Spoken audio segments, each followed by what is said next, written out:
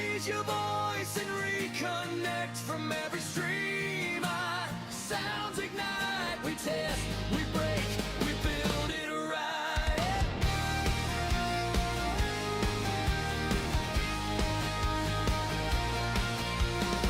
Tuesday lights up every feed. Voices meet where ideals lead, from Substack streams to global comms. Creation echoes through the halls. We test, we tweak, we mix, we mend, and every tone becomes a friend. Welcome to the social sound check. Raise your voice and reconnect from every stream. Our sounds ignite. We test, we break, we build it right.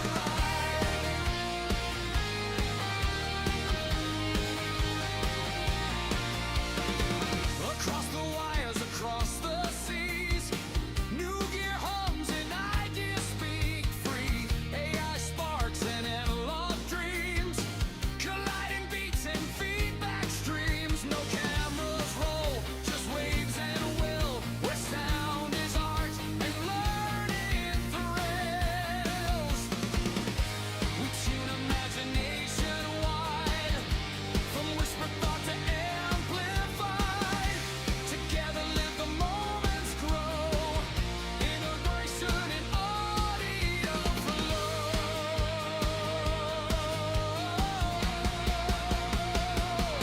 Welcome to the social sound check. Raise your voice and reconnect from every stream. Our sounds ignite. We test, we break, we build it right. Welcome to the social sound check. Raise your voice and reconnect from every stream. Our sounds ignite. We test, we break, we build it right.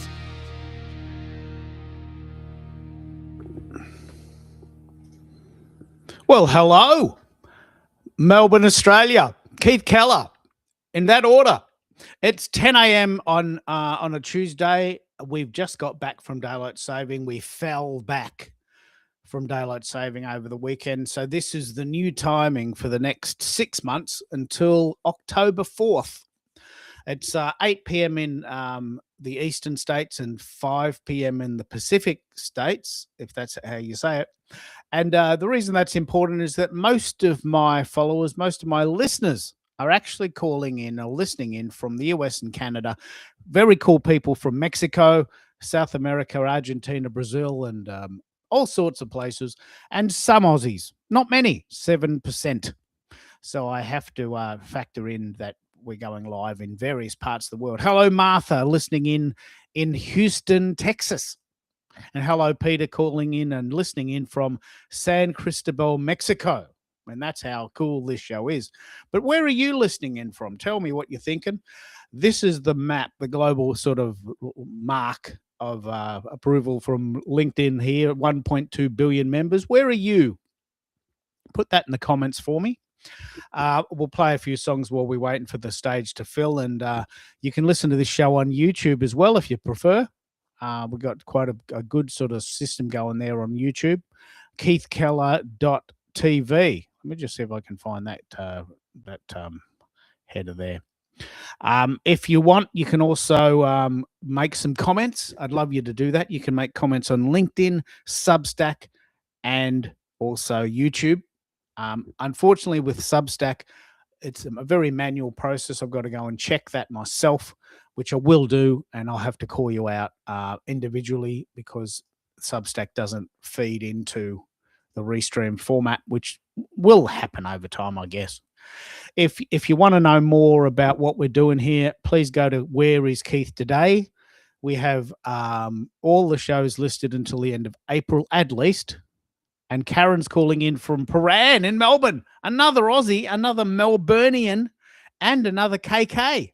Karen Kim. How cool is that? Like, it's all cool with a K. So if you want to make a comment, just do that in Melbourne, Australia. So that's pretty cool. It's a pretty funky, pretty funky suburb down there. Lots of great coffee, and it's on my not so far away from my train line. So I suspect Karen and I might actually meet in person one day. Jackie is actually calling in as well, and there's Peter calling in from San Cristobal, Mexico. How cool is this, Jackie? I didn't realize that Substack had comments that didn't cross over. Yes, we'll talk about this at great length in a minute. If you want to come up and talk on the show, you're very welcome to. What we actually do is we do a very funky thing, and we have about 8 people on stage, and we all talk and we have big chats, and everyone gets a turn, and we ask lots of questions. And the reason I love this format so much is that I learn much, much, much more than I can ever teach, because we are just so clever. I don't know everything, and these people do, and they share. So if you want to come up on stage, please do that.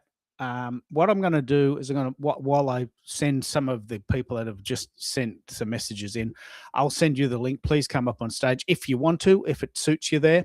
If not, no worries. I've got heaps of songs to play. We can have fun for hours and hours and hours. So I'm really into Substack at the moment, really into Substack. It's got 50 million users. I'm just really, really into it. It's got so many great features, and we have indeed got some listeners there too. I'll go and check that in a minute. I think Substack feels like home to me. I've written a song about that. Written a song is a very loose term in the age of AI. I'd be very interested to hear your thoughts on this, Karen. I've written a song. I've compiled a song. I've created a prompt. I don't know really how to say it, but here's what it sounds like. I think it's pretty good.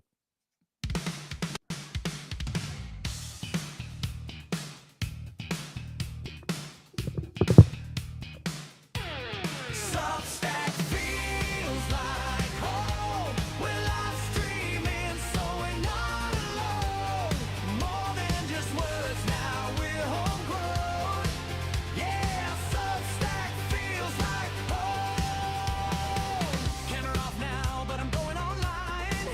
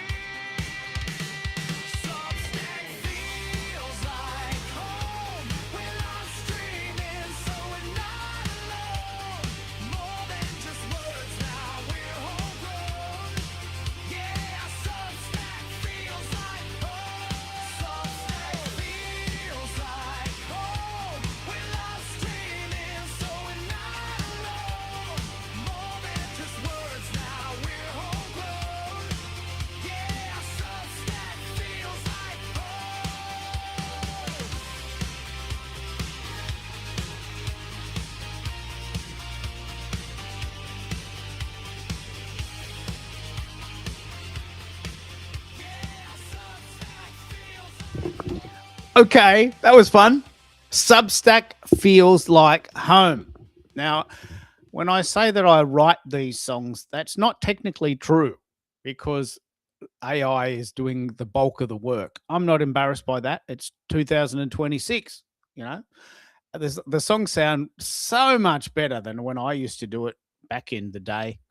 Oh, you got no idea. Took me days and days, weeks and weeks and weeks to record something that good. And nothing that I created in the 80s and 90s was ever as good as that.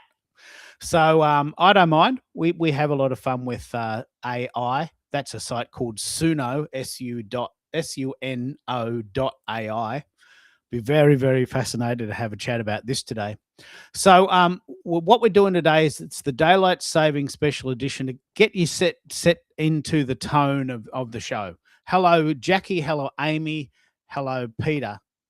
Hello, uh, from Jacksonville, Florida, the home of the Jacksonville Jaguars.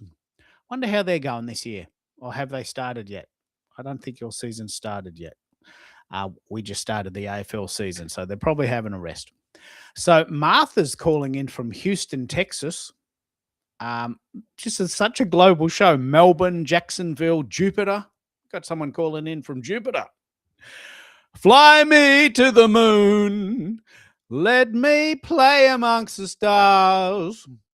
What is it like to call in to Keith's show from Jupiter and Mars?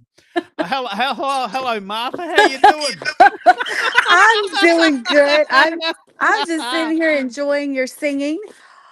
But guess what? I'm actually now in California. Ah, wow, wow. Yes. Yes. So I'm not in Houston. But Houston still my heart is still in Houston. But I'm here in California now. Which part? Where are you located? I am up north. So about almost 2 hours from San Francisco. Oh, north of San Francisco. Yes. Wow, that must be close to the border. Well, south from San Francisco, like going towards LA.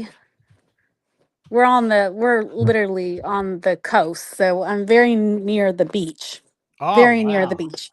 Yeah. Wow. Oh, wow. So that's 5 p.m. for you now.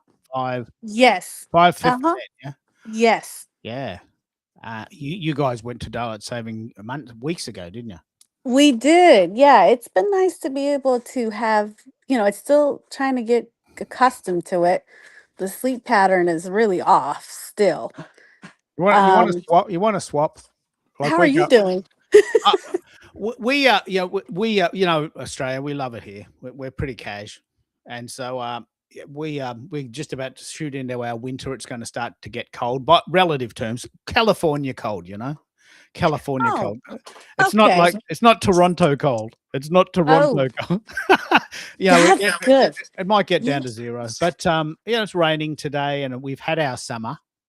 But I'd love to hear what brought you to California. What are you doing? You are doing some amazing work, and Mhm.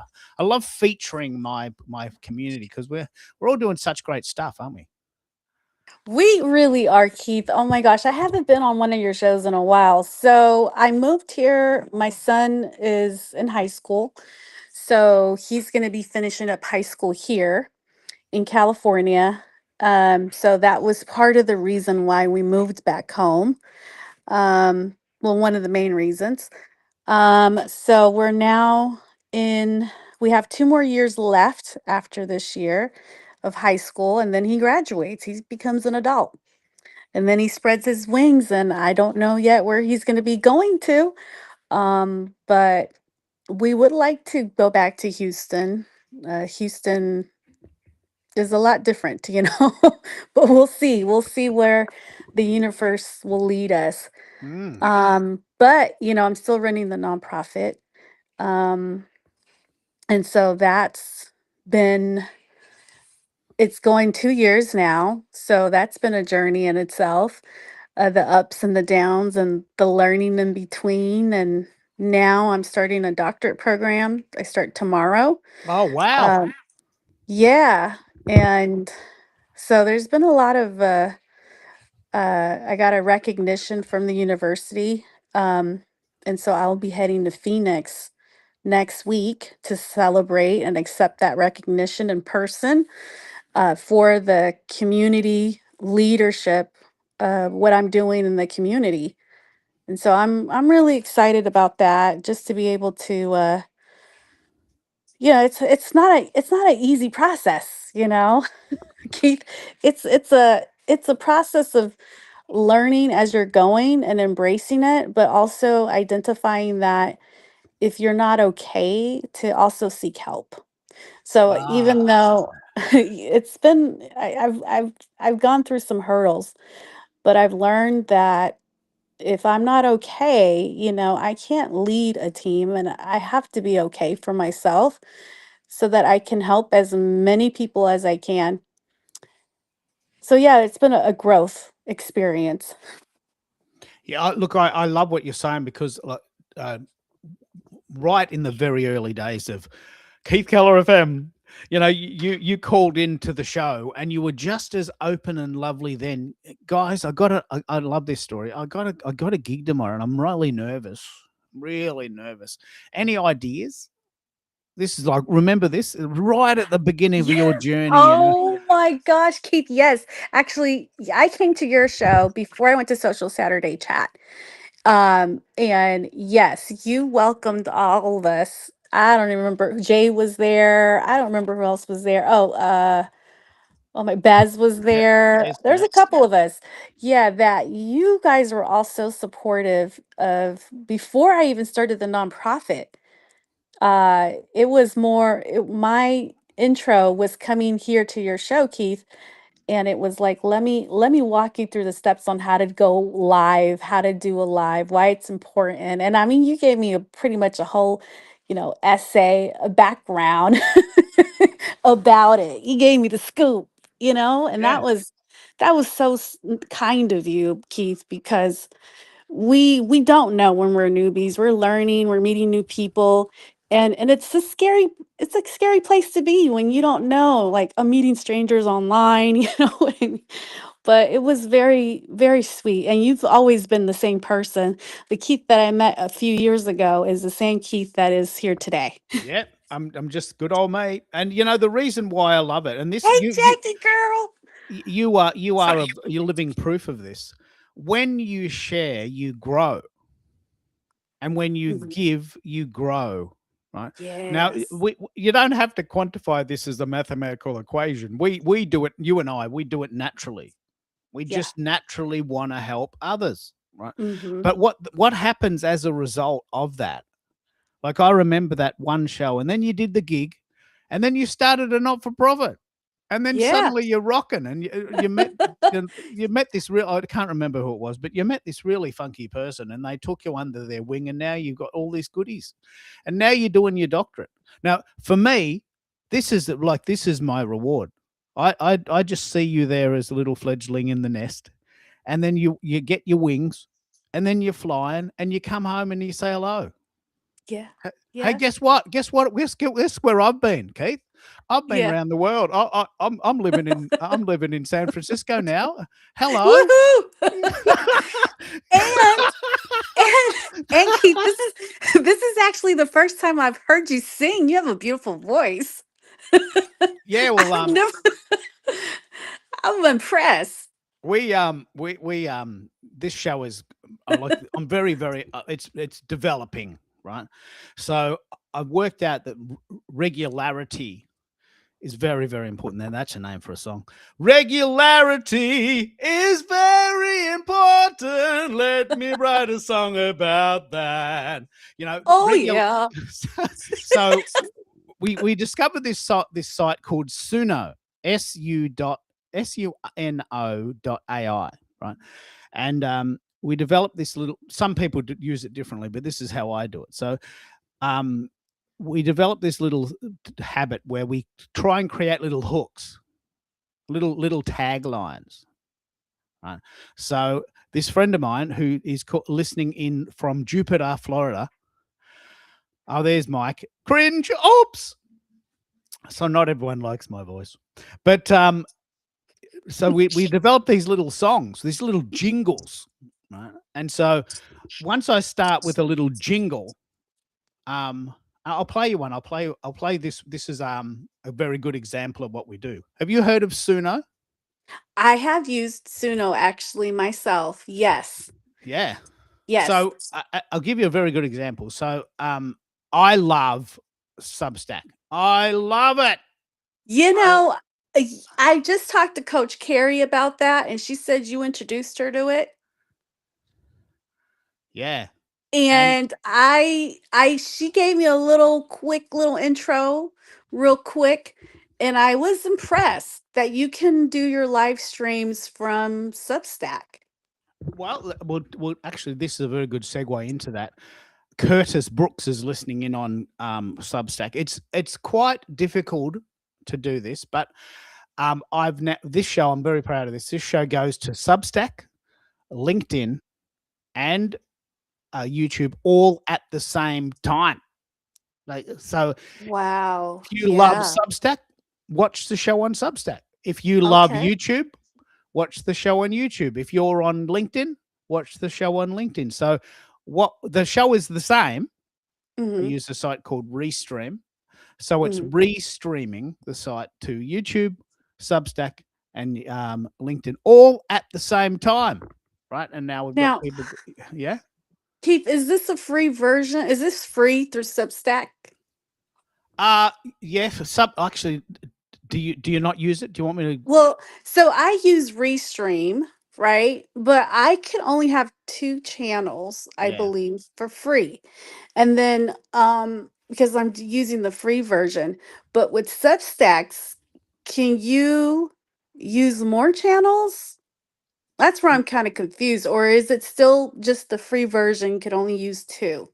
Yeah. Okay. So Substack becomes a channel and you send Restream to the channel, not the reverse. So you can actually send Oh. Restream to up to 30 places if you want to, if you keep paying, right? Mm-hmm. So you get 2 for free, 3 for $19 a month, and 5 for $49 a month. Right? So you can send it to TikTok and Snapchat and LinkedIn and YouTube and whatever they invent, whatever comes next. So what I'm using is indeed the paid version, and it's a very good discussion to have. I don't mind having this discussion. Restream is free for 2 main sites, the main ones: YouTube, Facebook, LinkedIn, X maybe.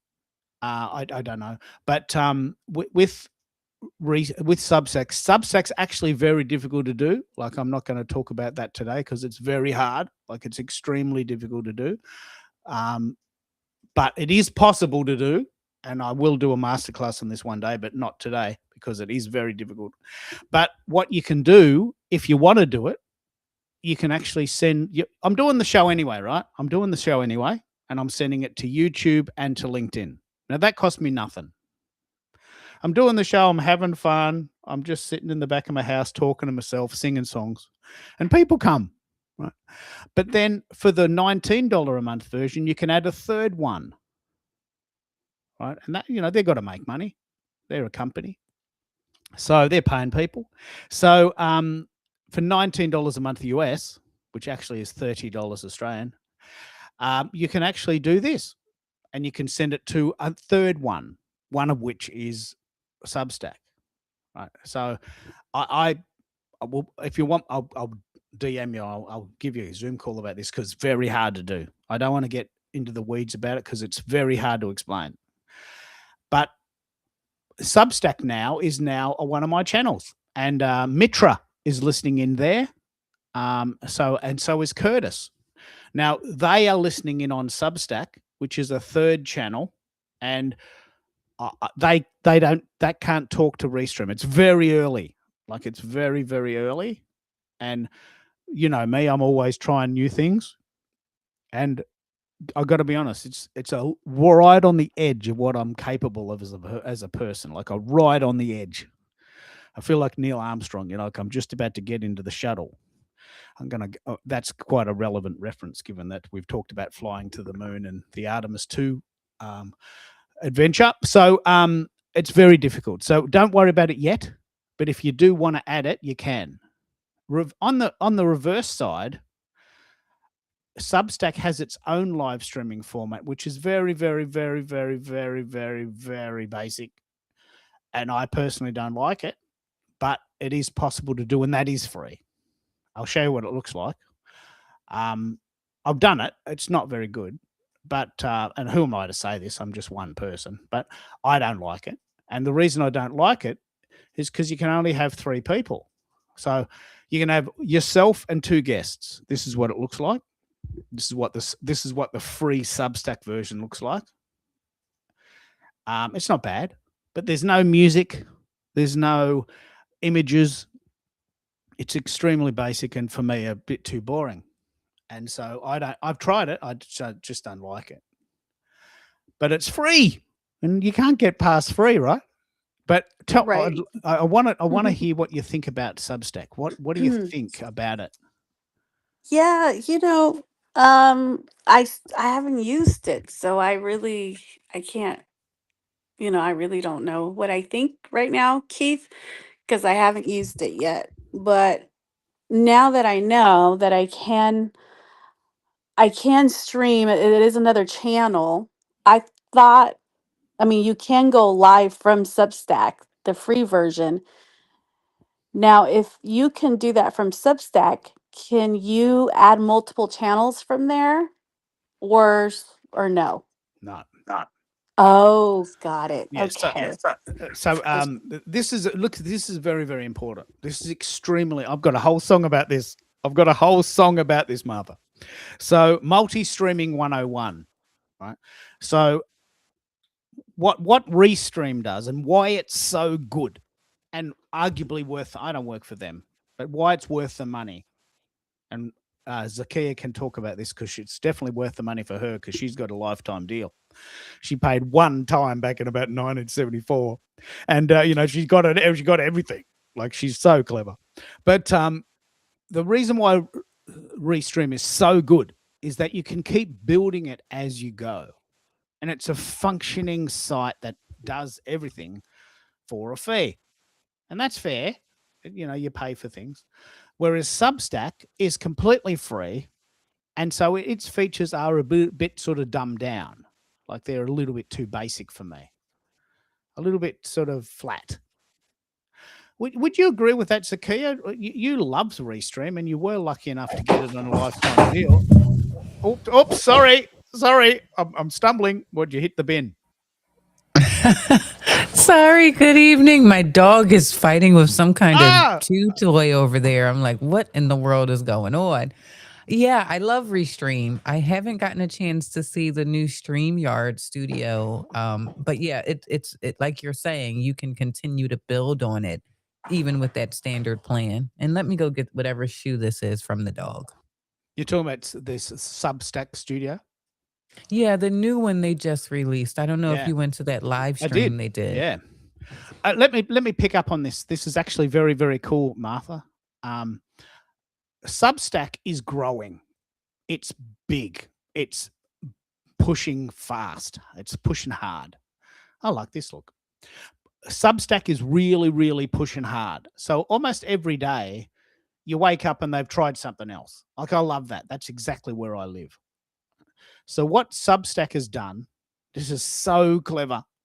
They've done this format as a pre-recording now. They call it Substack Studio. So instead of going live and getting all the features, but you've got to go live and you've got all your nerves and you're worrying about what people think, you can record in the background. And if you don't like it, you can just delete it. Nobody knows. And then you just do it again. Oh, that's better. Let's use that one. That's better. That's a good take one. Click, cut, go with it. So Substack Studio is designed, it's got all of the features of their live streaming studio, but you don't have to go live to get them, right? Because you see a lot of these people are going live just simply because there's all these cool features there for free. But a lot of people don't feel comfortable going live because they're a bit nervous. And what happens if people don't like it?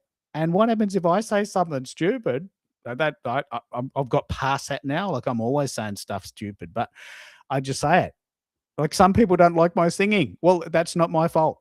I don't mind singing. I reckon I'm all right. Fun show. Fun show. Thanks, Karen. And Karen's got a meeting, so she'll come back at another time. She's up the road from me, so we'll probably end up doing a Keithy. But is this sort of what you're saying, Zakia, this idea of the Substack studio having all of the features of the live streaming studio, but you don't have to go live to get them? It's pretty clever, isn't it? It's great. They've been paying attention. It's really cool to see all these things come together. And I love the fact that Substack continues to build for creators on their platform. It feels like a creator first platform in the experience they're trying to create. Yeah. I'm I like to try new things. I guess I could loosely call myself an early adopter, loosely, because there's several definitions of that. But what I love about Substack is that you get these amazing stats. Right? Now, stats are important because it tells you if it's working. Right? So this is the app. Substack has an app, and the app version will tell you, okay, well, this is a very recent post. This post went all right, and then at about the 200 mark, it sort of flattened off a bit. So then I tried something else. I changed the title and I added a different photo. And then it went up again. And then it went flat again. And then I changed the title again. And so my average now is to get about 300 views on each post, because Substack gives you lots of clues. Is it going? Is it working? Is anyone paying any attention? This is the worst part about being a creator, which is why I personally don't like lurkers. Is it working? Is anyone taking any notice? No one tells me. Is it going anywhere? Does anyone like it? Substack gives you very, very, very robust stats on that app. Also on their PC version, the desktop version. The other thing I love, I'm so proud of this, and I'm nearly cracked it. Like I've got a new graphic I'll share in a minute, but what my goal on Substack is to get 10,000 views a month, just for fun, just because. And Substack tells you, hey, you've got 145 subscribers, and 9,000 of them, 9,000 people have actually, or 9,000 people collectively have viewed your site 9,000 times in the last 30 days. How clever are you? Right? Now, this gives me energy to keep going, because as a creator, if I just put stuff out into the atmosphere and people go, well, yeah, okay, I don't really care, mate. I'm mowing the lawn. I'm walking the dog. I've got to chase the dog because he's got my shoes. You gotta hit some parameters. Do you do this, Zakia? Do you do stats, or do you measure your success in different ways? Yeah, I definitely track the stats primarily on YouTube because I'm not as active on Substack. So I compare what I'm seeing on those platforms versus what's actually showing up in my bank account. So I'm seeing if I'm actually converting that way. Yeah. So ROI for you is money in the bank. People who have bought your stuff. Yeah. Yes. Yeah. So this is the main reason, Martha, why I love Substack. This is the main reason, because you get very robust indication about whether it's working.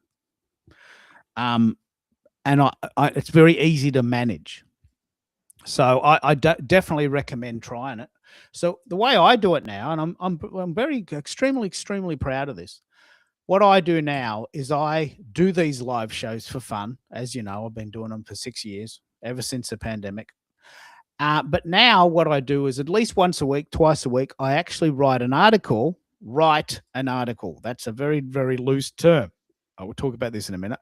Highlights on Substack at Keith Keller AU. So if you can't catch the show live and you don't want to listen to these very long videos, I just do a one-pager. 10 top reasons why you should be using Substack today. Click here, and you just get a list. And I'm very proud to say that the last article that I wrote, which was on Saturday, has had 500 views in 2 days. Congratulations to me. So obviously this format works for people. We're busy. You don't really want to watch a 6-hour video of Keith talking, even though he talks funny and sings sometimes. You don't want to watch that shit. You want it, something's you can just basically grab, read on the train, or get a cup of coffee and sit down. Would you agree, Zakia? We life is busy. We want stuff fast now, don't we? Yeah, microwave nation. Oh wow, there's a song, Martha. We live in the microwave nation. We're in so much of a hurry. I'm just got to make this up. I'm ranting, freestyling, I guess they call it. So microwave nation, that is bloody brilliant. I've never heard that phrase, but we want things fast. Like, look, I don't want to wait for you to cook my meal. I want it in 13 seconds. I'm hungry now. It's really a bit of a disease, isn't it? Would you agree? Oh yeah. Yep, you hit it spot on. So we haven't inspired you to jump onto Substack that much. Is it just another thing to do, or what do you think? Yeah. I think it's another thing to do, and I haven't quite made out how I would transition people into my ecosystem, or if I need to, right? Like right now, everything is about me owning the audience that I capture. And do I have the time, energy, and capacity to try and build that out on Substack? Okay. Yeah, okay, I get you. So that's very much a funnel approach, isn't it? You want everything central. You want everything in one place. Yeah. Yeah. Yeah, that's good. Because one of the things that happens for me, especially, and I've got a song about this, especially about LinkedIn, is that, I have promoted my events for months and months ahead. And then suddenly on the day, oh, guess what, Keith? We've decided that you're a robot and we've banned you for a week. Well, that's not fair. Come on up and using this every day for 3 weeks and all my friends are coming. Right. So I have a totally different approach. I will never, ever, ever for the rest of my life base my goodness on one site. Never, ever again. So I'm always going to 3 or 4 places at once: YouTube, LinkedIn, Substack. Now that does split my brain a bit, but and unlike you, I've never really been a fan of email, and it doesn't work for me. It's never worked for me. It's never given me the results that I personally want, but it is a thing. So with Substack, this is a very cool thing too, Martha. When you actually knitting needles in my ears, I don't know what that really means. Maybe there's a bit of a click or a touch. I don't know. Maybe I'm not sure what that means. So with Substack, when someone joins your Substack as a subscriber, you get their email address. And every time you write an article, they get it. Bingo. And you can send them a DM. Are you not a big fan of DMs, Zakia, or you found that doesn't work for you? Only if it's a person I know. If it's just a complete stranger, very rarely does that pan out to something. Yeah. Okay. No worries. I love DMs. I am addicted to DMs. I personally love sending individual messages to people. Hey, I'm on today. Why don't you come? I'm sorry, I'm busy today. No worries. Come tomorrow. I'm busy tomorrow. Okay, no worries. Come next week. Maybe. Can you please stop sending these messages? So I love DMs. I just love DMs. And I've never, ever had that sense of completion when I do emails. Never. Just don't like them. But apparently they are a very good thing. I'm trying to manage a couple of conversations at once here.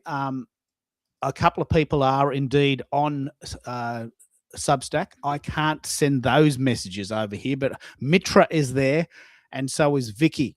So if you'd like to come on board, let me know. Send me a DM perhaps in Substack, and I'll send you the link. So they're listening in, as well as Anchored in Heart, which is not a personal name. I don't know who that is, but please DM me and I'll send you the link. So we can have up to 10 people on the call. And I love this. I just love this format. I'm addicted to this format. So while we're talking about AI, Zakia, I did get an email from you today about the AI Oh, course the you're doing. summit. Mm-hmm. Tell us how that's going. Oh, it's going pretty well. We just wrapped up week 5. We have 4 more weeks. So I guess because you're registered, I had given you a complimentary ticket because you've been so gracious of a host here with the sound check. And so what I sent out today was just a midpoint survey to see how everything was going, what people were hoping that we covered versus what we haven't, just so I could either adjust or keep doing more of the same. I'm glad to report that most of the feedback that's been coming back has been extremely positive. And so I'm really pleased with where we are with it. Oh, that's excellent. And Martha, do you want to jump in and tell us your thoughts on AI? I'd be very fascinated to know how you're using it and what you think of it. Yeah, so right now I'm using it as a tool for my case notes. Of course, I'm not feeding it, patient information or member information. I'm just using it as a tool to organize my notes.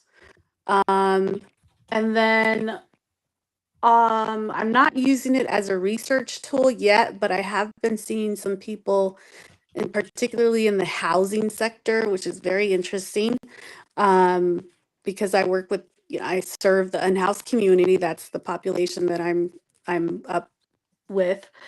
And I came across a couple of posts because I am on different platforms, not just LinkedIn.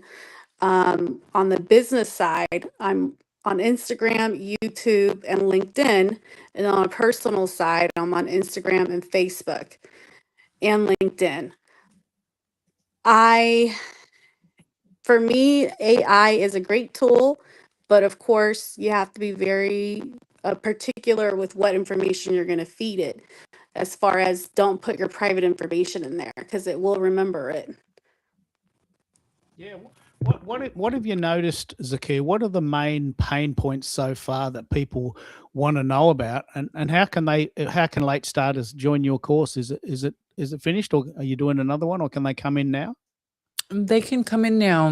Whenever people come in, they have access to the previous week's recordings. Oh, And very cool. the biggest pain point that people have had is the problem with generic content coming out. And so I introduced a concept of a business operating profile that we build in the very first session.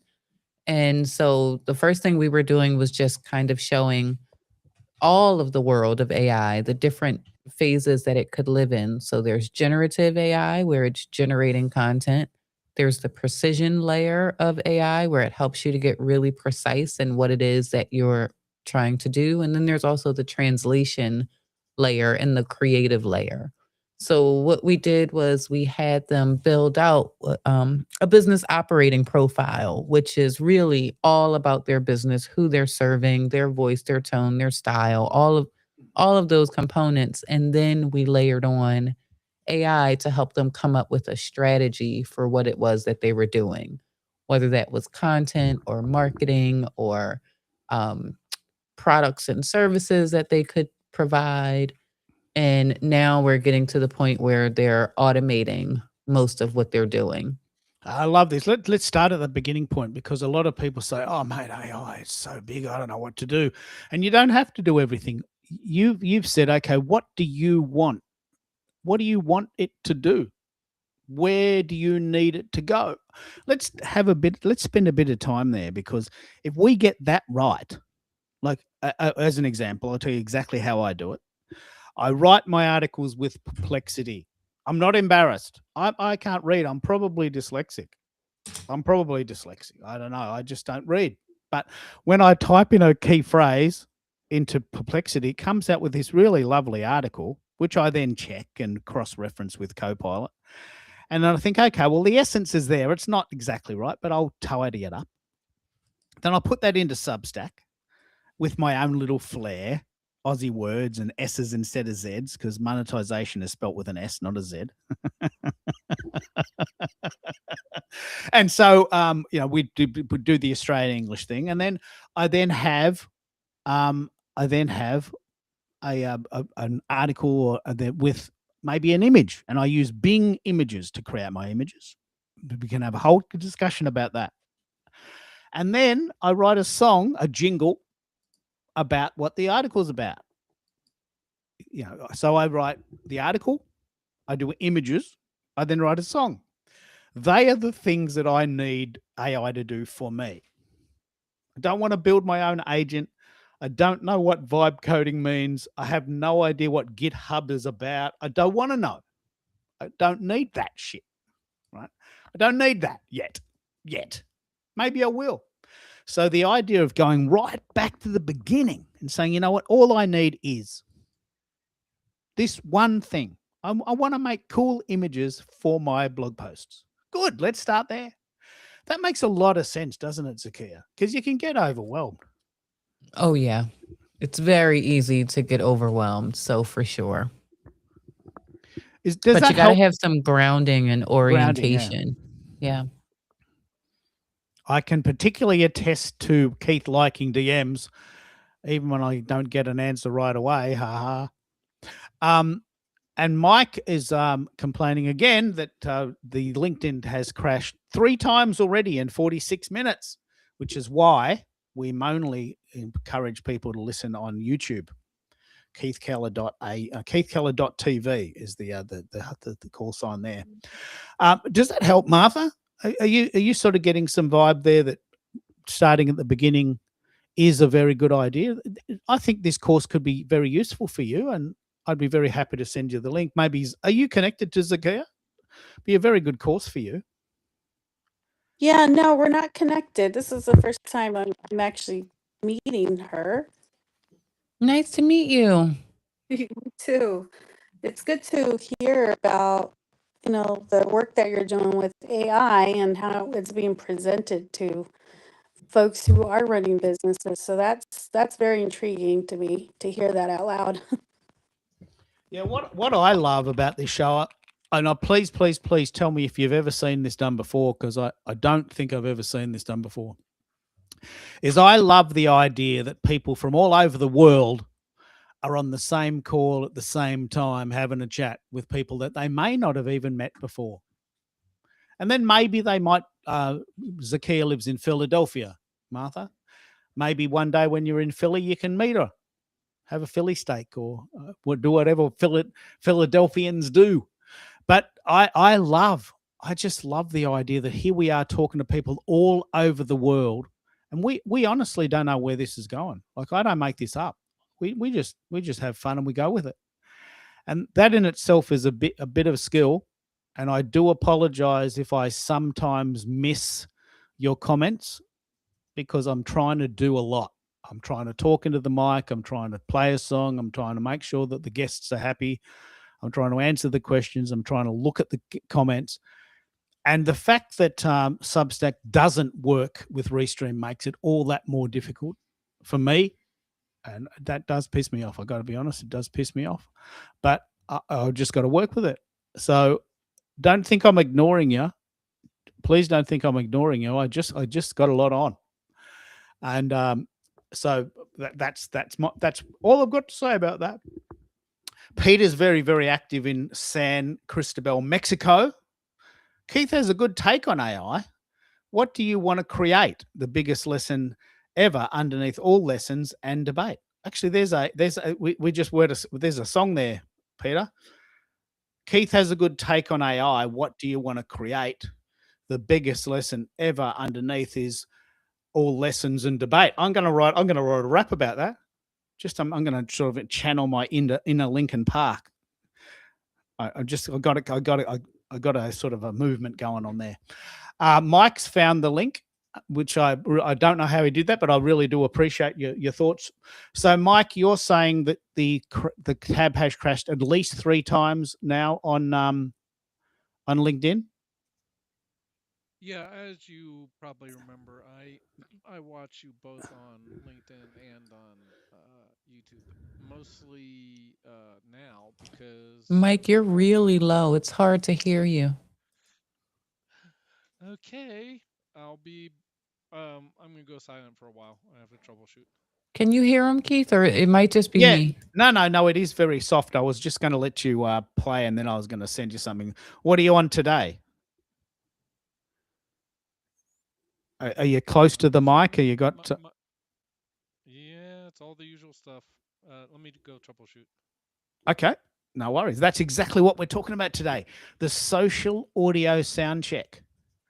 And isn't it great, Martha, that we can have this show where everyone can come on and get their goodies going? Because what I know for sure is that a lot of people want to do this, but they have no idea how to do it. And then they go on these shows and they sound terrible. And like the host is saying, okay, hang on. We've got this very important show starting in 10 minutes. What do you got? Well, the kids are playing. The dog's just stolen my shoes. The mower's going. There's a bulldozer over there, and there's a helicopter in the airs, and the dog's barking, and wifey's on the microwave, and there's that shoe again. And so this is what this show is. It's the social audio sound check.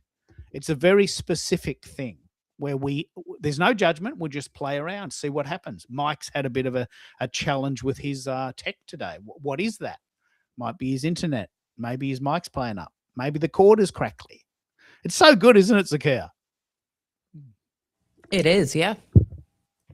I'll send her. And as we build, we've got 4 today. As we build, we can have up to 8, actually up to 10 on Restream. You mentioned Martha that you wanted to know about Restream. Are you using the free version? Well, And tell us about how you yeah. do it. So right now, like I used the link you sent me in the DMs, and I clicked on it. But what I've noticed is I haven't downloaded the app on my phone.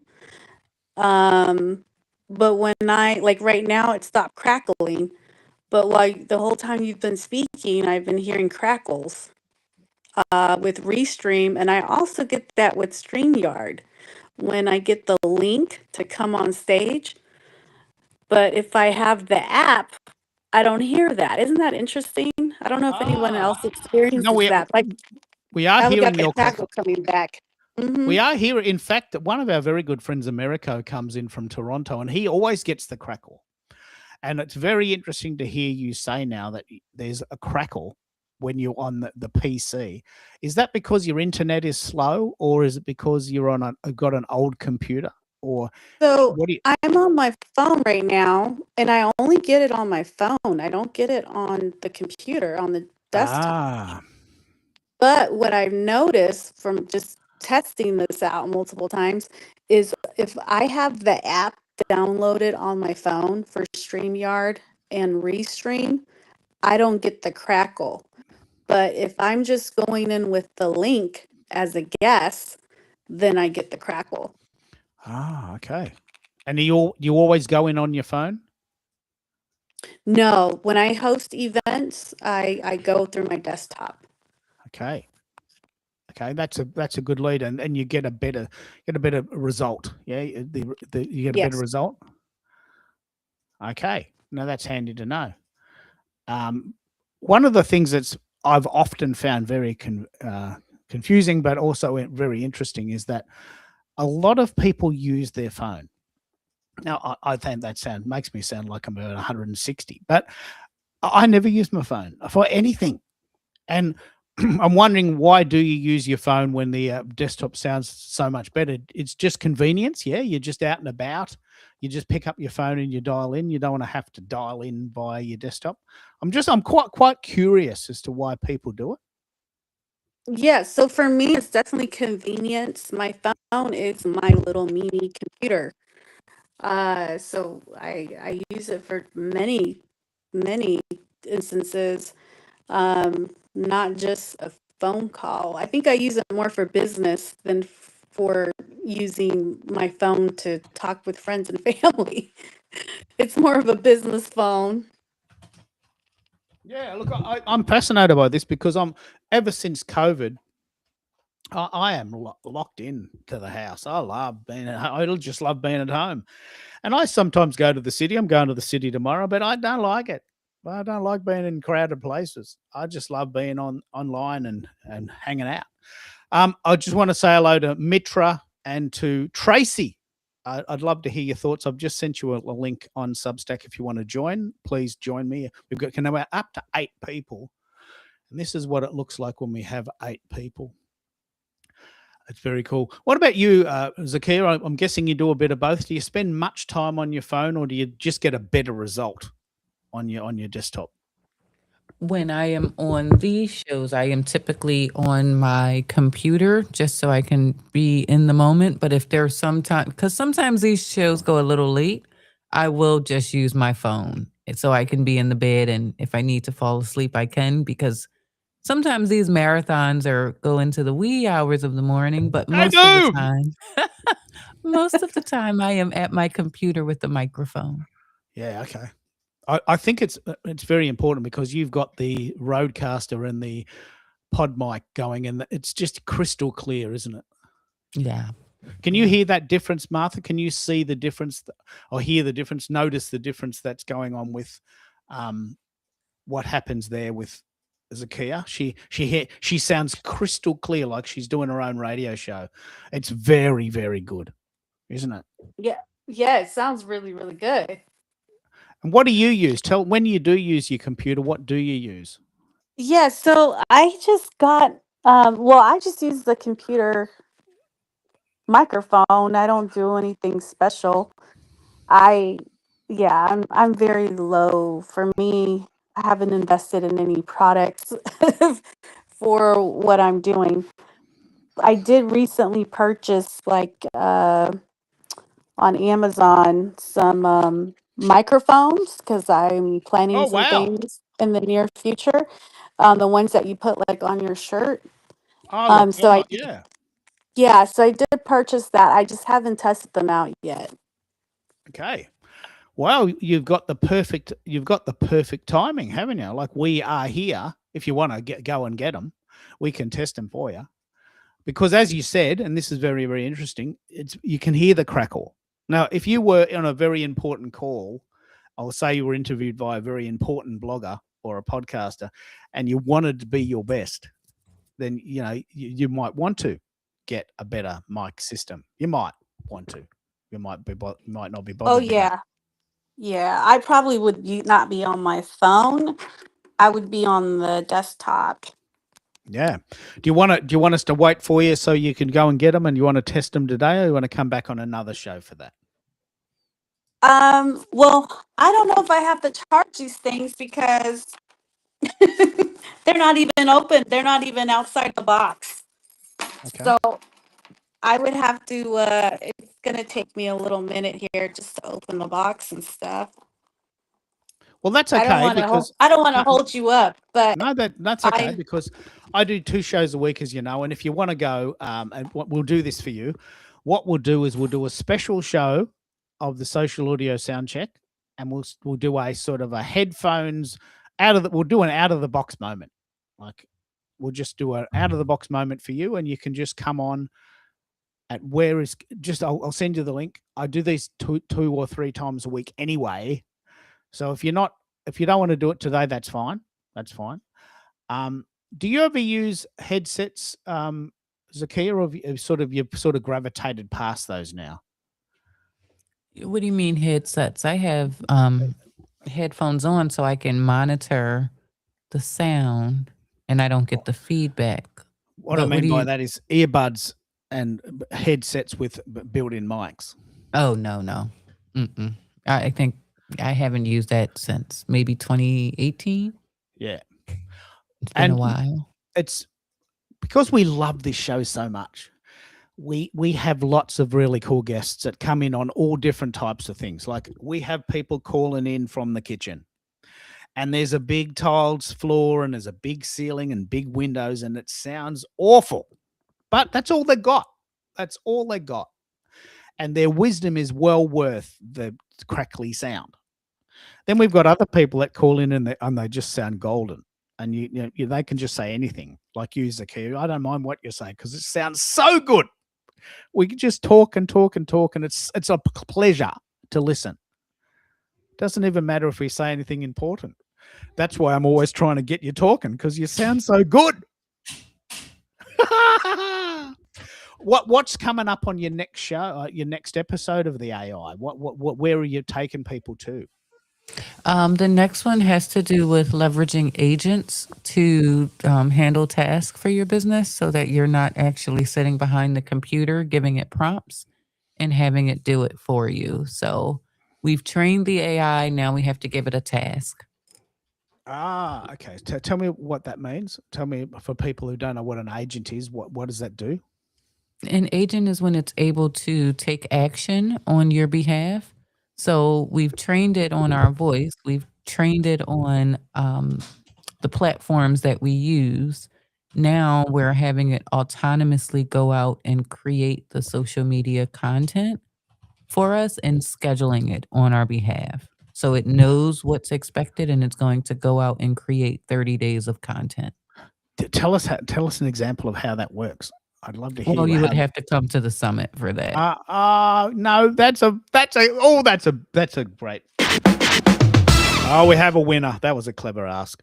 But I'll tell you what. One thing I've thought of many times. I love, and I'm very proud of this, Akira. I'm not sure if you heard me say, but on Saturday, 4 days off with wifey here, and we just went on a big long walk on the beach, and we came back, and I thought, I've got an idea. My last article had 600 views. Why don't I pick a little bit of that and just make another article, part 2, son of. So I wrote this article. That's the right word. The top 10 reasons why you need to use Substack. Right. It's a great article. Like, it's really good. It had 500 views in 2 days. How cool is that? 500 views in 2 days. It had 100 views in 1 hour. But I had to write it, and I had to think of it, and I had to do it. I would love an agent to go through, because I've got 96 blog posts now on Substack, to go through my blog posts and say, hey, these blog posts are working. Here's 3 variations for you on that last one you did that had 600 views. Here's 3 different variations on that. Pick one, and then we'll just workshop it. Like, I'd love to wake up and have 3 in my inbox. I think that's a very good use of an agent. That's sort of what you're saying, isn't it? Yep, you've got it. I don't want to steal your thunder, but how would you do it? It sounds very complex, but It's not. It's a matter of either creating a skill. It depends on which generative tool you use. We look at Gemini, Claude, and ChatGPT so people can pick their poison. If they're using Perplexity, I just don't have the expertise in that, but I'm sure it's very similar. And so you would either create a GPT or a skill and have it do what you're asking it to do. You would give it a specific task and a time for it to be done and what you want delivered. And so that's very much the point. What do you want it to do? And then you just figure that out. You figure it out once you know what you want. This is very important, because a lot of people that I know that are using AI or want to use it or are scared about using it, they go, look, it's too overwhelming. This is what I feel personally. I feel there's so much. I don't know where to start. It's like when after wife, this is a very good example. Well, wifey's cooked this glorious meal, and we've had this glorious meal, and it's taken us hours, and then I'm looking at all those dishes, right? And I'm thinking, where do I even start? There's so many dishes. I can't say that I don't want to do them, because we just had this glorious meal. I mean, she'd hit me over the head with a frying pan, right?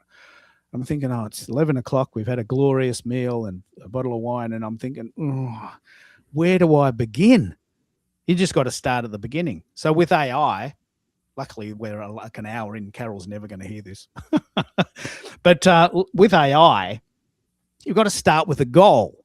For me, the goal would be, I want to wake up in the morning and have 3 articles in my inbox saying, here's 3 variations on your last 2 articles. Pick one and we'll start. And here's a really lovely graphic that goes with that. And here's a song. I would love that. I would just love for some agentic principle to come in there. And this is sort of what you're teaching, isn't it? Why don't you put the actual link to the article or to the course, and I'll send that out for you. because Sure. yeah, I'll send it out for you. What do you think, Mike? How you doing? What's your sound going now? Take a guess. Oh, Yay. oh, very good, very good. What are you on? You're on the. It's good. What are you using now? What do you think it was? What happened? I don't know, Keith. We've talked about this before. Something goes on with software and hardware, and particularly on the machine I was on. So I actually switched machines. I'm now on my QU2 and my P2, and that's it. I don't have the other software in the middle because last time we were on, it sounded too deep. Yeah. So now it's just the P2 with tone turned on, and I think it's probably what we want. Yeah, I love this gadget. They're $200, probably cheaper in the US. $200. This is exactly what the social audio sound check is about. This Zoom P2 is what Mike is using right now. So if you want that sound, if you want his voice, use this gadget. You know, and if you want, this is exactly the mic I use as well. There's Samson 2QU. Actually, I think it's called the Samson Q2U. But anyway, $100. $100. Bloody brilliant. Isn't it a brilliant mic? It's brilliant. It's XLR as well as USB. Of course, the P2 does not use XLR, so you have to use USB. So I'm using the USB connection. Yeah, let me just pick up on what that actually means for people who are saying, what are all these terms, Keith? I feel like I'm in the TARDIS with Doctor Who. XLR is the professional quality microphones that people use on stage. Unbelievable sound, like really, really good quality sound, but it's a bit techie and a little bit more expensive. So what Zoom's done, they're so clever. What Zoom's done is they've got a Zoom P2, which works on USB, and they've got a Zoom P4, which works on XLR. Let me just show you what I mean by that, because I've got a picture of both. Somewhere here. No, that's not it. This is the P4, and this is what I use, and it sounds great. What Mike uses is a P2. So depending on what mic you have, you can do both. I have both, and I do have a picture of that, and I would like to share that because I believe if you're gonna go on these shows, not this show, but if you're gonna have your own show or you're gonna go on shows, I think you probably owe it to your guests to have good quality stuff. I don't know. I can't get my head around saying it any other way. I just think it's very important that you have. Do you agree, Mike, or do you think, have you heard people on their laptops that sort of get away with it? Am I a bit too fussy there? What do you think? Well, the the answer is yes, but it depends. For instance, I actually think with the Macintosh and some of how they do their sound system, you could probably get away with a better or a lesser mic system, right? And maybe even AirPods. So the answer is it really depends. Now, Zakia has my gas object, which is sort of the best of both worlds. She has the pod mic, which is both XLR and USB, but she also has the Rodecaster. And I'm looking for the Duo. I think she has the Pro 2. But I'm really jonesing for the Duo so that I can have all of the bells and whistles that the Pro 2 has, but I only need 2 lines, and I would prefer them to be XLR. And of course, I do have, like Zakia, I have the PodMic USB, which again has both the XSB and the USB, or the XLR and the USB. So, and what have you found between the two, the XLR, so the PodMic, which the Kia has, and the Samson 2QU, have you been able to determine a noticeable difference? I don't know if it's noticeable. But for me, it's going to be, like I said, it's going to be the finishing off of the sound will be the pod mic with the duo. And I think that's Zakia has what I call golden voice, and I think in part that's because the software. Okay, the software that comes in the duo is not exactly the same as Rode Connect, which is what I'm using with the PodMic USB. So it's basically gives you more options as well. And I think it's also sort of plug and play. They actually have, I think Zakia is using, and she can tell us differently, but I think she may be using one of the presets that comes with the Pro, which is for the PodMic. Does that make any sense, Keith? In other words, yeah, it makes it stupid simple. And I'm not saying she's stupid by any stretch of the imagination, but literally it's plug and play. You plug the XLR into the Pro 2, you set it on I think it's the podcast, I don't know, there's a preset, and off you go, you're done. As I'm fiddling. That's very true. It was set it and forget it. I didn't have to do anything. The only thing I had to adjust was the gain for how far or how close I sit to the microphone, and then I just set the preset to podcast, and I was off and running. Yeah, I think, I mean, a lot of people balk at the cost of these things, but the advantage is the tech that's inside them. You can get this sound if you're very clever and you do a lot of fiddling about, but you've got to be quite clever. And it's hit and miss. Whereas the Rode, very much the Rode, top of the range, it's plug it in, it'll sound great. Plug it in, it'll sound great, guaranteed. Like it's guaranteed. Just if it doesn't work, send it back, because they'd be horrified to know that you've got a terrible sound. They pride themselves on sound. The other thing, the interesting thing is, when I brought it, I had no idea of the power of what I was getting. It was through YouTube research. I was on YouTube University looking for audio equipment to live stream with. And then the Rodecaster, they have some amazing affiliates out there that just went through all the bells and whistles. I was like, oh yeah, I'll get it. And it wasn't until I just got more consistent with it that I started to realize just what it was that I had.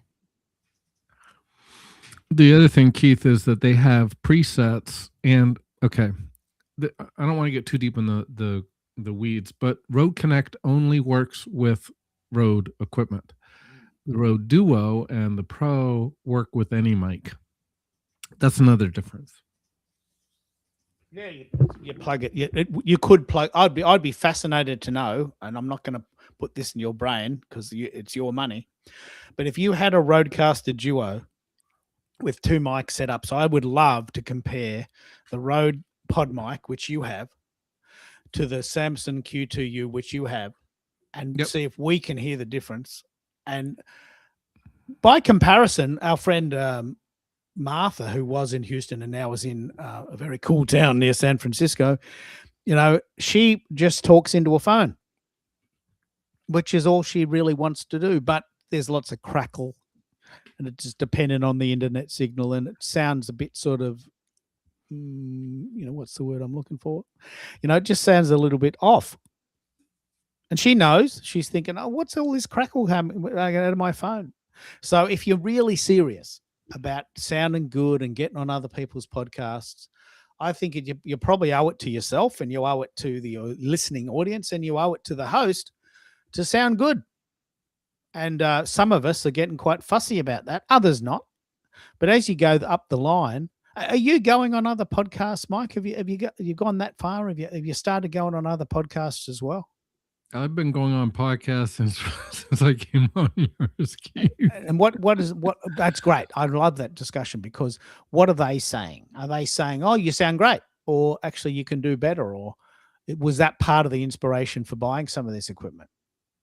I think, well, I think it was when we were on with Americo, and Americo had his boom headset mic, um, and when I was hearing that, and then some of the challenges of actually he was having recently, really were interesting to me, and so that's when I really started to focus. And so, Zakia, I have the P4, I have the P2, um, I have the I always get it wrong. The 2QU and the pod mic. So my last purchase. Oh, and I also have the D770s. Those are the 250 ohm ear the headset, which they I'm sorry, they make a difference, Keith. They do. If you don't have like an over the ear, and those are very comfortable, and they just allow you to hear so much more. So I definitely use those when I'm creating. Now you would get the open eared ones if you were singing, I guess, but I don't need to hear myself singing yet. So the short answer is yeah, I want to have that. It's really the authority, and beyond anything else, and then just to be comfortable that you're sounding good. Let's put it this way, so that your sound is not taking away from your message. Yeah, I think that's actually what it is. You want to hear the person and go, oh, geez, what is that noise? Oh, wow, what is that? I can't hear. You. What are you saying? Can't hear. The voice is not the point. I mean, the sound is not the point, but you don't want it to be a detriment. You don't want it to be like when America was having that problem, if you remember, and I can't remember what Zakia actually helped us solve that one. But it was so, and I don't think we were being fussy on that one. It was just so distracting because it was like a low pitched whine or something, if I remember correctly, and it was just so. I'm like, I actually couldn't. Keith, I don't know if I can blame you for this, but I couldn't actually focus. I couldn't focus really at all. I'm like, I can't focus to hear him. And remember that time when that person came on that said they had their own podcast, and they said, "Oh, look, I've never had any complaints before," and it was so bad that like I had to stop her. Like I thought, like my ears are burning. Like my ears are really, really burning. What are you doing? Can you reboot your phone? Can you go into a quieter room? And the quintessential phrase there was, "Can you hear me?" Yes, we can hear you, but that's not enough. What? Yeah, I think that one, Zakia. The lady. First of all, I actually wasn't she doing Substack lives or something, That's and right. she Live streams, and on it a phone. wasn't. Yeah, but for whatever reason, she wasn't having the echo or couldn't hear the echo or something. It would. I don't. We didn't hear it in the replay or something. That's right. It was bizarre. It was bizarre, Zakia. You could hear it clear as a bell, and I think she was in like her kitchen, and I think she had a lot of like tiles and very bouncy acoustically, right? And it was that one, Keith. You were probably a little more keyed in than I was, but it was anything for me that's like that complete tone, like a constant tone just will drive me nuts. So anything that, like to your point, if it's like a pitch or a fan doing the whoosh thing repeatedly, or a sound that's happening because of your system, it can be extremely distracting, and that will take away from from your show or the other person's show. Let's have the group. We've got quite a few listeners calling in from all over the world listening in. When you listen to a podcast or a live stream, does the sound bother you? Has there been a time where you've been listening to a guest that you thought was going to be interesting, but the sound was so terrible you had to turn it off? This happens to me all the time. I want to listen to this person. I'm interested in what they're saying, but I just can't stand the sound. Does that happen to you? Is sound important? Let's just start there. What do you think, Zaki? Have you been on other podcasts and you've been asked to sort of play the game, and or have you had guests on your show that sound terrible? How do you play it? I haven't experienced it other than that one time where we did the troubleshooting with Americo. Um, but I will say, even in the live streaming world, I can tune out if a video is grainy, but I cannot stay if the sound is bad. Like even if the video quality isn't good, if something happens with the sound, I will tune out. Yeah. You're right. Grainy video sort of it's not bothersome, isn't it? Because most people don't even watch the video. I mean, as you said, Mike, you don't watch YouTube videos. You listen to YouTube videos, don't you? Yeah, Keith, and that was the other thing. We don't talk a lot about, but if you watch, or at least the ones I listen to, I mean, yes, occasionally I'll watch them. Actually, Keith, for things that because I'm looking at how to edit videos, so those I'm watching. But by and large, the majority of the shows that I'm watching or consuming, let's say, I'm listening to. But I wanted to mention this because I think it's important and maybe why people are like, what's the big deal, Keith? And it's because a lot of those shows already have professional or near professional setups. I'm thinking of a lot of them, Keith, that when they have guests, they're not phoning it in, meaning they're not coming in over Restream or whatever. They're in the studio, and these studios are already set up. They already have the SM, 7Bs or whatever. They have either close to pro or pro level equipment in the studio. And then, of course, the studio itself has been set up. It has lighting, and it has, normally acoustically, it's set up correctly. So I think we kind of forget when, at least I think, the normal public would be, what's Keith talking about? Because I'm consuming all of these videos or they could be just audio only, and they sound fine. I was like, what's the big deal? And I think it's because, at least, I mean, I'm thinking of all these shows, Keith, like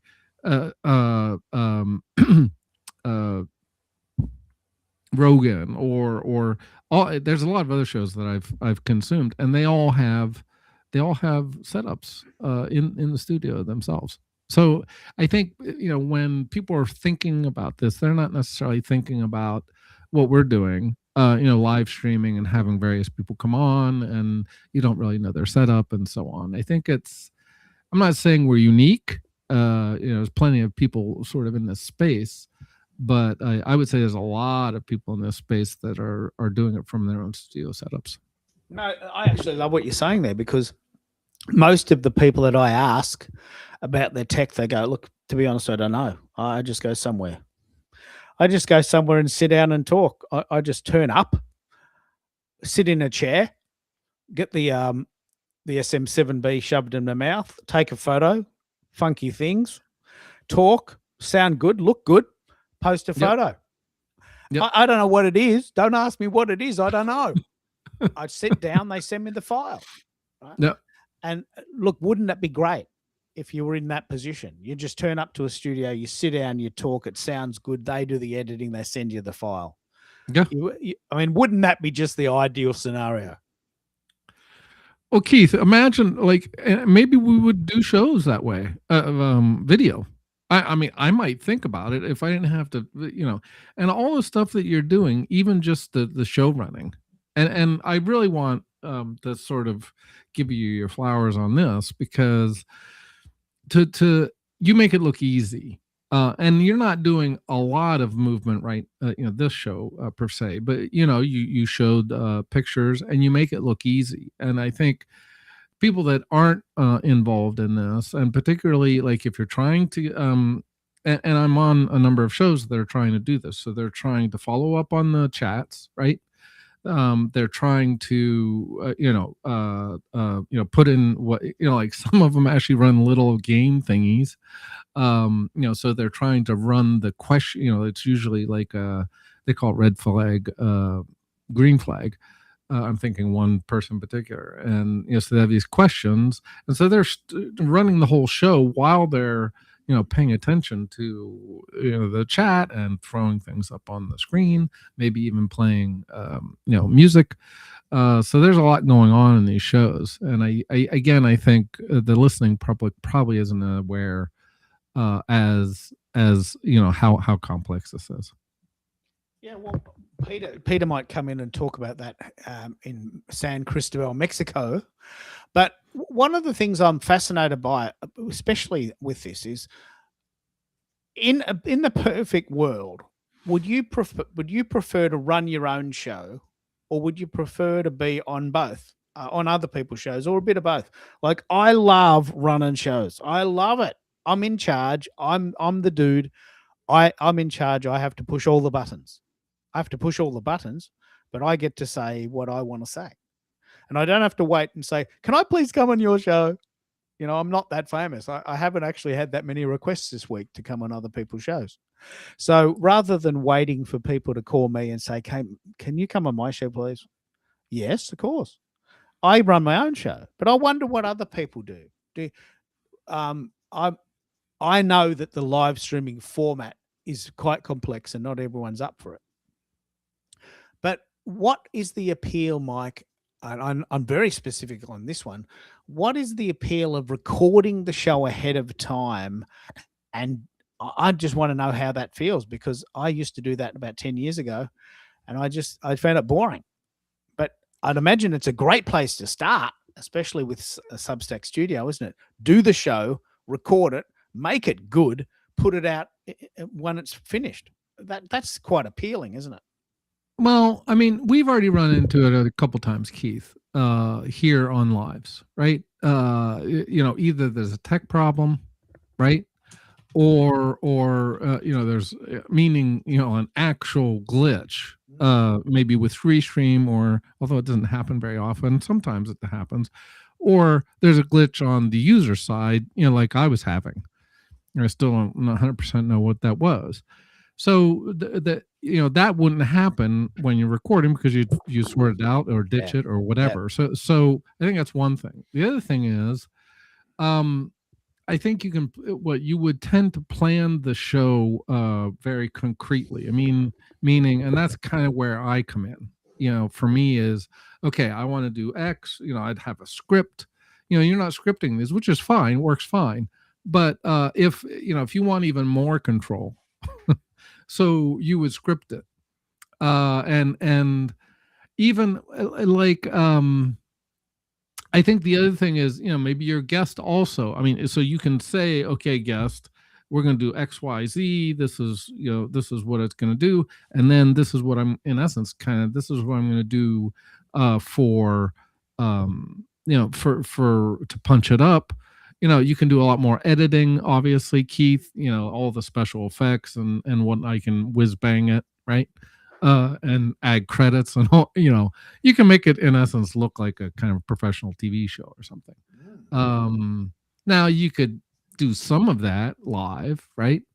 But you don't have all the bells and whistles that you do, like I'm looking at DaVinci Resolve, Keith, and it's basically a pro level editor. In fact, is being used for colorization for Hollywood.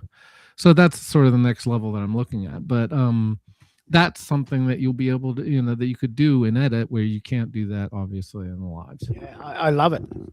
I totally get it. It's a lot of people might not know this, but it's a lot of extra work. Like, please tell me how much extra have you started yet? Because I would love to know how much extra work it is. Just doing the video, Keith. I don't know if you've done any videos, and this is one of the reasons I'm getting into it also, Keith, is I really want to use this to monetize my music. So in order to do that, a lot of these, if I'm going to go on YouTube, even for a short, I'm going to have a short, right? And so I have to have video. I'm going to be using stuff like Resolve to even create those. So the short of it, sorry, pardon the pun. The short and end of the story is that this is what I'm going to need to do. So I'm like, why not just sort of extend that into a podcast? Mike, what's the hang up with your launching of your songs? I feel like we've talked about this for a while. When are you going to launch? I have soft launched. I've soft launched the show. Sorry, the doing the intros and outros and events, birthday songs and such. Why But I not a haven't full-on launched. launch? Why soft?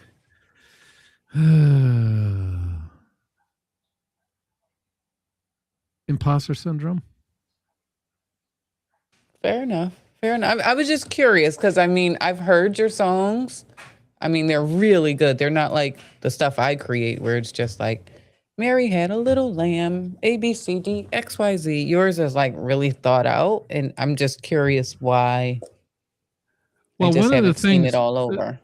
No, it's a very good question, Zakia. One of the things is I sort of productized what I was doing into a Google form, meaning what did taking my process, kind of like what you're saying about automation, although I'm not necessarily using AI to do that yet. And I do want to I do want to talk to you at some point about that. I'm looking very strongly into Claude Cowork, but I still have a lot of security concerns. So if I can get over those, then I'll probably just launch. And my understanding is, and close your ears for a second, Keith. My understanding is that you can actually sort of put this in a sandbox. And if that's the case, then I have to look at it. Of course, the other thing, to be frank with you, is cost. Video tends to be very expensive and very, very involved in time. Now, I just learned of a few tools that will using AI that will speed that up as well. So, and there are some ways around some of the things without. We can talk offline about it, but there's some things that you can do with free tools that may get me there too. So, I'm good point though. Why wait for video when you can launch your songs? Because, like I said, if I'm going to get if I'm going to put this out on TikTok, I need at least a short. I need 10 seconds of video. If I'm going to put it on YouTube, I need 10 seconds of video. Now, you could say, well, you could just have a single image. I don't think that those are going to play very well. In other words, I could have a 10-second clip of my song and just have a single image, but I don't think that floats on YouTube or on TikTok. No, it's a fair comment. Yep. I don't know. I think because of my experience with the soap, right? I had no idea what I was doing when I did it. Very different medium, right? I was making a product by hand, but I really think you have something, and the longer you wait, the allure of it is going to. There's always going to be something else that you could do that would prevent you from going full on. If you want to use an AI tool for videos, you could use HeyGen. And then they just integrate it with Seed Dance now so that you could actually create digital twins that can move and act and appear in a cinematic video with the song that you upload. But then you're creating if you do decide to go that route, you got to learn the tool. And then that's going to be another 2-3 weeks that you're waiting to launch. I'm just going to say that sometimes it often helps to have your community along with you as you're figuring out the launch so that you're not launching to crickets. And if there's a way that you could, I don't know, just even sharing behind the scenes of what it is that you're doing to get to that launch period and the security concerns that you have about even working in a sandbox for Claude. I don't know. I just think you're shooting yourself in the foot a little. And I thought we would have seen Mike's grand video, audio, music, scenery like February. That's a fair statement, and yeah, I'm.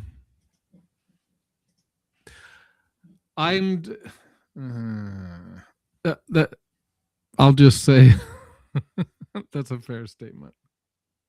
Let's pick up on this. This is very good. Hey Jen, I had to Google it. No, it didn't pick up this reference. But hey Jen, fast, simple, and incredibly powerful. Start with a text, image, or audio clip. Tell me about this. I've never heard of this one, Zakia. Tell me what it does, and is it free, and how do you use it?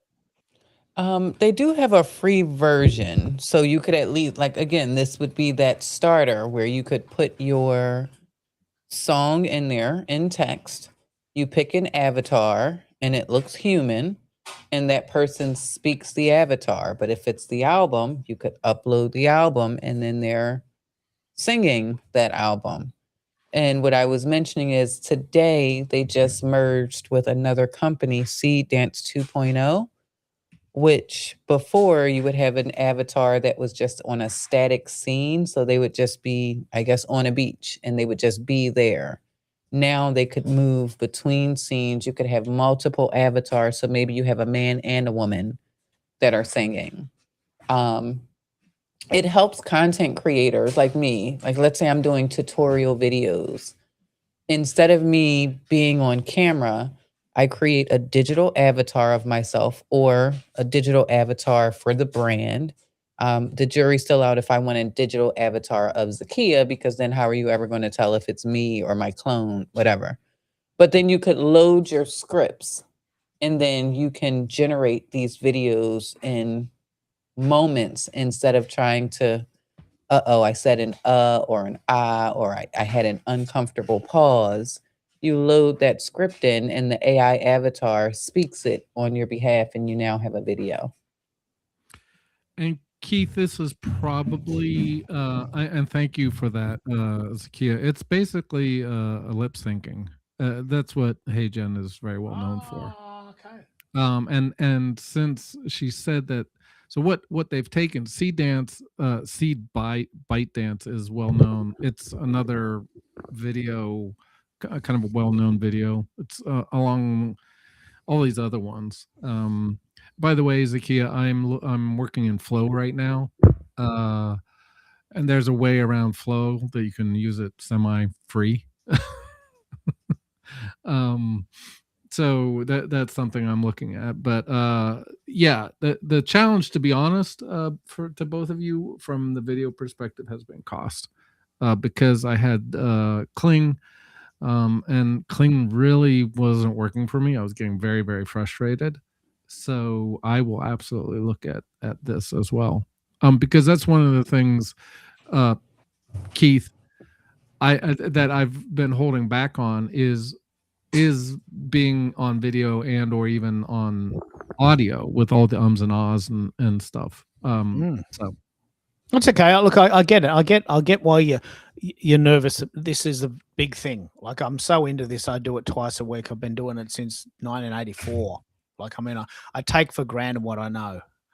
I've been doing this every week since 2006. I get it. I get that, when I first started, I was nervous as shit too. But you got to start. So I've got a couple of things to say. One is heygen.com. Sounds like a pretty cool thing. And seed.bitedance.com. This is what you're saying, Zakia, is the extension of that. What does that mean? Why have they added that, and what do they do? They added it. It's native within HeyGen now, where previously when you had an avatar, it would just be in a static location. Like, I would have it with me in my podcast studio. So the avatar would just be speaking to the screen. Now that they have Seed Dance, it can move between scenes seamlessly. Maybe I could start at my desk, but then on the next scene, I could take you all into my soap studio. It has the ability to do that now. So you have motion with those avatars instead of static movement.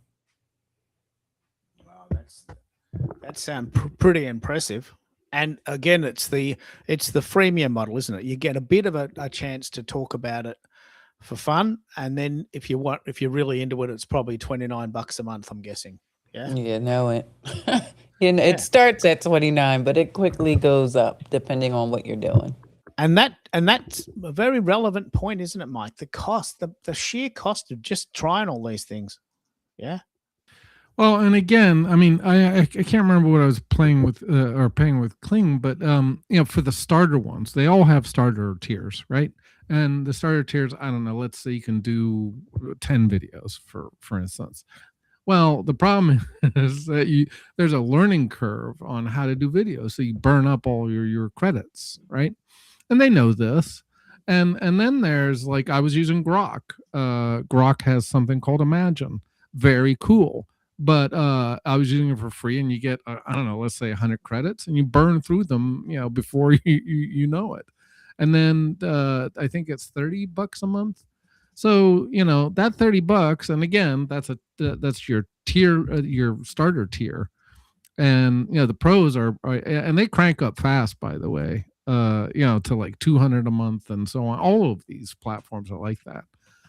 So yeah, money is now obviously if you can sort out a way to monetize this quickly, then that you just build that into your cost and your service. Yeah. I'm going to bring Peter in a minute to try his mic, but I'm really interested in your assumption, Mike, that you need video. This is a song. We want to hear it. Why do you need video?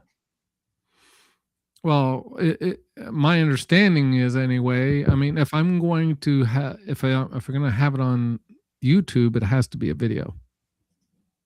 Now, now I could potentially have what I'm calling you just string like in pick an editor du jour. You could string a single image on and then put your track in, right? And then you just play that single image. You just you're not really animating it, but you can lay down a single image across your whole 3 minutes. Why I don't not think start that's there though? I mean, at least to get just one, just to Yeah. see what the traction is Did while Velvet you're Sundown, preparing. did Velvet Sundown have videos? Do you know that story? I don't know. I mean, I don't think they did. I mean, someone wrote 10 songs, created a band called Velvet Sundown, 1 million views on 1 million listens on Spotify. They don't have videos. I'm just curious I'm very curious as to this sort of assumption that you need video to create music. They're not related. You don't have to have dessert when you go to a restaurant. You can just have an entree and main meal and go.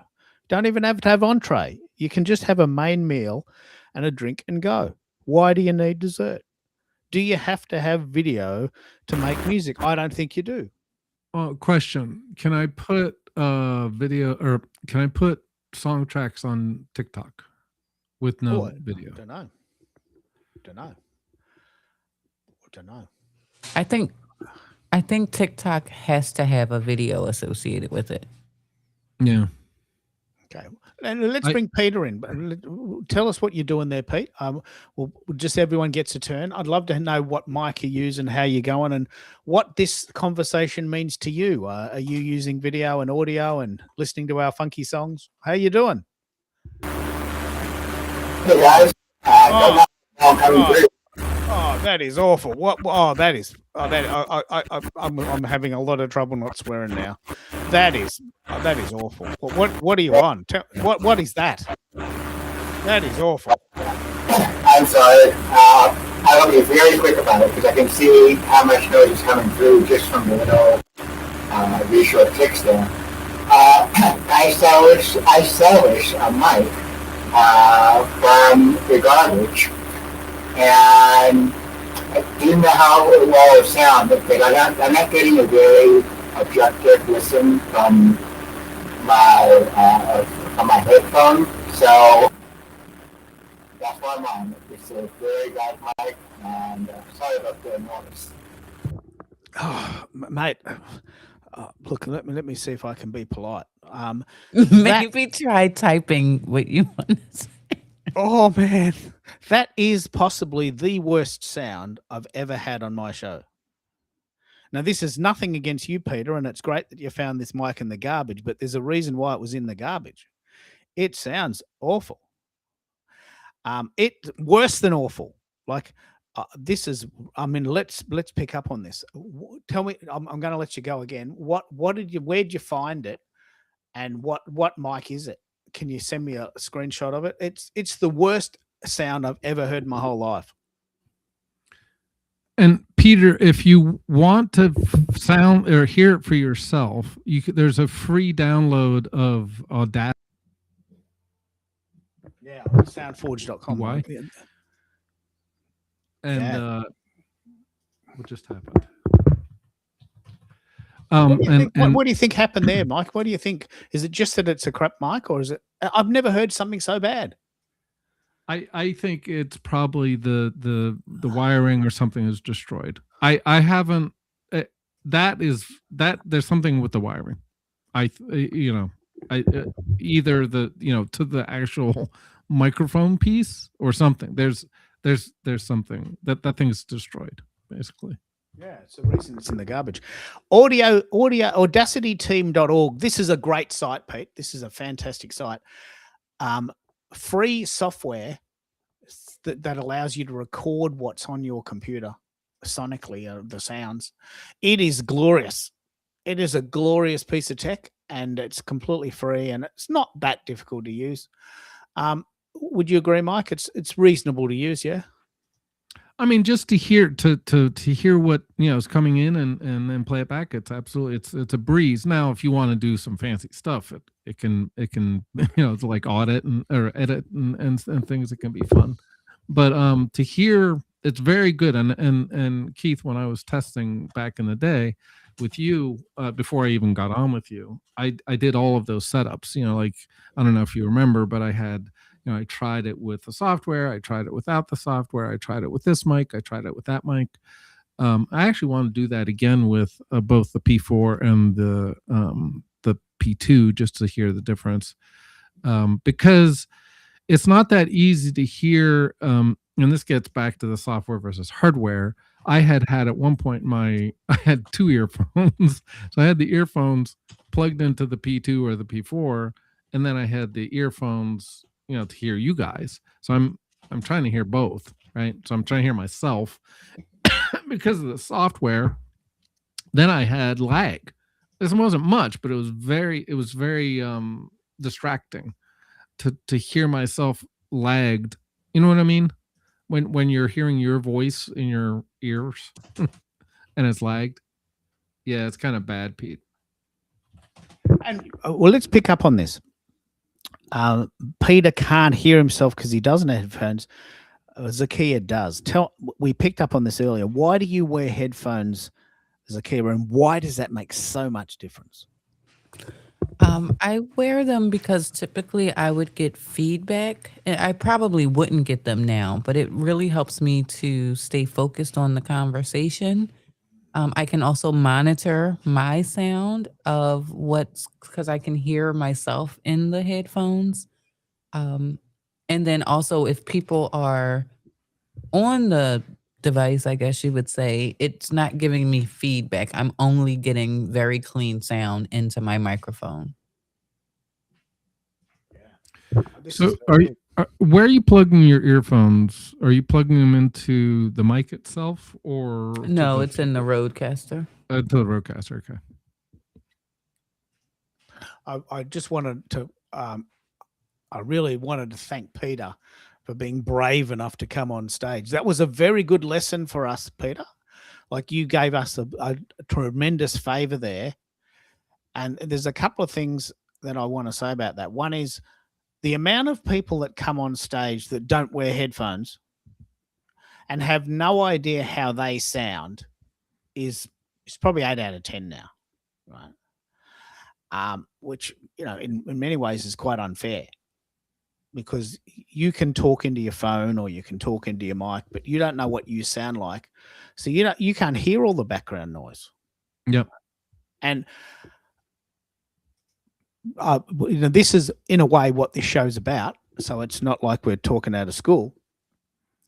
And that was a very good example, Peter, very brave, from San Cristobal, Mexico, said, "Look, I found this mic in the garbage. What do you think it sounds like? I'm just going to talk into it. I can't hear it because I don't have headphones." Now that was great. That was a great. I wish I'm going to see if I can find that clip. It's so sharp. Like that is the worst sound I've ever heard on my show ever. And now we have that reference. I'd be fascinated to know why it happened, but it probably doesn't matter because they're so far gone, they're unsalvageable. But what an amazing experience.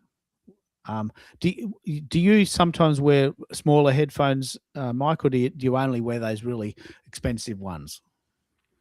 It depends on, like if you have a pop-up show, which I've been on a number of them. I was just on one with Martha, actually.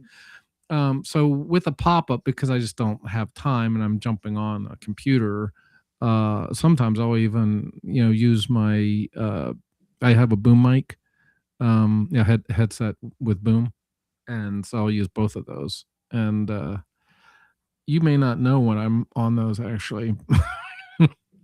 It doesn't sound like this, but it doesn't sound horrible either, because I'm using it in conjunction with the Sonar software. So yeah, I think the issue there, and Peter is saying that he can't really hear what it sounds like because the earphones don't give him. Audacity is really the only way I know to really hear what your mic sounds like to going out. Wow. I didn't see this. This is good. You had headphones on, but you didn't hear the feedback. Yeah. Because he's not hearing. This is Keith. When you're on Restream, you're not going to hear the outbound audio. You hear the inbound audio, so he's not going to hear what his mic sounds like. And those are probably pretty decent headsets, right? The PX C450. I don't know. I just created an image in Bing. It's a very good example of AI on the run. I just created an image of Bing images of a chainsaw hacking into a laptop. And this is actually, I've got to play this. This is hilarious. This is actually what this sound was like. It was like a chainsaw hacking into a laptop, and I was the laptop. Right, and I'm thinking, oh man, this is beyond bad. Like I'm so excited that you've done this, because this is what I just made this up on Bing. Chainsaw hacking into a laptop, and mate, it was awful. Would you agree? Does that image symbolize what we heard? I think that's a little rough. What do you think, Sophia? Was I getting close, or a little bit too in the moment? No, you had me laughing the moment he spoke, and you said, "Oh, that's just." I said, "What is Keith going to say?" But yeah, it was pretty. You showed a little bit of restraint. No, but Keith, I was what you needed, dying laughing. Keith, what you needed to have is more like a mixing, not bowl. What do they call it? Like a mixer. That's kind of what it sounds like. Oh yeah, okay, yep, I get you. So it's not a chainsaw. Not as much a chainsaw, just a mixer. What do they call that? I remember once seeing a Mother's Day present. What do you want for Mother's Day, honey? I want a mixer. And the guy came in with a Zoom P4. But what are you thinking? No. I want to make chocolate cake. I want to make a mixer. Yeah. Maybe a cement mixer. A cement mixer hacking into a laptop. That's what it sounded like. You're trying to talk on a Harley. It's good we have these chats because people don't know. Peter said, this is very, very cool. Peter said, look, I got some good headphones here. I couldn't hear that. I got Sennheisers. Yeah. What are you talking about? I can't hear it. Thank you so much, Peter, for being so brave. Like I don't mind having this discussion because I want people to I want people to be good. I've had people that have got like 3 followers on LinkedIn go, mate, I want to go on Diary of a CEO. Yeah, okay, I get you. So everyone wants to go on Diary of a CEO, but what do you got? Oh, well, I'm a pretty nice person. I've got a business. Yeah, but what are you talking about? Well, I'm just started, but I reckon Stephen Bartlett might get what I'm talking about. He's got standards, right? He's got standards. But Keith, you don't have to have. Who did we have on that had like an AH? I don't know, whatever it was, 60 or something. And it was. Is it gonna be? Is she gonna sound like Zakia? No, but it was decent. It was it was a starter one, and I think that this is where we have to be also careful. Because you don't necessarily need a $500 microphone. Or even a $250 microphone, which is what I think it's about what the PodMic USB costs. Might have been 300. I don't remember. US. Like, no, given that it is the sound check, I think that's important. And what I was really fascinated by was that Peter had headphones on, and I'm just wondering why he wouldn't have heard that. Why would he not have heard what that sounded like to him? Do you think that's something that translates into the live stream format? Well, okay. So what's happening, Keith, is he doesn't have a mixer, right? So he's plugging his microphone into the PC, and then Chinese generic, yeah.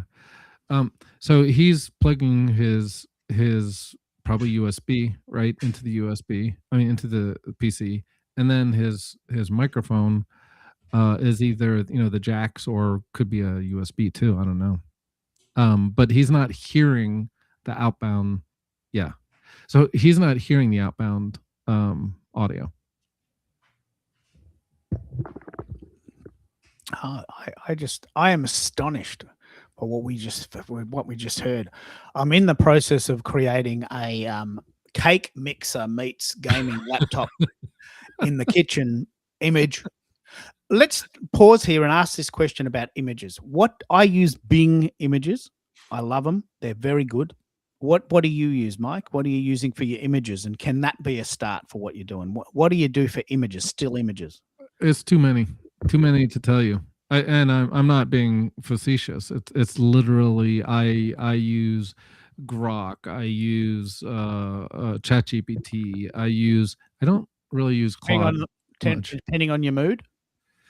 Well, it's really some are just better than others. And one of these days I will figure out. But the thing is, they tend to leapfrog. Like I was stuck just doing ChatGPT with DALL-E, DALL-E. Yeah. But then they changed, and then they were good for a while. They were very good for a while. Then I also have Canva. I'm paying for Canva, Keith. What else? Gemini. I use Nano Banana. Because some of the things I'm trying to do is put my face, or in essence, what Zakia was talking about is cloning myself. Have an AI clone. This picture actually is done in Nano Banana. The avatar you see. Yeah. So that's actually taken from that's an actual picture of my face, an actual picture. And I said to Nano Banana, put a hoodie, rose-colored glasses, and a beret on my face, and it did. And I actually think I'm using that for my profile on LinkedIn. It's actually a very kind of high-quality picture. So it really depends on what you're doing, what you're trying to do. It gets back to that use cases of the whole thing with AI, Keith, is what are you trying to do? And then, how does AI assist? And if that's what you're using, if you're not, I'm actually doing a presentation on this for how I'm doing my song, my custom songs. For Bez's thing? Yeah, for Bez? Bez's thing. Yeah. And it's really, it all starts with the human. And I'm using it as a tool. and Suno is really the end part of that. So I'm doing all of this stuff. I'm doing all of this research. I'm doing all of all of the writing, all of the the storytelling, basically, myself. And then the last thing is that is quote unquote the easy button is I put the lyrics in. But then even there, Keith, as you know, there's a lot of things that you can do within Suno to produce the song. So yeah, I'm not a musician, and you said that correctly, but I am producing. And at some point, Keith, I'm probably going to buy a DAW, digital audio workstation, and sort of maybe even take what's coming out of Suno to the next level. But I'm not there yet. Yeah, I love it. Zakia, what do you use for images? I use Bing. I love it. I love it. It's simple to use. I can do it in it's not quite 16:9, it's 7:4. But I just created, I use the phrase industrial strength cake mixer with a microphone. And this is what I got. This. Now, that's what it sounded like, isn't it, Mike? That someone was making a cake in the kitchen and you had your mic on. That's sort of a very polite way to say what it sounded like, isn't it? That would be closer. Those images are really good, though, Keith. Oh, they're good. They don't scream AI. You can kind of tell it's AI, but there's like a high quality to them. I usually use ChatGPT, Gemini, and Canva, but they never come out quite like that. I think Keith I really like what you have. Keith has sort of showed us up as like No, at least on the image side, for sure. Look at this one. This really sums up what happened. You're on your laptop, you're having a chat, someone's making a cake. That's exactly what it sounded like, didn't it? It's exactly what it sounded like. In fact, Peter, please come up and talk to us again, because that image is exactly what we heard. Someone's making a cake and someone's trying to talk, and we couldn't hear you. You could have used a cement mixer, because that's actually what it sounded like to me. But we could have used the chainsaw again. It sounded to me like a chainsaw. By the way, Keith, I have one of those mixers, so I can go find it and plug it in. with my Q2U, so you can hear what it sounds like. Yeah. So I use Bing. This is Bing images. And they're bloody. Look at them. I just made that up while we're talking. It took 10 seconds. Cake mixer, laptop, headphones. That's it. Just type it in. Peter was saying he uses Bing as well. I'd love to see some of your images. Send them to me and I'll put them up if you want. I use Bing as well. I also like using Suno to find interesting music for my songs. I'd love to hear some of your songs. So it's a pity you don't have a good mic, Peter, because I'd love to hear what you're saying. You've got some interesting comments here. I'd love to hear. Do you have to have a Microsoft account for Bing images? I don't know. I don't know. I seem to wing it. I just seem to push a couple of buttons and it works over time. But I think you're right. It works with Microsoft 365. In fact, with Microsoft 365, you get Microsoft Designer included. Yeah. There's Peter again with his mic. Let's have another go. Peter, just for fun. I got you on there. You just jump in and tell us, are you making a cake? Are you using a chainsaw? Let's sync the image to the sound. And actually, Peter, do you have a built-in mic on your PC? Could you try using that instead of your actual mic too, and your headphones, so you don't get the feedback? That might be a way to bypass this. Now, while we're waiting for Peter, I just want to have a chat about this. This is unbelievable. If you're available, Jenna, I would love to feature you right now. But if not, no worries. We'll do another show. While we're waiting for Peter to turn his mic on and chainsaw through the laptop, which is what it sounded like to me. Like there's a movie about this. This is a Texas Chainsaw laptop. The Texas Chainsaw Laptop Massacres. We could make a Friday the 13th horror movie about that. No, it's Keith Keller Ear Massacre. That's what it Ear massacre. Yep. So Jenna, I can see you're listening on Substack. And if you're free, I'd love to hear what you're doing. I'm happy to tell people what you're doing because I think it's bloody genius. I'm setting it up. I'm going to play a little sound.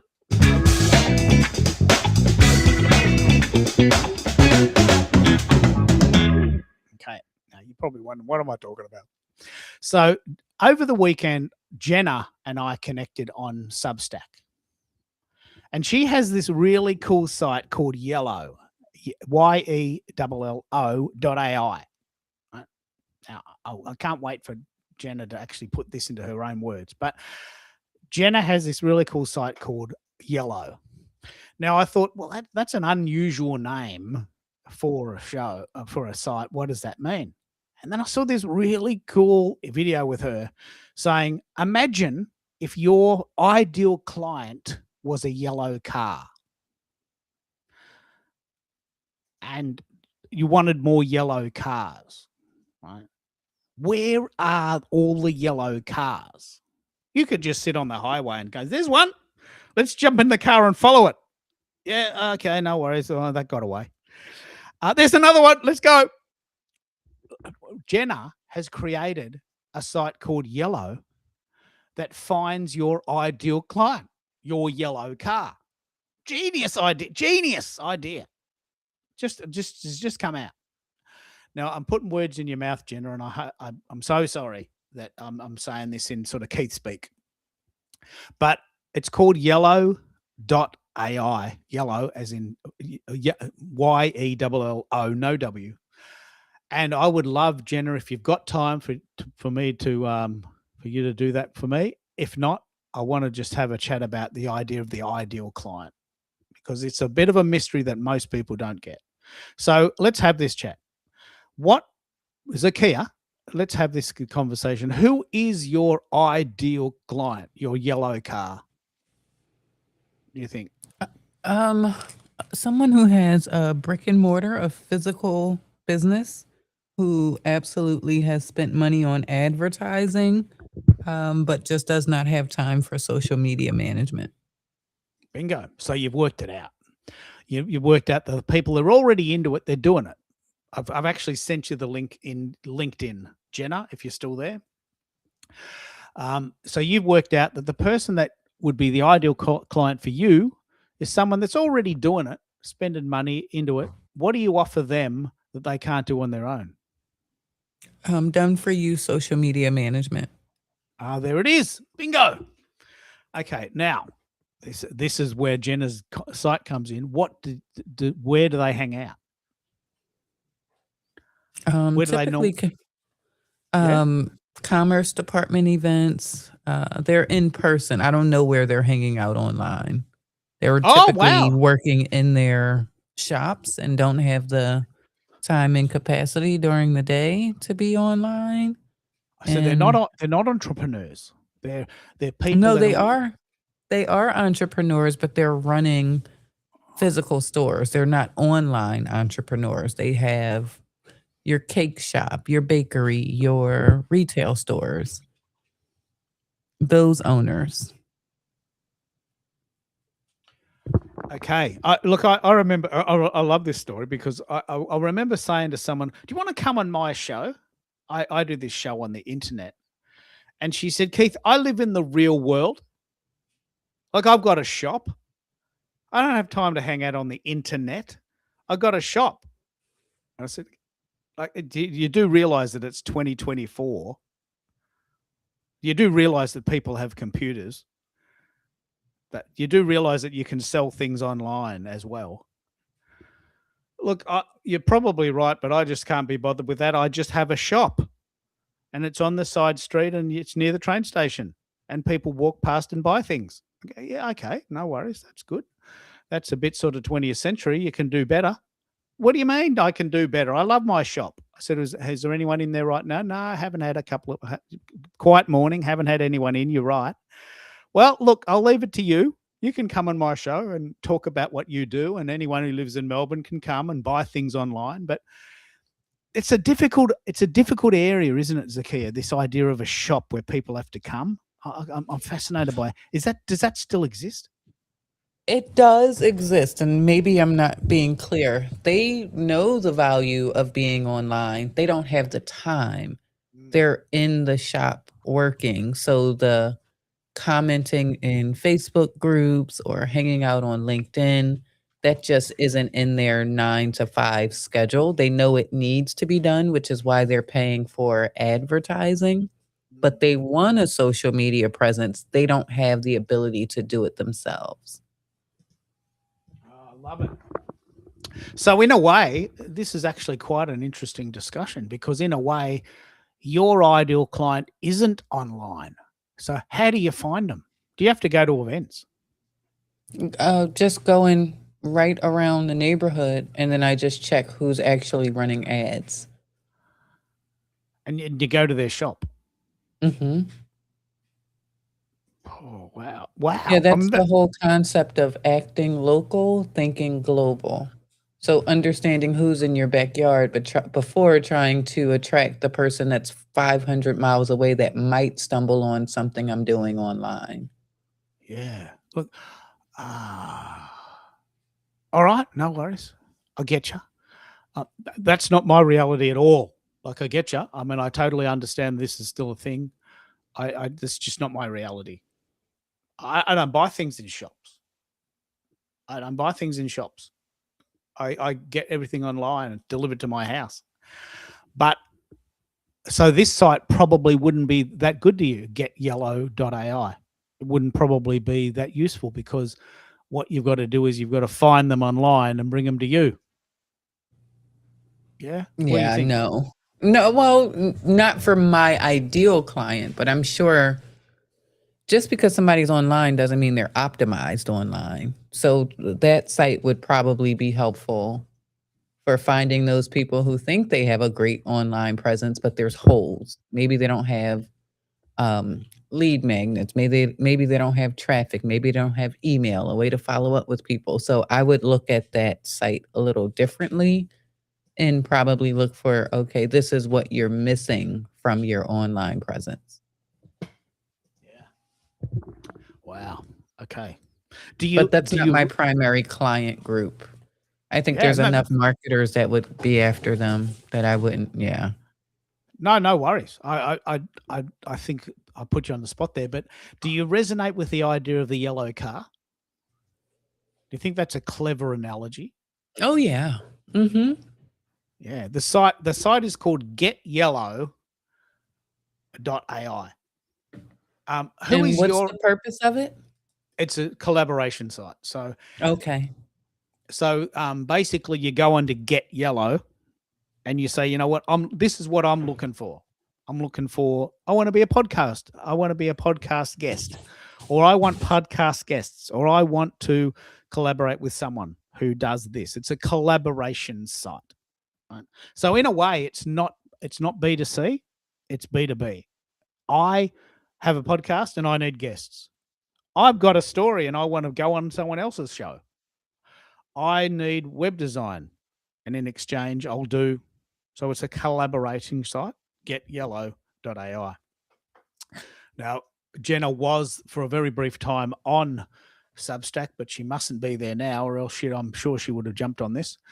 But I'll feature her again. But Michael, who is your ideal client, and could you imagine using this site, getyellow.ai?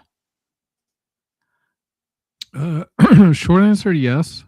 Longer answer, well, my ICP is for Signature Soundworks is anyone that wants their story told in song. So it's events, it's celebration, milestone celebrations, weddings, birthdays, on and on. That's my ICP. So I can find those everywhere and anywhere. And when I launch, or it's when I launch, not if I launch, I will reach out to local to take Zakia's a page out of Zakia's book. I will reach out to the local banquet halls and such, and reach out to event planners and then reach out, probably even maybe before that, reach out to wedding planners, reach out to DJs,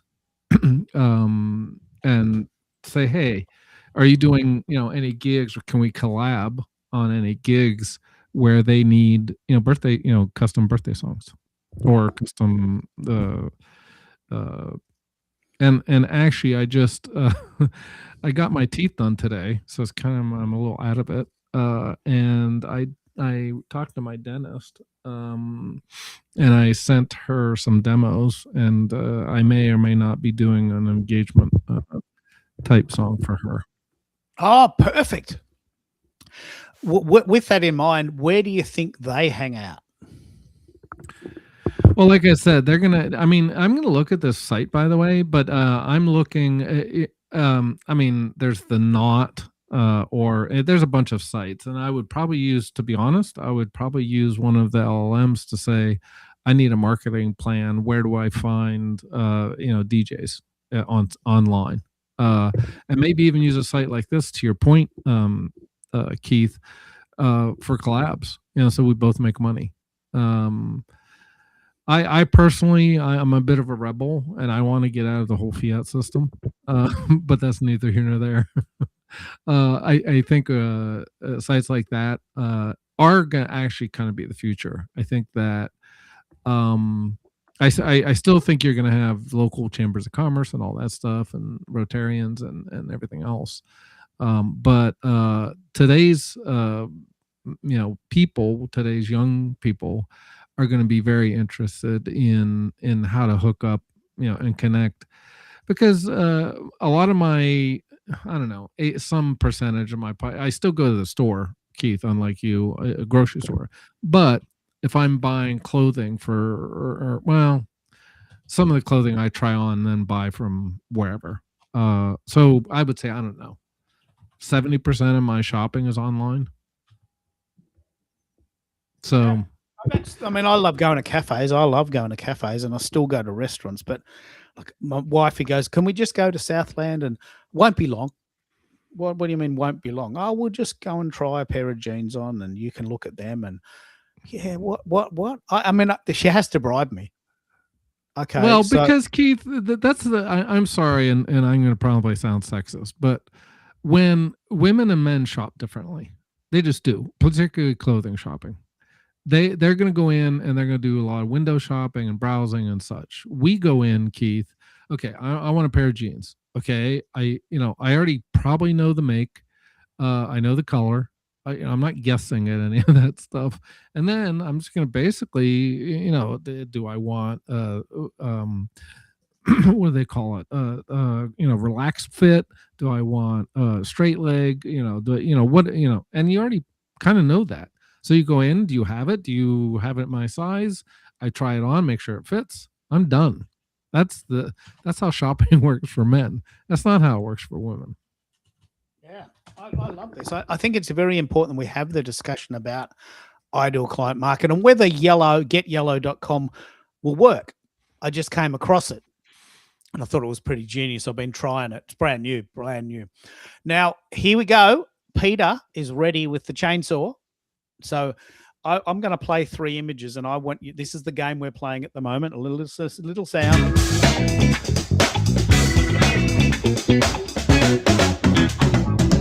You're listening to KKFM, and we're going to play a game. Pick the chainsaw sound. So, Peter, go on. Let's have a fun with this. It's good. It's good that we're having this discussion. Sure. So, kick, chainsaw, or something worse. That actually sounds better. What did you do? Well, I'm not even sure. I didn't even do anything. It's just I just left restream, and then when you prompted me to rejoin, I rejoined, and this is how it sounds now. So, how does it sound? Is it a little bit less of a chainsaw? Oh, it's still crackling. It's still not perfect, but it's a heck of a lot better, actually. Yeah, it's actually almost doable. What is it? What is the gadget? Do you have a name on it? I'd love to know what it is. I cannot even see a name. It's just this generic looking USB mic. There's no name. There's no model number. Um, from what I can tell, it looks like a capsule mic. From what I can tell, but it's just put into this regular like I don't know the technical term, but it looks like a mic from like the 50s or 60s. Ah, so it might look like a sort of an Elvis mic, those sort of really cool looking 50s mics that metal encased. Yeah. That's what it looks like. As for quality, well, you guys are telling me what the quality is, and it's But what's very interesting is that you've got no other option. Like your laptop or your PC doesn't have an inbuilt mic, so it's this or nothing, isn't it? Yep, that's correct. Now, do you have your headphones plugged in? Because we're hearing background. I have my Sennheiser plugged in, and I can hear you guys just fine. I just can't hear myself. If I turn on Audacity, I'm not sure if I can do it now without messing up stuff, but no, Audacity. Well, you don't want to do that now. You want to do that offline. When you get off, because it's going to conflict with. Are you in a crowded cafe? Are you in a very, very noisy room? I mean, it's not that noisy, but I do hear background murmurs. I'm in a place where you can hear a lot of traffic, like motorcycle. Where I'm right now is about 50 meters away from a highway, but I'm inside. No, we're not hearing that. I'm hearing echo. I'm hearing Keith's voice, actually, or whatever. I'm hearing echo, which is weird. I am just mystified then. It's quite fascinating because this is exactly what this show is. I'm getting echo as well. So the mic is feeding back on itself. What is the gadget you're listening to the show on? How are you hearing us? I'm hearing you guys through a pair of over-the-ear headphones. I think the terminology is made by a company called Sennheiser. It's a PXC. I think the model number is 450. But where are you seeing it? What are you watching it on? I'm seeing you guys on my laptop hooked up to a external monitor. So my gut feeling is that your laptop does have a mic, and we're getting echo. So I would love if you could unplug your mic and see if you could talk and see if we can hear you, because I reckon your laptop has them. All laptops have mics. I mean, I've never come across one that doesn't. Hi, Kathy. Jump in if you want to speak.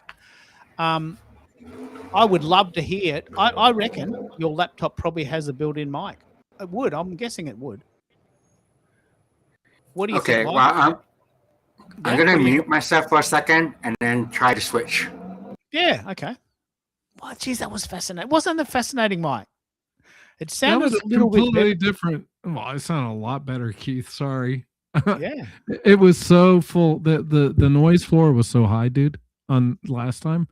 I'm not saying it's completely fixed, but it was head and above better. Now I'm still, like he mentioned, I did hear some road noise just right at the end. And if he comes off his mic, depending on what type of mic that is, we might hear more background noise. Yeah. Now there's a million mics that if someone's going to throw a mic out, it's probably a $50 mic. It could be anything, but it's definitely a condenser mic because you can hear all that background. Definitely a condenser mic, isn't it? I'm guessing, yeah.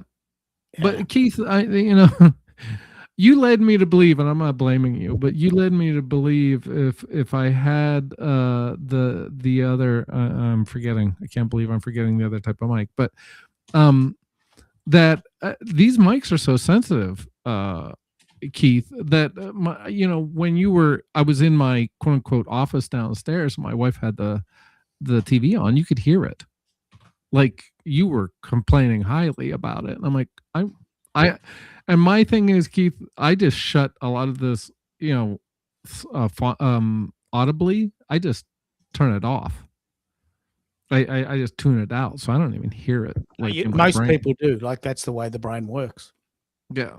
So anyway, he said he's ready for the mic switch. So let's do that. What do you think? Mic switch. Test 1 2 3, Peter. We're not hearing anything yet. All right, so maybe he's the head. Have you ever come across? There it is. Ooh. Now I understand. Now I understand what was happening. Yeah. The first time you were talking, it was coming through the headset, the laptop, and it sounded like a chainsaw. Yep. When you plugged the mic in, it sounded much better. Yep. We've worked it out. No, but how do we turn? But Keith, how do we turn? There's got to be a way that we can turn off the mic on the PC. Yeah, the inboard. That would be in settings, wouldn't it? You would think. Yeah. Kathy, if you want to join, I've sent you a link on Substack. It's a link to the show, and you're very happy to have you if you want to come. A lot of people are very new to this format on Substack. They're just curious. They see it and then they stay for 10 seconds and then they go. I might slightly switch here on this topic because we've just had a comment, from Kathy. What do you think of Substack as a live streaming format? It's pretty new. It's not awesome. What do you think of it? I think they haven't gotten first of all, by itself. Okay, so what you're using it for is different. I don't think it's really ready for prime time from a broadcast perspective, whether it's podcast or live, either one. There's no editor. It's very rudimentary. Now, that said, with the value I see, Keith, in it is allows you to distribute everywhere. And to me, this is the power of, one of the powers of Substack is you can create content. They're pushing, they're actively supporting you as a creator, right? And then more importantly for me, they're allowing you to distribute everywhere. So you can send it to YouTube. You can send it to Facebook. You can send it to that place we don't talk about. And you can send it to TikTok. All native, and Spotify natively, right from Substack. So I think they have what I'm calling the infrastructure there, but I just don't think they've sort of really figured out. And Keith, I wanted to mention too, they have something called Substack TV. And so what it does is you load up a app on your TV. So there's a lot of Google TVs out there, and you can download an app called Substack TV. And then you can, so I can see your lives, when you go Substack creates that video, and then you can feed that to the TV. Now, again, I think that's early days, and I don't think a lot of people, but you can do YouTube on your TV too, Keith, and I think that's kind of where they're trying to go. Now, do you watch YouTube on your TV? Sometimes, mostly on my PC or on my. It really depends on what I'm doing. Not most of the time, but sometimes. Oh, I can't stand it. I just hate it. I had a comment from the community. I'm so glad we're having this conversation. I had a comment from the community that said, "Look, I come to your shows. Why won't you watch my videos?" Well, I don't like videos. Nothing will convince me to watch videos. I don't like them. It's not my thing. And I don't think, and this is a very interesting point, I don't think we can force our audience to do what we're doing. We have to meet our audience where they are. If some people want a blog post, then give them a blog post. If your audience wants an audio, give them an audio. And to your point, if they want videos, they miss out. But Keith, I think you have to look at the use case, and to your point, what are you trying to achieve? And I haven't figured that out. I haven't figured out what Keith Keller is doing yet, but I think you're heading in some of the right direction with the reuse. So you're letting people know what the shows were, and you're letting people know what the shows are going to be. I think that's important, so that your audience can at least be aware. I don't know if that makes any sense. And you're like, well, okay, what is Keith Keller doing? And I think that's one way, because if you just did these lives, I don't know where you would go, to be honest. Yeah, but I'm retired, mate. I don't have to do anything. I don't even have to get out of bed. No, that's fair. But I'm saying if you you want some sort of audience, you want someone to listen to you, right? Yeah. So this is very interesting. We've had a conversation about whether or not we want to talk to people during the week, but in between shows. And we had Easter, right? 4 days. I'm not doing any shows during Easter, and I didn't go to any shows during Easter, and I don't want to. Right? They were wifey time. We went on for a walk on the beach. We went out for dinner. We slept in. We made a leisurely breakfast. We mowed the lawn. We watched TV. We went and seen a movie. I mean, this is life, right? So for me, fair enough. But see, this is the thing, Keith. And America can explain it better than me, probably. You don't necessarily have to spend the time when you're repurposing, and he's kind of got it down to an art form. He does shorts to YouTube. He does these really good articles, and I don't know what I'd actually like to know his process, because I think he's using the Substack where it does the notes from the show, like, for you. So it's like what do they call it? Transcription. Yeah, transcription. And I'm not saying he just takes it straight out of that. And then I'm assuming he uses something with AI, but he's really creating these great articles that sum up. And then, sometimes he'll, like with mine, the one that I did with him recently with Signature Soundworks, is he did it as a video as well, but then on Substack he had a very good, very poignant article, a very well done article about that discussion. So it's not just the show. He kind of, and he's chopping it up in a way like he could potentially have multiple people on, and he has a way just to pop that out, and it's very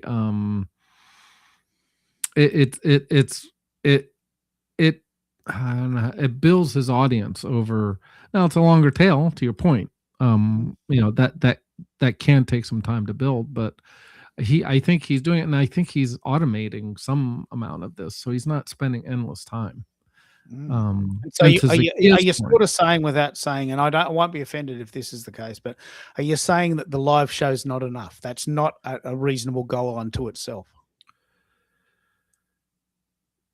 Well, my sense is, and as a friend, my sense is that you want people to listen, but then how do people find you? Now, one of those answers is you're doing fairly well, as far as I can tell, on Substack. But what are they getting? I guess my question is, what are they getting out of a live, as opposed to, like, let me just say how I consume YouTube, for instance. Mostly, I'm using it for a perfect example. I will go out and look on what I call YouTube, and Zakiya used the same phrase, what I call YouTube University. So I'm trying to learn how to use DaVinci Resolve. Well, there's people that have full length YouTube videos on how to use DaVinci Resolve or any of these tools, right? So I actually watch the video. But when I'm consuming a lot of these others, like Rogan, I won't necessarily watch Rogan. I'll listen to Rogan. but there's each one of them has kind of a specific use case. And then there's the lives. So mostly though, when I'm doing lives, I'm trying to support whoever the creator is. Like on LinkedIn, I go on a number of those shows. I'm there just to support whoever the creator is. And I'm also doing the comments, and I'm being very supportive in the comments. But at some point, I'm like, well, where? And I don't do it for the ROI. But at some point, I'm like, well, okay, I'm breeding goodwill or whatever. But at what point, where's the ROI? Or can we work out some sort of exchange? To your point, if I start a show, can you bring an audience to my show or whatever? I don't know. And that's the other thing, Keith, is like part of me saying, I'm just doing this to I'm not in retirement yet, but I'm doing this to create relationships. It's not really to make money. Now my songs, I would like to make at least something, right? But so the private part of this for me is I'm going to be doing this regardless of whether I make money, from like family level stuff like songs or whatnot. So there's a whole private part that I'm not even getting into. But then there's, for lack of a better word, I'm doing it for the art, and I would like to make not $1 million, but I would like to make a little money on these other songs that I'm producing. And then there's this last piece, which is what I'm really trying to monetize, and that is, building out a business to create songs to tell people stories. It's a very good point, because my goal is to do live shows and for people to come on stage and talk. And I have tried many marketing strategies that take a lot of time, and it doesn't increase the amount of people on stage.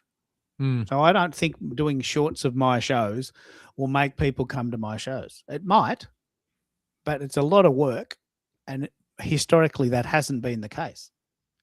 So I do these shows. I love doing them, and that's enough for me. I love doing them. I do these shows. That's it. That's the answer. There's no ROI. I just love doing them, in the same way that I love walking on the beach, and I love going out for dinner, and I love staying in the city to watch bands. I mean, I'm just doing it because I love doing it. There's no ROI. I don't have to have ROI. And as long as people come, it is very difficult if people don't come. But if people don't come, then obviously I'd stop doing it. But people come, and I don't care. I honestly don't care if they watch the replay. I don't care. I don't do the replay for listens. I do it as a courtesy, because some people say, well, look, what was it about? Well, there's the replay if you want to listen to it. What I do though, and I love doing, is I do a highlights blog post for them. Not for me, for them. I don't love doing that, but they are getting a good result, so I don't mind doing them. As I said, I did a show. I did an event, a blog post on Friday. It's had 200 views in 2 days, 500 views in 2 days. I can get that. That's the ROI. There's no answer. I'm retired. I don't need to monetize this. In fact, it pisses me off when people talk about it. Why do we have to monetize everything? What if you got enough? What if you can feed yourself and pay the bills? Why do you have to monetize everything? Where do we have to keep talking about this? Okay. Well, I actually, while you were talking, I had a thought, and that is, and it was Martha actually brought this up. The value that you're bringing, Keith, you have to provide value, right? I mean, whether you get paid for it or not is not that important, to be frank. No, that's a point. That's a good point. So the value that you provided her was knowledge, right? And you do that, when we're talking about, on these shows. This is a perfect example. How do we walk through improving sound? Well, number one, maybe don't pick up a mic from the garbage. And I'm not trying to be mean, Peter, by the way. You kind of almost have to expect that it's probably not going to be good. And it sounds like actually the problem is with the laptop mic, not the other mic. So that's kind of good to know, actually. So, but that, to me, that's one piece of what the value you're providing is, right? Is that you're providing people knowledge about how to basically work with, to improve their sound. And this is a perfect example. And the all the time we spent with Americo is a perfect example. Now I think you could probably do maybe even more in that regard if you sort of demoed, which you kind of sort of do, but like if you somehow could show, and I know you don't want to do this on video, but maybe you could make a video of it or pictures of it, is how you actually have your setup. Like when you're playing these, I figured it out, but it took me a while. When you're playing the songs through your P4, I was going crazy. I'm like, how the hell is he doing this?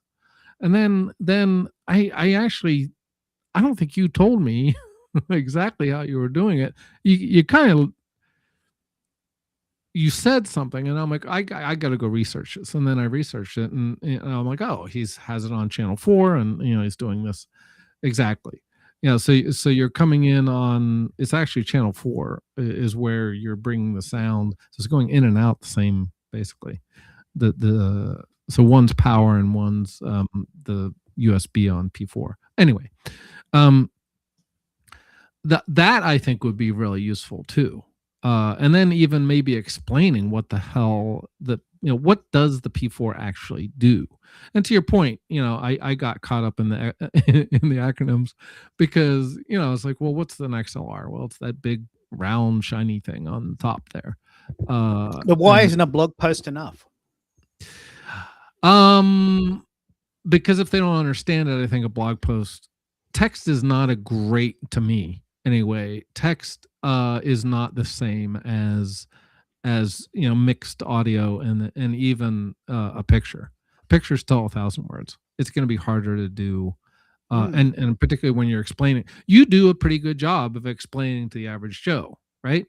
But I think, and sometimes we do this by example, basically, of what we were just talking about with Peter. So to me, this is I don't know what I call it, a master class, but this is a good demo of how to sort through. You know what I'm saying? So to me, that's your value when we do these audio checks. And then the other value, I think, is who you get on. So there's really two things that are going on. So in essence, you're a linchpin in the network. You're like the spider in the middle of the spider web, and people are coming to you and connecting that way, like Zakia and Martha. So you're a networking. What do they call them? The social audio. Yeah. So in essence, you're a connector. That's what I was looking for. So you on the show, you're a connector too. But and those are, so there's two big value propositions there. One is improving your audio, and the other is acting as a connector. Now you're kind of doing this naturally, Keith. You're doing this naturally, and if that's what all you want to do, that's fine. But if you want to sort of focus in and maybe polish one or the other, and by polish I just mean accentuate that value, to say, okay, the Monday nights, or my Monday night tonight, it will be audio check, and then Tuesday night, because I'm only doing 2 a week, that will be my networking piece, and and this will be what we're networking about. I mean, here's the subject. It can still be audio related, but we really want to sort of turn this into networking. And the reason I'm saying this, Keith, is like, well, what can we expect as the stage coming up on stage? It's like, it's not what's in it for me, but what can we expect? You've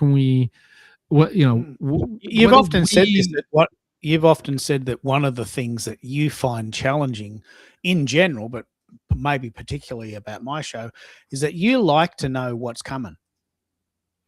Well, and that's true of, I mean, that's just how my brain works. Like, I'm not as comfortable, like when I do Americo's shows. He's an awesome interviewer. And I think you're a good interviewer too, but that's not how you structure your show.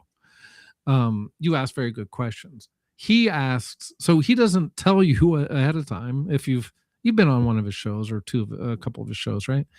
He doesn't tell you what the questions are ahead of time, but he does research and he asks very good questions. So he's very he's very studied and careful about how he runs the his interview type show. That's what it is. I'm taking this on board. I've been doing this since 2006. I've probably tried everything you've suggested. I've tried it. Like I have done this for 20 years, and a lot of what you're proposing is very time consuming, and doesn't work. Like it doesn't work. So if people say build an email list and send emails out, it's just bullshit. It doesn't work for me. I've tried it. I've tried it very hard. I spent years on it. In fact, I want to share a very cool story that relates to this directly. Today, or this week, I'm actually going to crack 226 subscribers on Substack. Right? Now, why that's important is because I set myself a goal of 226 subscribers by 2026. And I set myself that goal. I've done that in 8 months. I remember having this exact same discussion about 3 years ago going, oh, mate, you've got to try this really great site called Discord. It's so good. It's got 150 million users. You'll love it and they'll love you. Just try it. It's bloody good. It's good. I tried it. You'll love it. Right. And I said, okay, I'll try it. I have never heard of this, but I'll try this. And I spent 2 years of my life putting my energy down the toilet. I got 225 subscribers after 2 years. Biggest waste of time in my whole life. Right now, I've done this so many times. I've decided I'm just going to do what I want to do. And if people come, they come. I've spent years and years and years doing what people think I should do. Doesn't work for me, and I don't want to do it. I'm waking up going, oh, fuck, I got to do one of those videos today. I don't want to, but they have to. People say I have to do it. I better do it. Don't want to do it, but I better do it. Doesn't work. Double whammy. I don't want to do it. Doesn't work. I wonder if it doesn't work because you don't want it to. That's right. No, I don't want to do it. No. I mean, I don't want to do it. No, I know. Anyway, I think you raise a good point. Is you're not looking to monetize. You're not looking really, sort of technically. You're not really looking. It's kind of to me. It sounds like you're a little flip-floppy though. When what I mean by that is you want an audience because you're paying attention to your Substack numbers, but you're basically saying that I'm not going to spend a lot of extra time doing it. So those seem to be a little bit in conflict. No, that's fair enough. I'm not gonna do anything unenjoyable to get them. Right. Yep. And to your point now, I think what's changing though, Keith, and I would argue your Substack's doing this for you, is that there are now tools coming out more and more. Actually, I think, and I think this is where Zakia comes in, because with all this agentic stuff, and I know it's kind of complex to learn, but maybe you could even pay someone if you want to get some of that stuff. It's sort of set and forget, right? So you're just like, okay, well, here's what I'm saying do. is why isn't what I'm doing enough? If I'm happy, why isn't that enough? That's enough for you. And if my question is, you're going to shut down, I think you've said, if no one shows up, right? You're not going to talk to the rooster for the rest of the year. Yeah. So I guess the question is, where's that threshold? So is it 5 people showing up? And the other thing is, by showing up, do you mean in the audience? Because it sucks, Keith, and I'm not going to argue.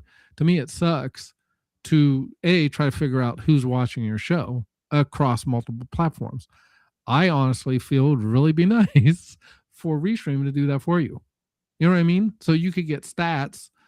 So anytime you're streaming, and I don't know if the technology is there. The technology is out on each of the platforms, right? So when you're watching live on YouTube, if you go to YouTube, you can see who is listening to you. but there doesn't seem to be. Go ahead. You'll find this out when you do your own show. It's almost impossible unless that's the way you're built. Look, even if 20 people were listening on YouTube, what would I say? There's no guest. Like, I'm talking to myself. I'm really talking to myself, and other people are listening. That's how I view it. I'm talking to myself, and other people are listening to me talk to myself. Right? If they make comments, that's good. Okay, Keith, I'm listening. I'm in Quebec. I love what you're doing. Can you please talk about your Zoom P4? What does that do? Good. I've got questions. But if I'm just talking and people are listening, I got nothing. I got nothing. I can't just talk to the rooster for 20 minutes if no one's there. No, I understand. But I guess this is what I'm trying to figure out, Keith, is it's kind of like which came first, the chicken or the egg. If you need the audience in order to get people to come up. Does that make any sense? How do they, or how do you entice? Entice isn't the right word, but how do you get people to come up? And you do it. I mean, you say you do it during the show, actually, but it doesn't seem yet that there's any good tools for that. Meaning, and this is the other challenge because you're doing it solo, right? Normally, or there's a lot of people that have at least one other person, and they're kind of doing the behind the scenes, and you're doing the show running. You know what I mean? So, and they're saying, "Hey, Keith, so and so on LinkedIn, or so and so on YouTube, or so and so on Substack. Here's the thing."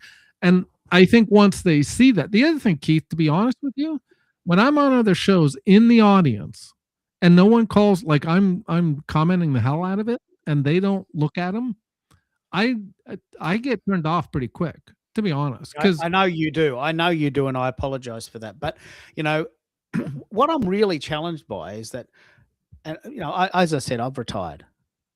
I don't even need to get out of bed. Yep. I am doing this for fun, and it is fun. Why isn't that enough? Why do people keep pushing me to do things I don't want to do? I don't when think I'm they already are. doing. I think we're trying to figure out how do we keep this going? How do we keep the wheels from falling off? Yeah. You're worried that maybe if I keep talking to the rooster, I might stop. Yeah. Yeah. Look, I tell you one thing I did do, and I'm going to bring Peter in. I want to pick up on the idea of Substack subscribers. But Peter, I've got a graphic for you. This is what I think you sound like. You sound like a guy in a cafe talking in a crowded room on a nice mic. This is what I think you sound like. It's probably my most accurate representation. But jump in and tell us. We're covering a lot of ground. Does this make sense to you, or are we just rambling now? What do you think, Peter? We got you there? Have I put you to sleep? I'm here, and so my input about this whole conversation is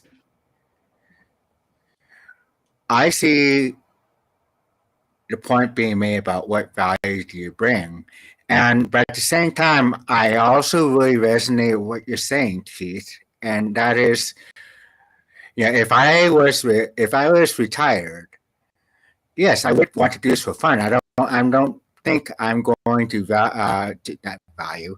I'm going to really be concerned about monetizing it or trying to do anything other than just have fun. And I have a conflict with when I'm writing on Substack. I tell myself, hey, I'm writing. I don't care about the subscriber numbers, and I don't really care about how much people are reading my stacks.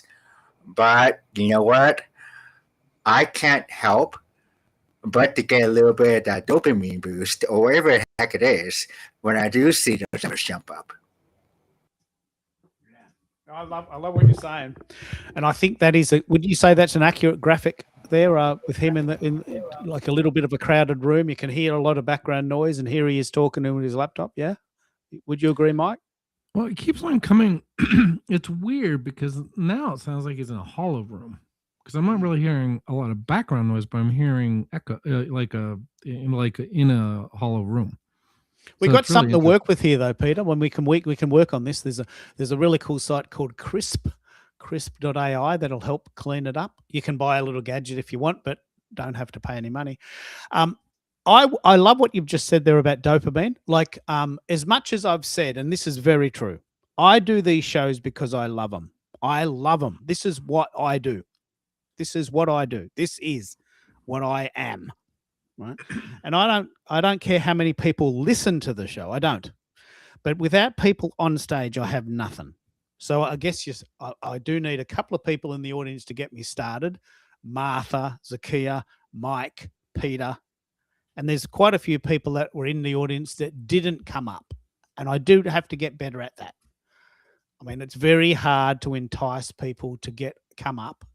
And I have been trying for 2 years to do this. And I've got a calendar. Where is Keith today? I do blog posts every day. I tell people constantly every day. People don't come, right? But that's one project. But with the blog posts, and I don't know if you're doing this, Mike, but I am so into Substack as a dopamine hit. I do a blog post, I get 300 views. Bingo. I would stop doing these if no one read them, for sure. I would just stop. In fact, I've started deleting every blog post that's had less than 100 views, just as a process. I've got 96 blog posts that I've done since September, and I periodically go through and delete the ones that have had less than 100 views. Right? And that's just reverse dopamine, I guess. But I love how Substack just gives you all these tools. And you are right. This is a new part of my personality. I mean, I'm writing articles on Substack and I get 500 views overnight. I mean, bloody hell. I mean, I don't need to be paid. I'm retired. That's my payment. That's it. That's my payment. And if I stop doing the show, I can just keep writing blog posts and I might be happy with that. I believe, Keith, that we all want to be seen, heard, and valued. Whether we get the dopamine hit, like for me, honestly, my publications, I'm not going to say I don't get zero, that I get zero dopamine, but I am posting because I want to get whatever I'm saying out, period. Now, obviously, one of the ways that you see that, and one of the ways you perceive that you're offering value is you get, viewers. To be honest, at this point, and I do the same thing on LinkedIn, I could care less. The number of impressions I get, first of all, half the time it makes no sense. Second of all, LinkedIn is controlling the algorithm. And to some degree, that's also true of Substack. I think a lot lesser degree. But there's tricks that you can do, like notes. And I was going to, offer you some constructive criticism. Do not delete your old stuff that didn't do well. Do a note on them or change them a little bit and see what happens. Because I think one of the things that's really critical, and you even said it, I think, is consistency. So people and the algorithms want to see that you're consistent. And so, I would rethink maybe even tweaking like you already said you do on some of them, but tweak or even just do a note to say, I looked over this and, maybe tweak it a little bit. And I'm like, I think that I wanted to say a little bit more on this subject. And, I think when you do that, you're going to see, again, it's to me, and I know you're not doing this for monetization, right? But to me, you're building, it gets back to your readership or your community, if you will. And you seem to be torn. It's funny. I kind of, I think it's ha. It's not funny. And I'm not laughing at you, but I think it's funny is it seems like you're like, well, I kind of want an audience because I get a dopamine hit when I see the stats, but then I could kind of care less and I don't want to monetize. I'm like, well, which is it? And again, what I'm saying also is you need some, I don't know what you want to call it, foundation of people that are following you to want to be coming up on stage, meaning that, and we're all at different places. And it took me, to be honest, it was, I don't think you were the first, but you were one of the first to get me up on stage. And then I started going on all these other shows. And I think once you get over, your initial, and I think the for me the important thing, Keith, was I was also not on camera, which is cool. And I know America doesn't like necessarily like to do that, but he kind of made me look a little silly on the show, but it was funny when the avatar that he had me looking like I was falling off the couch. But there is something, I think some amount of people just don't want to appear on camera, and that's fine. And I think people should be able. But look, I tell you, let me pick up on this. This is very, very, very, very, very, very cool. My older posts, probably prior to January, what I can say for sure, and I'm very proud of this, every post I've done since the 1st of September has had at least 200 views. My highest score is 600 views. Right? But most posts, a lot of posts before December 2025 have had less than 100. Right? Quite a few, maybe 20. I've only done 96, right? So what I've learned, and I do want to do so. You are right that I am torn. I'm lazy. I don't want to do videos. I don't want to. I don't care if people want them. I don't want to do them. And I'm not going to because I don't want to. Right? But I am interested in sharing what I'm learning because I'm learning massive amounts of stuff, which I know is useful to people without being conceited. So what I'm doing every time, just to see this graphic here, every time there's a little spike, that's a little experiment that I've done. Right? I've got a lab going on down here. I've got like a book of notes on this. So change the title, bingo, spike, hyperlink to another article, bingo, spike, put in some keywords in the SEO section, bingo, spike, add a cool little graphic and hyperlink it back to an article that's on your site, bingo, spike. So you can see that there's probably about 4 little mini spikes there. And if I just let it go, it'd flatline at about 250, and that's fine. But what you said was very interesting. What about if I went back to some of my old articles prior to 2026 and said, okay, this one's only had 66 views. Let's see if I can try some of these hacks that I've learned, see if I can get them going again. And that would be a very interesting experiment for me because I've got 96 articles sitting there. Why should I write another one when I could go back and fix an older one that's already good? It's just that I didn't have many followers then and no one saw it. I could actually have more views on older posts rather than writing newer posts. Not a bad idea. It's a pretty good idea, I think. What do you think? No, and some of the things you talked about, I know work, like the cross. I think they call it cross posting. So when you hyperlink from one article to another, again, these are tricks. And I know you don't want to do them, but at the same time, if you get the dopamine hit when you do them, and that I am doing them, but I don't want to do videos about them. Well, it's fine. That's fine. I want to share this. I want to share this really cool story. It gave me a really massive insight. I went shopping once. I do shopping on Friday in person because I love meeting the people on the checkout and I get to know them. And they're mostly students, and I get to talk about what they're studying and how they're going. And I said to this one guy, mate, you have the best radio voice I've ever heard in my life. Right? He says, well, that's fine. I don't want to be on the radio. Well, how do you argue with that? I mean, he's got the best radio voice I've ever heard, and he's working as a checkout chick in Woolworths on a Friday afternoon. And I'm thinking, mate, you could be a rock star of radio. You have the voice. Yeah, well, that's fine, but I don't want to be on the radio. Now, there's nothing I could say to him to make him want to be on the radio. Yeah. He's got the goods. He could just turn up and he'd be on. Like, there'd be no bullshit. Just turn up and they'd give him a job. He just had the voice. He had it. But he doesn't want to do it. So he's not going to do it. But Keith, because he doesn't want to. I struggle against that, and I'll tell you why. Is there anything, again, in his past and whatever the case is, that like maybe he was made fun of, like my poetry? I don't know if I told you the story, but I made a mistake, and that's fine. That's what it was, a mistake. I went and we had downtime at work, when I was a consultant, we were on what they call it on the bench, meaning you're kind of lollygagging around waiting to get another consulting gig.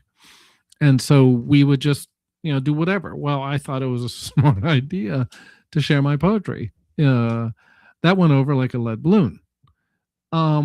Had I not been, and it was years before I even considered ever sharing my poetry again, Keith. And then actually I did that on, I don't know if I told you, but I was on a Discord server with Lex Friedman, who has this big podcast on YouTube, maybe even Rumble, I don't know. And he's been on Rogan, and he gets all these famous speakers, right? All these famous guests. And somehow we started a little, and we lost Keith, or he's off stage. Somehow we lost, at least Peter can hear me. Somehow, we created a poetry group, and then I actually spun up, didn't go anywhere, but I spun up a poetry group on Lex's server. And actually out of that, and he's back. Out of that, did we lose you completely, or did you hear all of this, Keith? I don't know who Lex Friedman is. I know you keep mentioning him, and maybe I sound like a bit of a dumbass, but other than you, I've never heard of him. Who is he? He came from MIT. He was a AI professor at MIT, but he became kind of famous on YouTube. I call it YouTube famous, as I think actually he was on Rogan. I don't remember exactly what he was talking about, but that's kind of where he got his start. Was on Rogan, and then he's since kind of split off, and he has Elon Musk. He's done interviews with Kanye. He's done, he has all these famous people come on.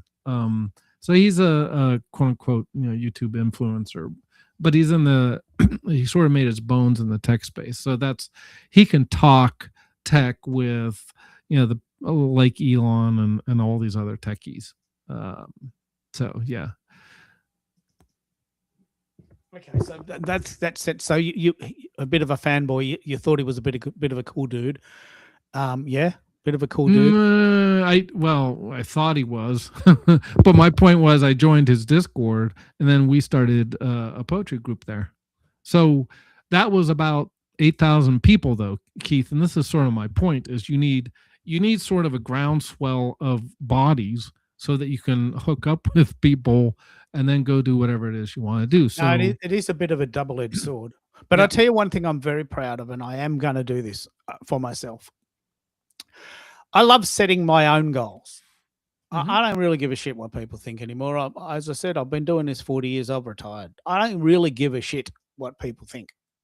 That can't possibly be true, but I'm not going to do things that people say I'm going to do because it works for them or it's socially acceptable. So I've decided for myself, and it will happen, that I'm going to get 10,000 views a month on my blog. Now, I know how to do it. It's a lot of work, but I can do it, and I will do it. And this is the latest. This is today's stats. In the last 30 days, 9,389 people read my blog. I'm very proud of that. That might be several people reading several articles, so it might only be 5,000 actual people.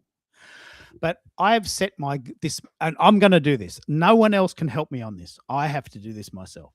Right? This has nothing to do with my show in a way, but I'm doing that. 9,389 people read my blog this month. How cool is that? How cool is that? Right? Why isn't that enough? Why isn't that enough? Hold on, that's cool, Keith. But Zakia hit it on the nose. And I don't know if you remember what she said, but she said she gauges success by how many people are, how. And I know you're talking, you don't care about monetization, but she's gauging, and I'll get to my point in a second for you. But she's saying her gauge of success is how much money is coming in the door based on her input, right? So she's putting X amount of hours in. This is the money coming out. To you, what I would say is, okay, so you have 9,000 viewers. How many people are showing up to get on your show? No, that's a very good point. And to the point that I could, I don't know if this is true. I think I might try this one for a month. I could probably not do shows and just blog. I wonder what that'd feel like. My gut feeling is it wouldn't be right, because I get dopamine from my blog, and no one comes to my shows. So I can't keep pouring energy down the toilet. Right? I can't keep pouring energy down the toilet. I've been doing this since 2006, Mike. I've heard every possible scenario, and I've tried them all. I'm just regurgitating myself now. I've tried everything. Right? That sounds ridiculous. Of course, I haven't tried everything, but I've tried a lot of variations. My blogs are working.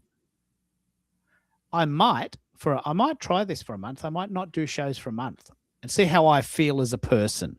Does it satisfy me? Do I get enough dopamine to sustain me? Or do I miss this? Right? Do I miss this? I don't know.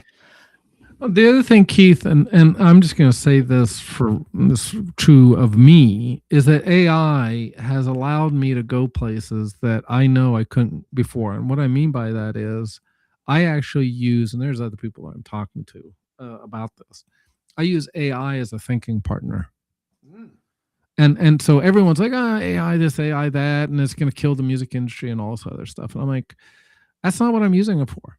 Yes, I use it to create music with Suno, but the bulk of my stuff, you did it with the Bing, and you blew me away, dude. I think you might have told me, but I was like, I actually think Bing is doing, at least for what I want to do, is probably doing better, at least for some of the stuff. Now, it's not doing cinematic, which is a whole nother thing, and maybe I'll play around with Bing. It's bottom line, but I think that it's allowed me to go places I just couldn't go at a speed that I couldn't go. Yeah, of course. Yeah. So and add dude, I don't know if I told you. I shouldn't tell you this, but and I was mostly ChatGPT. I don't know if I would stick with ChatGPT, and I still have it. But when I go on my walks, Keith, I go on a 4-mile walk, and I actually talk to ChatGPT. Yeah, of course. I get it. I totally get why you would. I do it too. But I type it. I talk to it, but I'm not asking answers. I'm saying I want to talk, for instance, let's talk about this, starting this, how do what's the marketing plan, or, what's the best way? And I've been down that road, by the way, but and anyway. it talks back in a voice. Yes, it will. Yeah. Yep. Wow. Okay. Yeah. I get that, because on the phone, by the way, you have to do it on the phone. Well, I'll bring Peter in a minute. He wants to talk about CRISP, which is a very good segue. What I do, I use Perplexity, and I type in how much petrol is left in Melbourne. Mm-hmm. I know this probably doesn't relate to what you're doing there, but we're going to run out. We got 39 days of petrol left in Australia. Right? What happens then? Well, we think we might do this. They might introduce petrol rationing, and I talk to it. Okay, so if we do introduce petrol rationing, what do you think is the most likely scenario that would be $50 once a week? All right, good. And how will that go? Well, public transport you can use, and that will save time. There's a work from home movement. And so what you're talking about there is that we now have a partner in our brain. I'm on Perplexity like 10 hours a day. I'm always asking it questions. How much petrol do we have? I mean, is it likely that we're going to have, and like, it could be that. Is it likely that? Because I'll tell you why I do this. My wife is not speculative. She hates those what if questions. And the answer is always, I don't know. I know you don't know. I'm not asking you for an answer. I'm asking you, what do you think might happen in Australia if we ran out of petrol? I don't know, Keith. I know you don't know. It's never happened before. What do you think might happen? That's not the question is, I don't want an answer. I want a scenario. I don't like to think about that. I don't want to speculate. I want to deal with facts. She's a Capricorn. She's a financial advisor. Yes or no? 1 + 1 = 2. It doesn't equal anything else other than 2. 1 + 1 always equals 2. Right? So I can't get her to speculate. So I say to Perplexity, hey, what do you think come Mother's Day, May 11th in Melbourne, if we run out of petrol, what do you think we're going to do? Well, there's a big movement towards working from home. Public transport's free for the month of April. We're probably going to make diesel out of cooking oil. A big surge in electric cars. Maybe people will just stay home more. All the tradies will lose their job. We might have a recession. Buckle up, buy extra food. Right?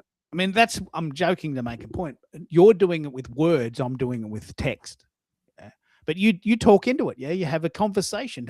What does that feel like, and what does it mean? It changes your whole dynamic of the way we live, doesn't it? Well, you had brought up a couple things. Number one, I don't have a lot of people around me that think like I do. So what am I supposed to do? I have one friend, usually I talk to him on a daily basis, right? But even he's working. So, I can't talk to him endlessly. And I can't really talk to him about ideas that I want. Now he may agree with me, right? And I don't necessarily always want agreement. I want, I may want what I call opponent processing. I may say, give me the counter argument to this idea, right? Because the other thing, Keith, is I don't want to get stuck in my own echo chambers. I actually want to talk to people that disagree with me, kind of like you. I'm just kidding. Although, no, I mean, Australians do think a little differently in the United States than it's just in your culture, right? So I found it very valuable, Keith, actually, to watch. When I went, I've been sort of around the world, including Australia, and it's an eye opener to see how other cultures deal with things, and so like I'll never forget, dude. When I went to Uganda, I was just so damn grateful for what we have in the States, because they're barely eking out like survival, not like where am I going to get gas? They're like, where am I going to get food? Today. Or I have bad drinking water, or whatever. My kids are dying from whatever disease. So I just so I talk to it, but it's usually like Keith. It used to be. Well, do I do songs? I didn't really do songs because I have a very set way now that I'm doing songs. But if I was going to write an article on whatever, particularly back when I was writing stuff on cybersecurity.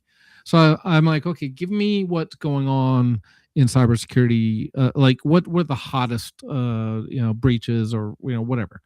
Obviously AI security is huge right now. So I would go down that road and say, okay, what happened with, this leak, quote unquote leak from, from Anthropic and Claude. Supposedly there's this big leak, and I would go through, and then I would say, okay, step me through writing, an article, and we would go through all these various things, and then I would have something. Again, it wouldn't be creating an article, but it would have all of this information that I would plug in and say, okay, give me a framework, and then when I got home, I would write the article.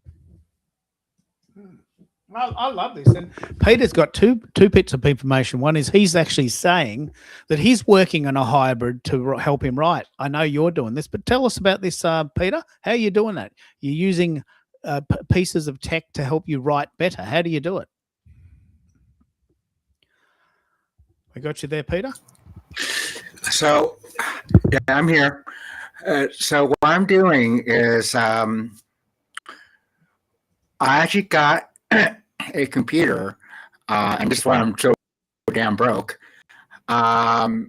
Because when people told me AI, I went, wait a second, how is this AI better than some of the smartest program techniques from 40 years ago?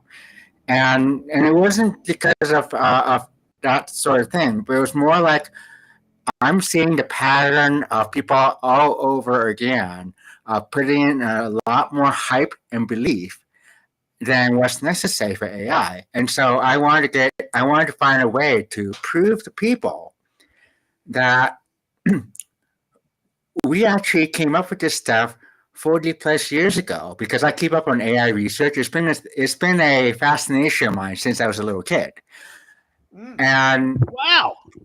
over the year, yeah, and over the years, I see people reinvent the wheel while I just kind of gather and save snippets of code or blogs from people who wrote this stuff.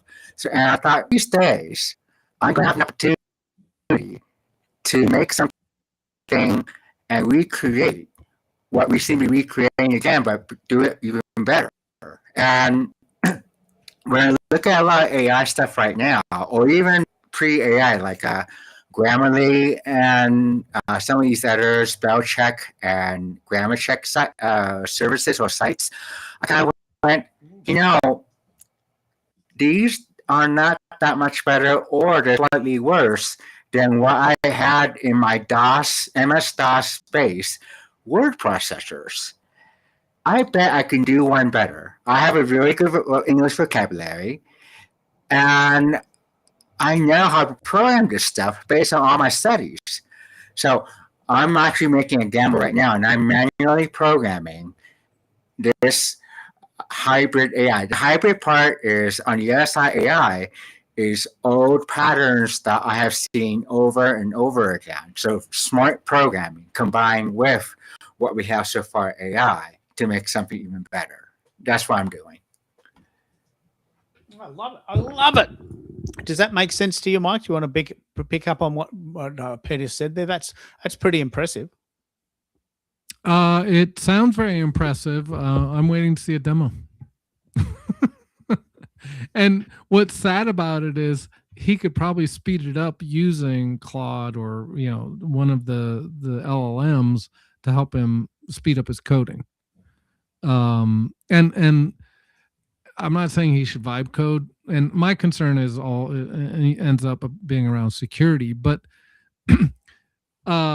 Keith, one of the things that has and continues to disturb me is, first of all, like the video stuff, it's not really living up to what my vision, meaning it's going to sound sad. I want an easy button to create the vision that's in my head. That doesn't exist. In other words, most of the tools that I've been using never quite get there. And it's very, very frustrating. It's like, either I have to spend a lot of time trying to learn the tool. I'm like, that's what the computer is supposed to be, making my life easier. Now, it seems like Bing is kind of close to a degree of like what I want to do for like illustrative type images. And there's a certain amount of that I want to do. But then there's a certain amount that I do want to do as more cinematic. And by the way, this stuff is changing so fast, but the cost is ridiculous. And this is the issue: is there's a lot of hype, and it's actually kind of creating, for lack of a better word, and I don't bring this up very often, but it's creating a class system. Oh no, you're right. Of course it is. So that those that can afford, and it accelerates, Keith, because the more I can afford, the more I can make, if that makes any sense. In other words, and the more like agentic stuff, meaning the, kind of like where Zakia was going, I can do it better, faster, and soon, Keith, and this is a worry of mine, when AI finally delivers on its promise, we're going to have people that are left out of the ability to make money at scale, so to speak. And we're kind of already there. But like particularly, go ahead. Is the you mentioned the idea that when AI takes off, and because we are very much creating a divide of people who want to do it and can do it, and people who can't do it and don't want to do it, is America open to the idea of a UI, a UBI? Or is that really a Western socialist idea? Is it too out there? Is it too left for America to consider that there might be people that just can't work, and maybe we should look after them? I mean, is that just too hard? Okay, this is going to sound harsh. We're going to have to figure out how to do that at scale, and we can't trust our governments. I'm sorry, the governments do a really shitty job Worth having. at that. Right now, I agree, and this is the problem anywhere. Actually, is so we all hopefully care about our fellow humans, right? But I think where it really breaks down, and again, I'm sorry, I'm 61 years old. I haven't seen a system that works very well at acting as a safety net for people that aren't able. And then the question is, are they unable, or in certain and again, I'm going to be a little controversial. In some cases, this has been created so a segment of society has been created, whether it was through really bad educational opportunities or whatever. So there's X amount of the population that is unable, to your point, and it's not necessarily their fault. Then there are people that have been enabled, right, and incented, right? So, and then there are people that bought into the, and I'm sorry, this is probably the first time I'm being this politically open. Then there are people that think that the 9 to 5 is the way, that we have to live. And that, you sit in the traces like a dog or horse, and you work for 50 years or whatever, and you retire on your little nest egg, and off you go. And that's the only way to, live. And then there's people that are somewhere in the middle, that are hybrids, or then there's people that are entrepreneurs that said, F all of that. I'm going to go out and, build a better mousetrap, and I'll make my money. And no, I'm asking specifically because I don't think in my lifetime the US will ever embrace a UBI. It's just not in your bones. It's just not in your makeup. And that's your belief system. Like, it's just not in your bones. I don't think Americans are going to embrace a UBI. Canadians and Australians and the Norwegians, we're already talking about it. We already have a version of it. Like, but Keith, I'm going to quibble with you only because we have welfare, and we had, for instance, we had something called Women, Infants, and Children, WIC. So we've done certain parts of that, right? But I think, again, in my opinion, the roadblock has been big government and handing it off to the federal government, which I don't think works. We need to start, like Zakia was saying, and there are activists out there, by the way, Keith. I think whether you like it or not, the church was the default. And by church, I mean I don't know about Australia, but that was the safety net. Insurance, actually, Keith, came out of widows and orphans back in the UK, right? That's where the whole freaking insurance thing came from. But it was a safety net. So I'm not as dystopian or whatever as you are relative to thinking that can't happen. But someone's got to come up with a better mousetrap. Meaning and get that closer to where it needs to be distributed, because I don't think doing it at the government. And then I'm not even talking Keith necessarily. I mean, I look at what happened with Elon's trying to clean things up and all the fraud and abuse, and that went over like a lead balloon. And you could say, to some degree, it was probably because of, Trump and how he approached it and all this other stuff. But at the same time, I'm sorry, Keith, but you have an embedded ecosystem where you have people that aren't working to the level that they should. And I mean, it's like, how do you fix that? And I don't think you snap your fingers either. It's like someone has to, and it has to be, well, all I'm saying is I think a lot of people look at Trump this term, and whether you agree or disagree, Trump got elected both terms because people didn't like what was going on, and that's not going to change when he leaves office. I think there's a growing, in the United States anyway, I think there's a growing concern that Washington isn't doing it. And I'm not saying we're going to have a civil war. I don't know. But my sense is that the American people are sick and tired of the bullshit that's going on in all levels, whether it's state, federal, and we need an answer, and we need solutions that work, Keith. I agree. Well, we might agree to disagree on that one, or let it go. Jason, who's a Canadian, maybe an honorary Australian, because we think very similarly. Jason is I've been waiting for this moment. Jason is a Substack aficionado, and I'm going to slightly change the argument there. Sorry to cut you off, but I think that could have got quite toxic, and I do agree that it's a big topic. But Jason from Alberta, Canada, has been on Substack for 4 years, and I would love to hear, Jason, what you have seen change, and whether you think whether you're as excited about Substack as I am, and what do you think what do you think's coming? It's unbelievable what they're doing, isn't it?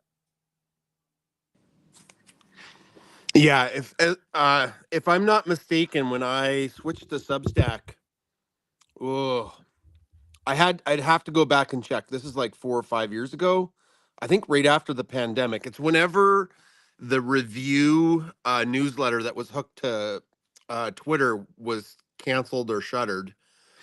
Like Substack was literally a ghost town, and you kind of used it as a hosting ground for your newsletters. And then I'd say in like the last 2 years, it's really exploded. They still had like the feed where you can post pictures and videos and text. But then having the social audio, and they keep expanding how good the newsletters are, like adding little features that you can put into it. So it's gotten a lot better, especially in the last couple years. And I've mentioned this before, and I think you agree, Keith, that it has a feeling of like pre X Twitter, pre Elon Musk Twitter. It's the original Twitter, isn't it?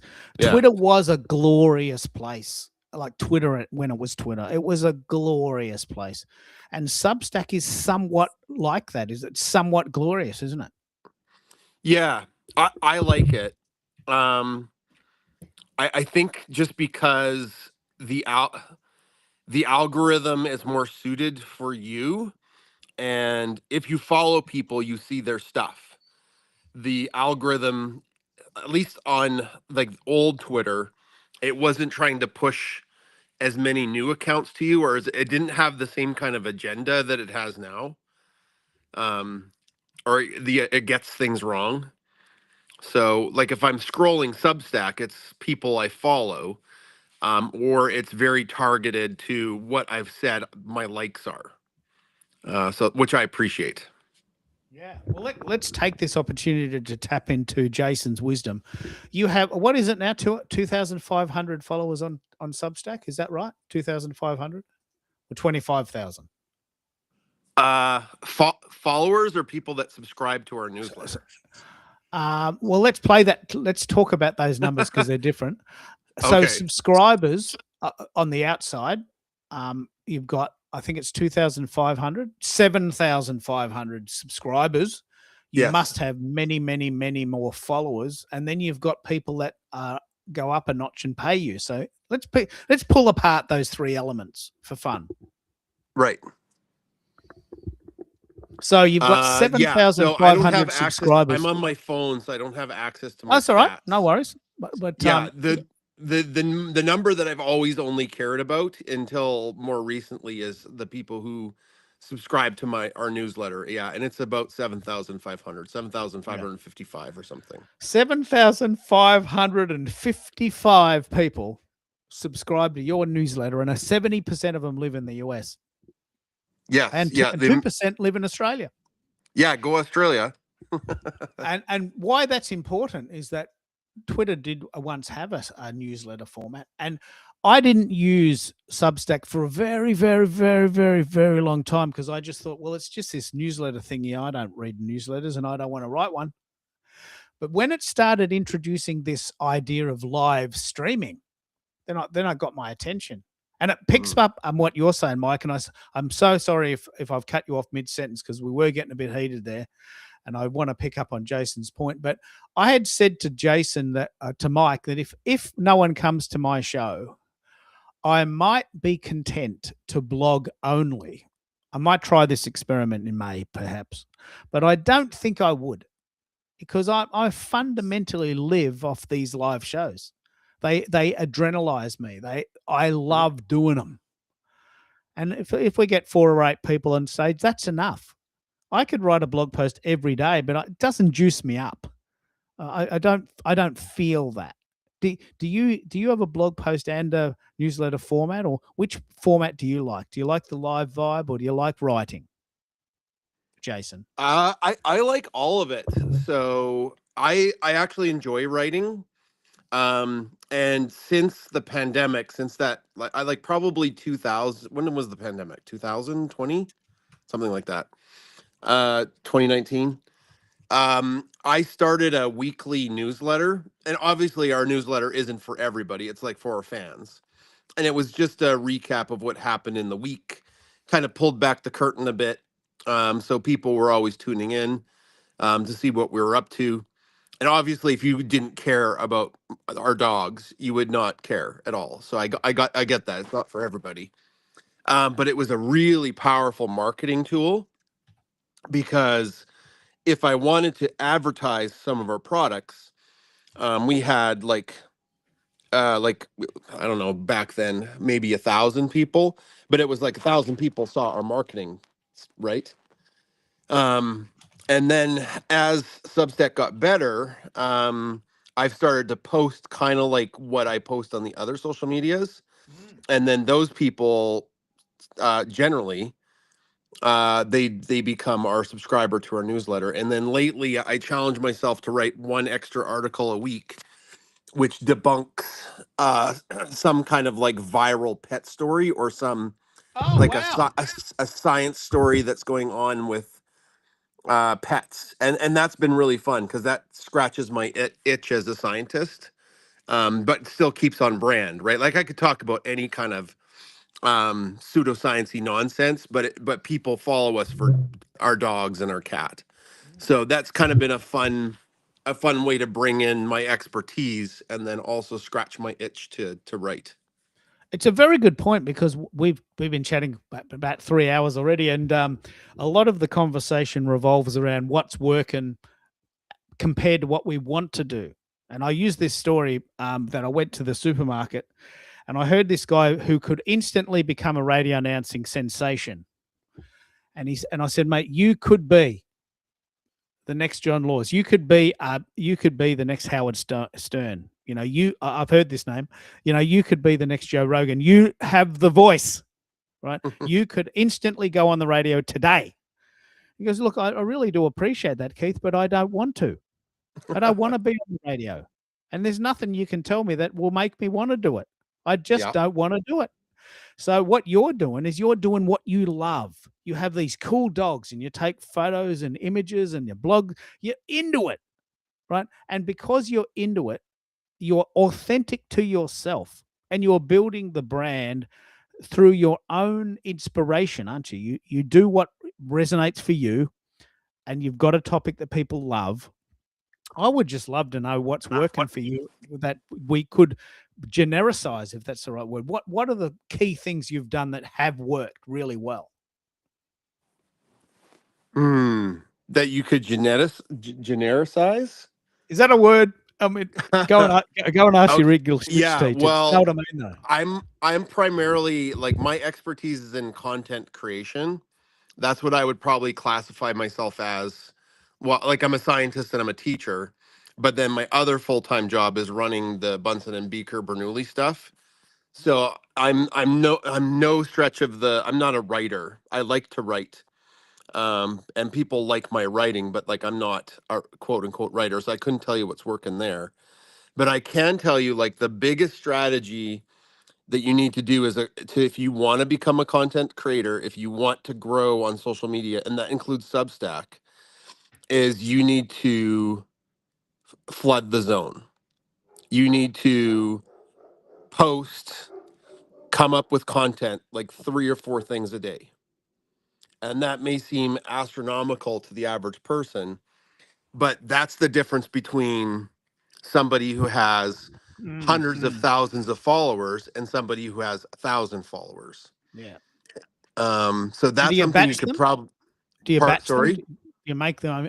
Do you batch them and like do you spend a day batching it and then you spend a day sequencing it out, or do you just think of it spontaneously on the fly? Yeah, you gotta find out what works for you best. So I have a week schedule. So like on Monday, I do a certain type of content every Monday. That way, it's easier for me to organize. I do a certain type of content on Tuesday, and so on and so forth. So I do have a busy day job. So in the evening, I spend a couple hours working on the content, and then I schedule it out. I love this. But that, I mean, like, even if you want to be a writer, you have to, if you want to get better at something, and then you have to flood the zone and then look at your stats to see what works for your audience. And then when you find something that works, you just do it again and you do it again and you do it again. It's like the best selling item on your menu.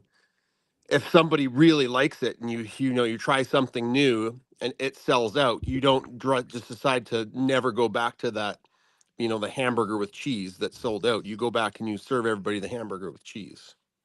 Yeah. So I think you're right, because the idea of what's working is a bit of a generic term, and some things work for some people. And I love experimenting.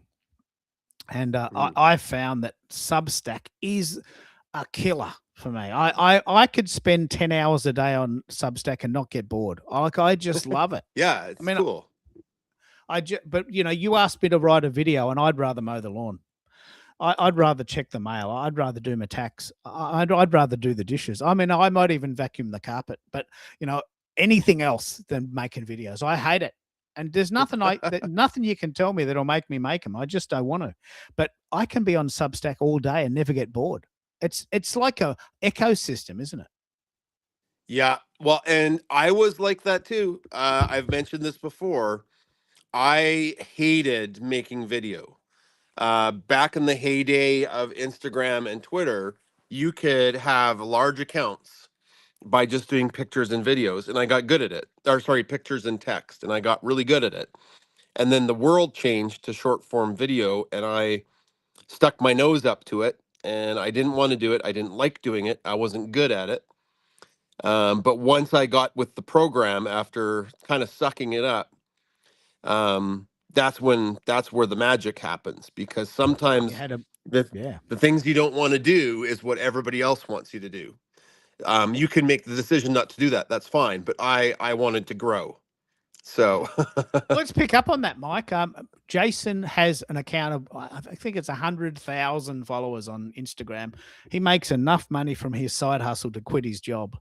And it's mostly a video strategy. So that's something that will resonate for you. Is there anything you'd like to ask Jason about making videos that might help you get to the next level of why you're not making them?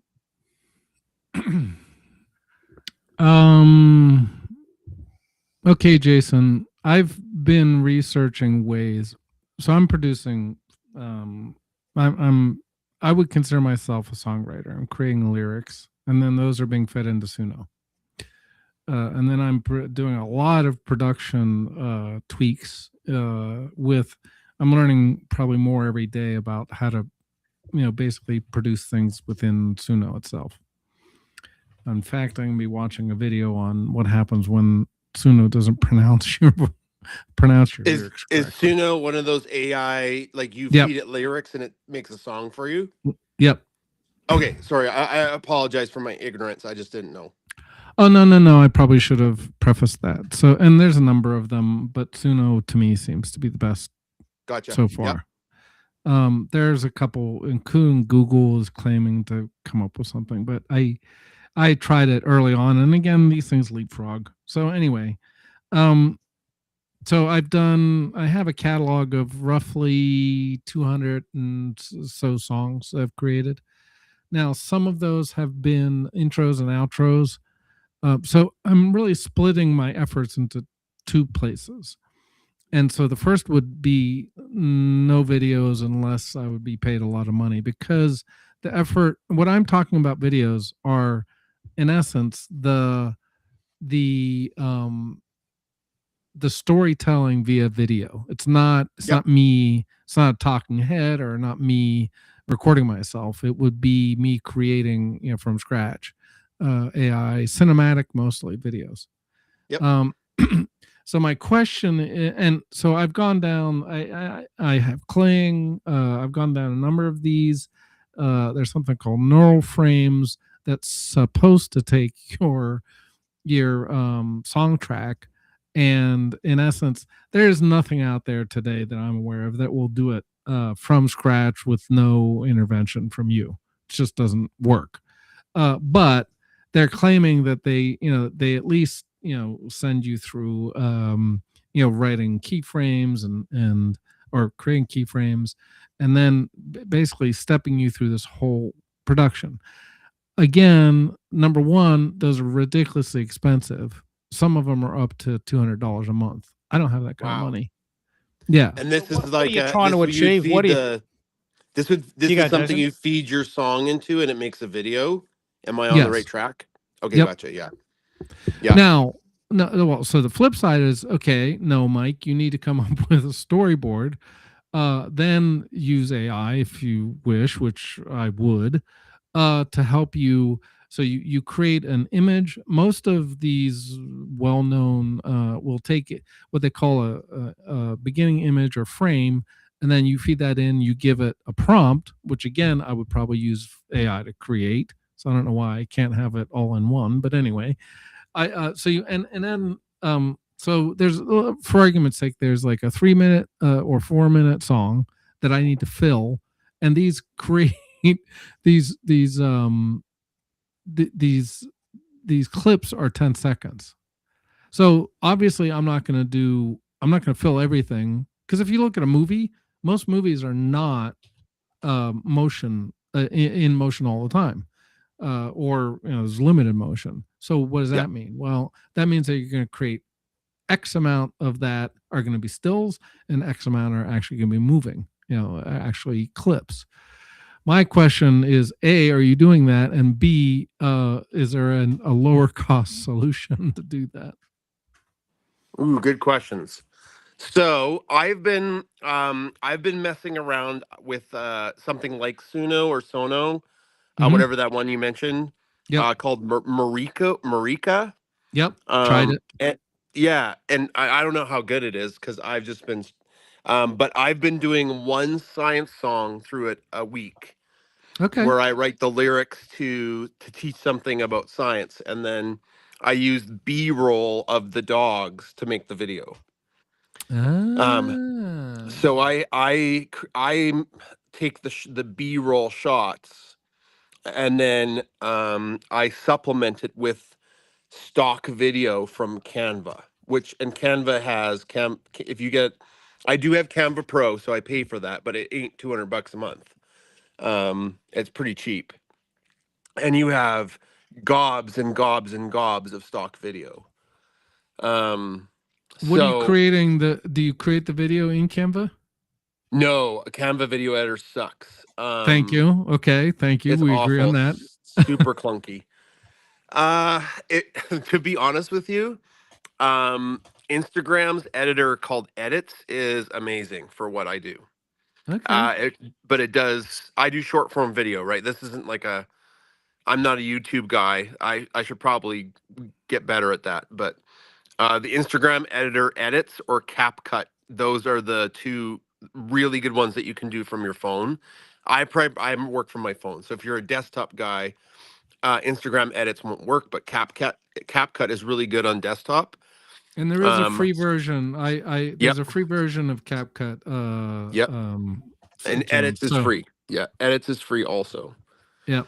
Yeah, and then it's pretty easy to CapCut. You can import your music track to, edits you can import your music track to.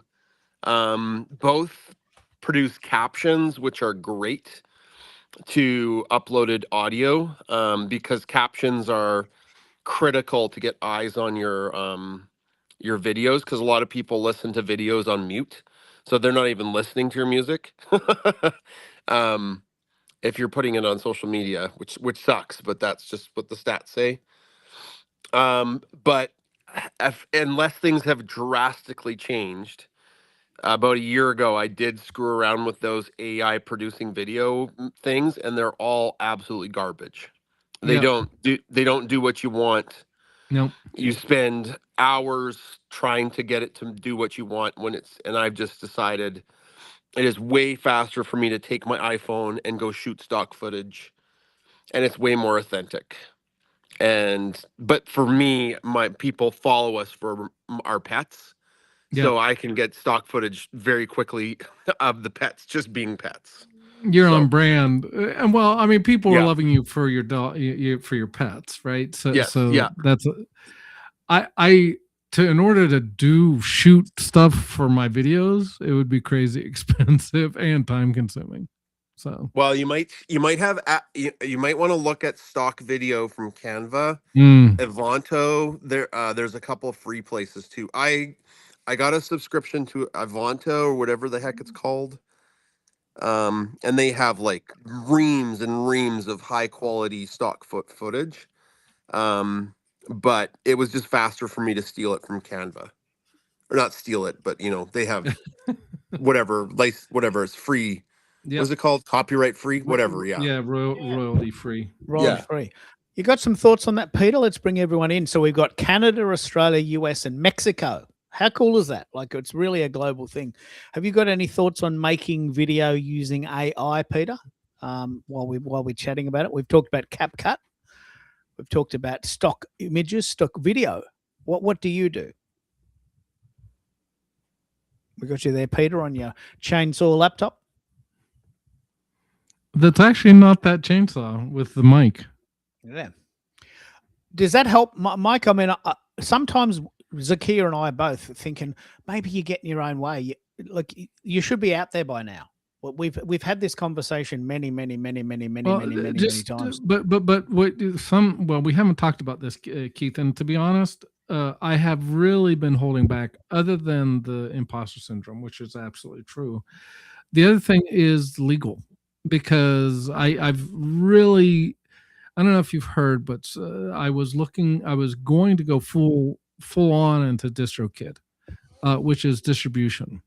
You can't make money. The bottom line, Keith, is it's going to be very unlikely that you make money streaming. I mean, you have to have millions, and I don't know if we talked about this, but so I wasn't going to go there. Then or I was going to do it maybe to get eyeballs, but I was going to bring them the eyeballs, and this is kind of where I wanted to go with Jim too, but is where can they buy? So where can I make money? Where can they buy the tracks? And so then there's, like Apple. So long story short, there's basically what's happening, and I'm not saying this is completely true. And what I really need to find is someone that's actually making money at this, using AI, even, someone exactly like me, meaning I'm writing the lyrics and using Suno or, whatever your program du jour to create it. And then because what's happening is Bandcamp, which is where I was going to sell, has basically, now what they're saying, this gets very legally mushy, is they're saying you can't copyright anything created by AI, but I can copyright the lyrics. Well, I have a song that has lyrics. I'm writing the lyrics. Who owns the song? Who owns that track, basically? So they're basically saying, if I'm pushing the button on Suno and doing everything, then I don't think I can put it on Bandcamp. I'm going to actually have to your point, Keith, I'm just going to have to bite the bullet and just start putting things up on Bandcamp. but I could have sworn even Bandcamp needed a 10-second video. There was some video component that they were asking for. And then there's all sorts of, Keith, and you probably know some of this, there's all sorts of stuff about royalties and this, that, and the other. There's all sorts, and then we're right in the middle of this big legal mishmash now. And to be honest, part of me was waiting until Suno and Warner Music came out. That's a fair comment. Came out with that law, that they've settled the lawsuit, but they haven't came out with. My understanding was they were supposed to pay the artists in Warner Music to create a new Suno LLM. So then, as far as I know, that would be completely illegal, and anything I did would be covered. That's kind of why, to be honest, I mean, that's one of the reasons I haven't done it. The other one is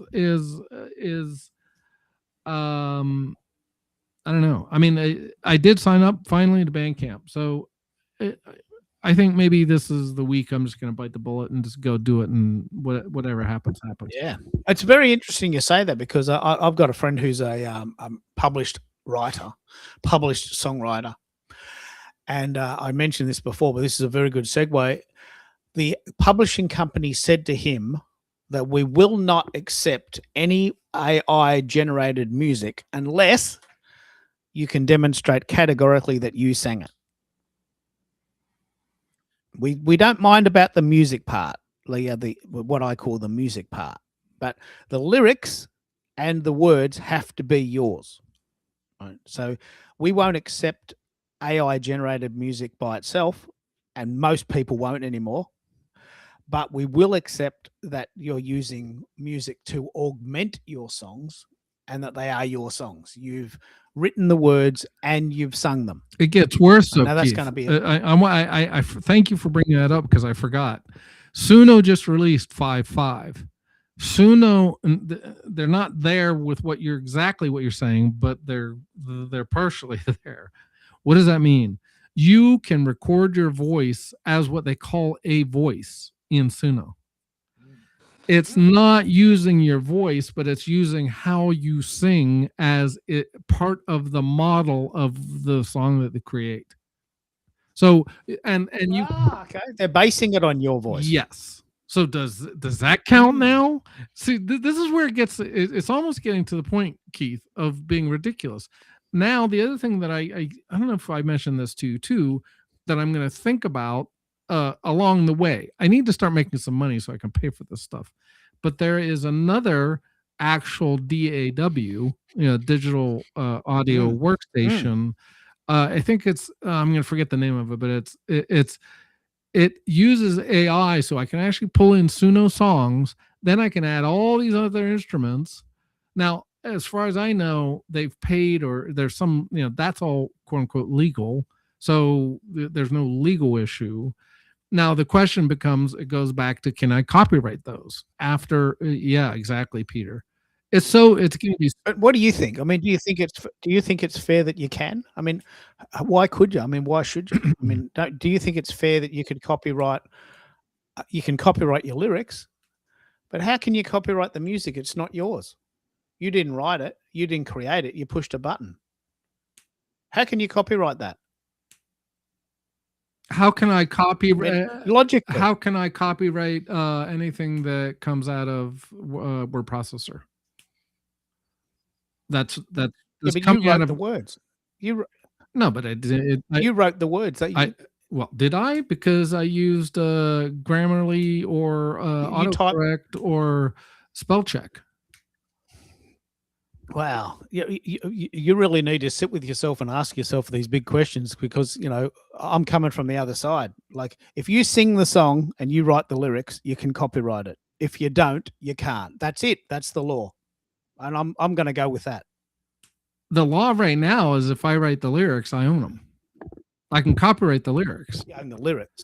Okay. Yeah, you can, but you shouldn't be able to copyright. I mean, you shouldn't be able to copyright a song you created on a computer. You can't. I mean, you didn't do it. Okay. What about the people that are using? You didn't type in the. But hold on. What about?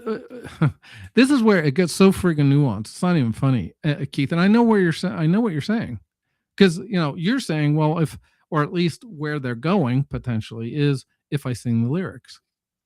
But like I said, so now 5.5 is saying, okay, you can use your lyrics to create the vocal piece of it. So I'm matching what you're saying, sort of.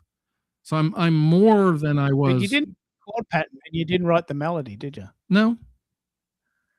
But if I'm hiring studio musicians, I didn't play that, so I'm still selling the song. Yeah, but you would have told them what to play.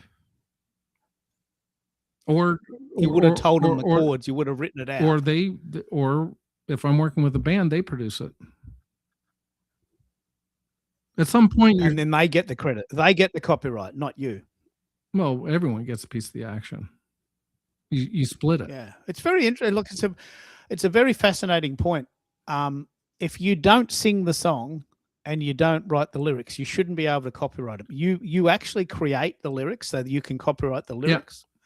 But if you don't write the melody line and you don't write the chord pattern, then you can't copyright it. That's it. I mean, that's where it'll go. There's no disputing that. I know that's what you're believing, and that's fine. I'm not saying you're wrong. I'm saying that this is so freaking nuanced, it's not even funny. Because there are actual, regular, normal, what you consider musicians that are using, for example, they use Suno to demo. They don't, that's not what they're selling, but then they go back and create it. Well, okay, so who created that melody? Yeah. No, it's a very good point. Like if they sing it, yeah, and they didn't create the melody. No, they created the melody, but they demoed it in Suno first, and then they're playing, like, let's say the piano piece. So they're actually, yes, absolutely, they're playing the piano piece. Then they're playing the guitar piece, but they didn't create the melody. Suno did. So okay. So let's just see how this develops. Because you're not a musician, Michael, you can't possibly understand how we feel. You can't. You've never played an instrument. You don't know how hard it is. If you don't play an instrument, you shouldn't be able to copyright the music. I mean, that's it. That's just the deal. I've been in vocals for most of my life, Keith. So but you don't play an instrument. So if I'm a lead singer, I have no rights to the song. If you sing this is a very good question. If you sing someone else's song, you don't have copyright on the song. That is true. Even if you're the lead singer of the band, if you didn't write the lyrics and you just sing someone else's song, you don't own the copyright of the song. That is true. That's the current law. Do you get paid? How do I get compensated for like when I'm on stage? I don't get a piece of the ticket sales. It's the singer of a band who doesn't write the words gets paid two ways. One is by gigging, and they have copyright on the recording because they've recorded that, right? They have sung a physical song into a gadget which has recorded it and put it out. So if you don't write the lyrics and you sing a song, you've got nothing. Like, you've got nothing. The drummer of a song doesn't have copyright on the song. The singer is like a vocal drummer. If they don't write the words, what have they got? They've sung someone else's song. Why should they get copyright on that? They haven't written it. I guess we're confused. We're getting stuck on copyright too. I'm talking about getting paid. Who should be getting paid for the record? In other words, when a band produces a record, are you saying only the melody, the creator of the melody? No. We're talking about copyright here. But if there's a 4-piece band, Mm-hmm. a singer, a guitarist, a bass player, and a drummer, and the guitarist writes the song, well, he gets copyright on the music. And if the singer writes the words, he gets copyright on the words. Some bands, like the Foo Fighters, I think, will say, look, we're all in this together. Everyone gets an equal share. Some bands do that. Some bands don't. I wrote the words are mine. You wrote the music's yours. The drummer and the bass player, they just get a performance fee. because they didn't write the words; they're just playing what we tell them. That's an extreme example. Most bands will say, "Look, we're jamming this out. You came up with this cool riff, and I came up with this drum pattern, and that drum pattern inferred my words. So we're all in this together. It's an equal split." But I think the Foo Fighters do that. But there are bands that have said, "You are the drummer. You're simply playing drums on my song, and you'll get a performance fee for that. And when you play live, you'll get a wage. And if you leave the band, you get nothing." True. If you leave the band, you didn't write the song. You shouldn't be entitled to any of it. If you play it live, you'll get a performance fee for being on stage, and if the song gets on the radio, you get a little cut of that 2 cents we get. But if you leave the band, you're not getting an ongoing fee for that. You didn't write it. You just played drums on it. Just played drums on it. And that's the law. That's copyright law right now. So all we're doing now, I'm really interested in your thoughts here, Jason. We're going into the weeds a bit. What are your thoughts about AI music and AI in general? Is it getting a bit sort of AI sloppy, as we call it, or do you use it to create images, and do you sometimes use it for fun? What's your take on AI?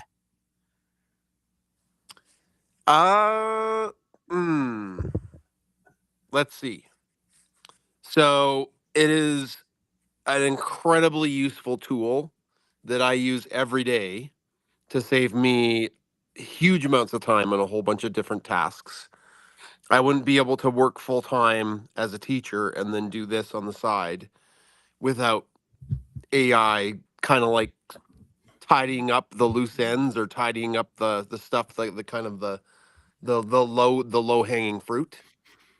There is a growing backlash against AI. Um, if our fans find out we've posted anything that is AI, there's a lot of people who get really, really frustrated. Wow. Tell me about They'll that. unfollow us. They'll leave snarky comments. They find it unauthentic. So Yeah. when AI video first came out, I was using Google's thing, whatever it was. I'm trying to remember it. Anyways, I made a series of videos that were initially really popular, where one of our dogs was talking to one of our cats because AI made it, right? And it was a podcast, but it was podcast, PAWD. And Podcast. That's right. It was podcast. yeah, Yeah. so the dog and the cat would have like a 10-second back and forth about, it was like one of those podcasts where they're talking about some issue, but the issue they were having was some dog or cat issue, right?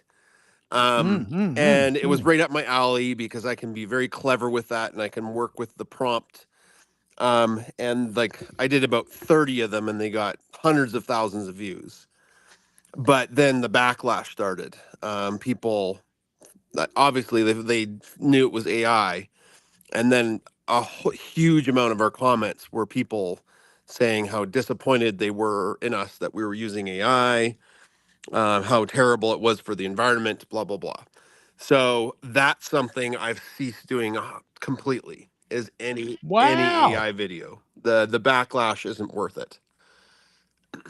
um, Wow. um, And as a teacher, you have a very strong opinion of it, yeah, don't you? AI is the worst. As a AI is the worst for kids to have access to because they're kids. Yeah. Yeah, it's too powerful.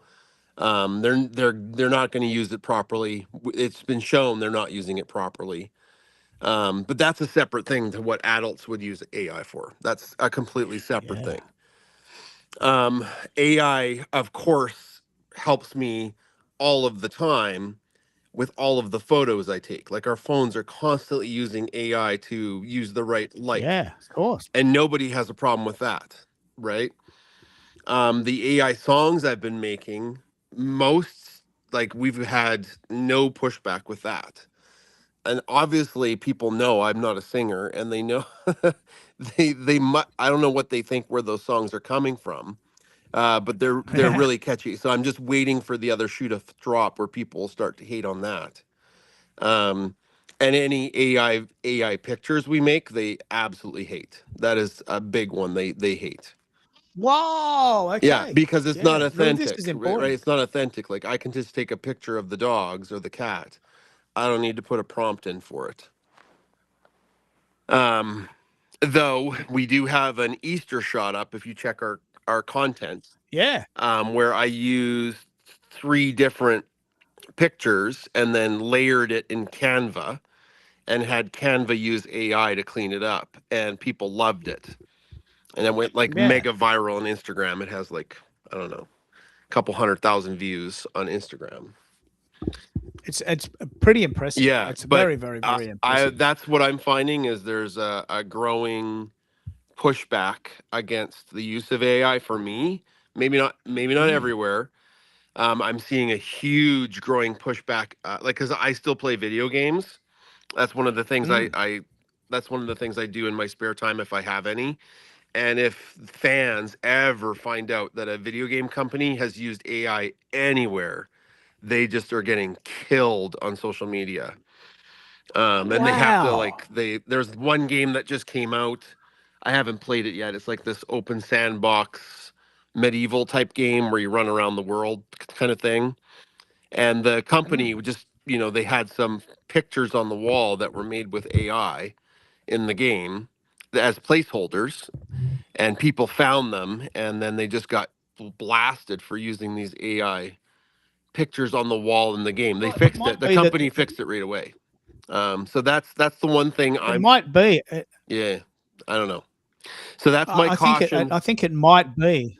Yeah. That's my caution now for It's a very creators. If I important. talk to creators, is do not rely heavily on AI anything, because all of the social media platforms are now sniffing it out. And if they find you're using AI, especially like AI video, I think they're demonetizing YouTube people who use it. Like you can't make money on YouTube Shorts if you make AI slop or AI 10-second videos. So yes, Yeah. but there's other places where AI is really, really handy. So I don't know. It's a bit of I was definitely more pro AI a year or two ago for creators. And now I'm like, ooh, you need to be real careful with that. Just Yeah. your audience. I think there's a. Yeah. Well, I think the audience. I think the average person in the street really dislikes it. And what I will say, this is pretty interesting. They'd recently done. I think Spotify did this study, and they interviewed, I don't know, 100,000 people, and 97% of people couldn't tell that the song was AI. Yeah. They couldn't tell. It's really hard. And probably once they knew it was AI, that'd make them really angry, but you'd have to tell them. Yeah. Like they couldn't tell. Yeah. The average person in the street, I mean, I'm listening to the radio. I'm really interested in your thoughts here, Pete. We've gone off track a bit, but do you use AI to make music or images, and what do you use? Well, I'd love to hear your thoughts. It's a balancing act, isn't it? We got you there? Does that surprise you, Mike, what Jason's saying? People hate on AI. They hate it. People in the average person, they don't know, but once they do know, I have violent reactions about it, as we do, as I do. Violent reactions to it. Have you been experiencing Well, it's interesting you should mention that, because I'm actually following a gentleman that is an actual musician, and has been for years. He is adopting. He's right in the middle of this whole maelstrom, and I'll see if I can find his latest. But basically, he's saying this is the Pandora's box is open, and I I wrote a song about Where's the Line, and he took almost, it's like he read my mind. He was talking about synthesizers, 808s, and even the DAWs, because there's a kid that doesn't he creates it from scratch and he can play an instrument, but he's not. That's not how he's creating a song. He makes claps. He claps, and then he tunes this, and he makes it basically an instrument. So is he the musician in that case? God only knows. I mean, a traditional musician would say absolutely not. But he's creative in beyond belief. And so what this guy is basically saying is this is yet another tool. Now, unlike there are people that have said you just push a button. Well, that's I'm not creating the lyrics that way. I create the lyrics. Then B, I'm telling it all of this other stuff. I'm not saying I'm a musician, Keith, and I don't want to get heated about this, by the way. So at some point I'm just going to drop it. But this is getting so nuanced. And like I said, these DAWs now, so I can pull a Suno song in essence, Keith, I don't want to shock you, but I can make it so that the current and probably future AI detectors won't be able to detect it. Because that'll be what'll happen. They won't. How can you tell? In fact, I've got a song about that.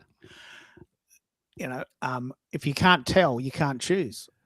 I might end the show on that. We've been going 4 hours. Can you believe it?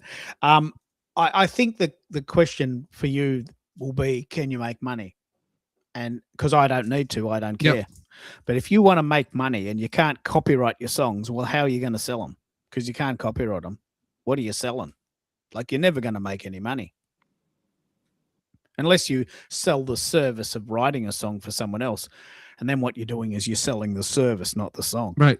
And that's part of this event, songwriting. That's exactly what that is. That's selling a custom track to someone. It's not selling, the track for general consumption. Yeah. It's unbelievable.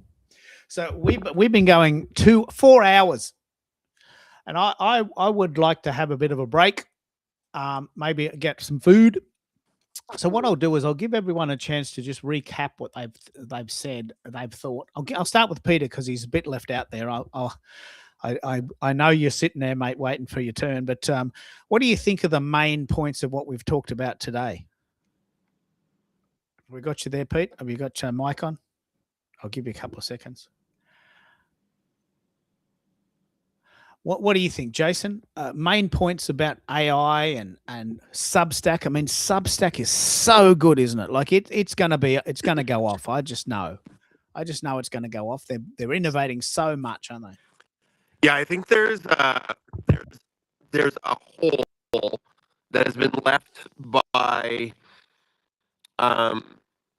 just how Twitter felt. And of course, people rushed in to fill the hole of everybody who left Twitter. But I'm finding that is a common thing people say about Substack. So I think who knows how big Substack will get. It obviously isn't going to grow to the size of Instagram or Facebook or TikTok, but it could grow to this, to be in between. Like something like Blue Sky and what Twitter is now, and that would be pretty amazing. Well, it's got 50 million. It could reach 1 billion, like LinkedIn's 1 billion. Substack has 50 million users. Yeah, 50 million. So that's not bad. That's probably more than Blue Sky now. Isn't that cool?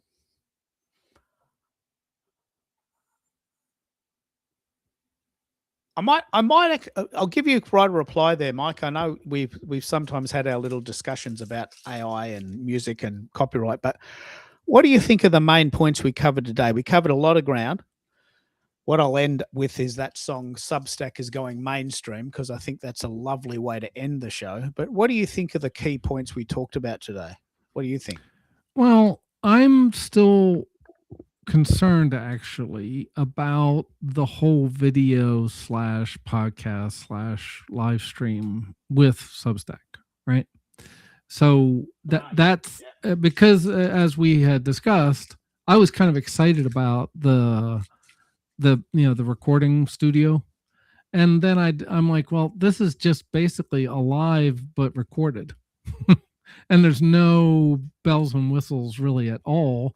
And oh, by the way, Keith, one of the key thing for me was I can't share my audio. So that's completely useless as it is for me.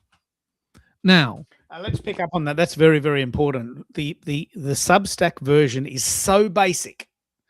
In my opinion, I think it's unusable. Well, and like I'm just going to say. Well, and just for clarity, well, that's number one. Number two, just for clarity. Now they say, and this was by the guy that's building it, that did the presentation, right? So he's not like some schmo. He said, we're working on it. I'm like, yeah, but you released it. And that's, I don't know about anyone else, but there has to be a lot of people that are doing screen sharing that need to, or some sharing.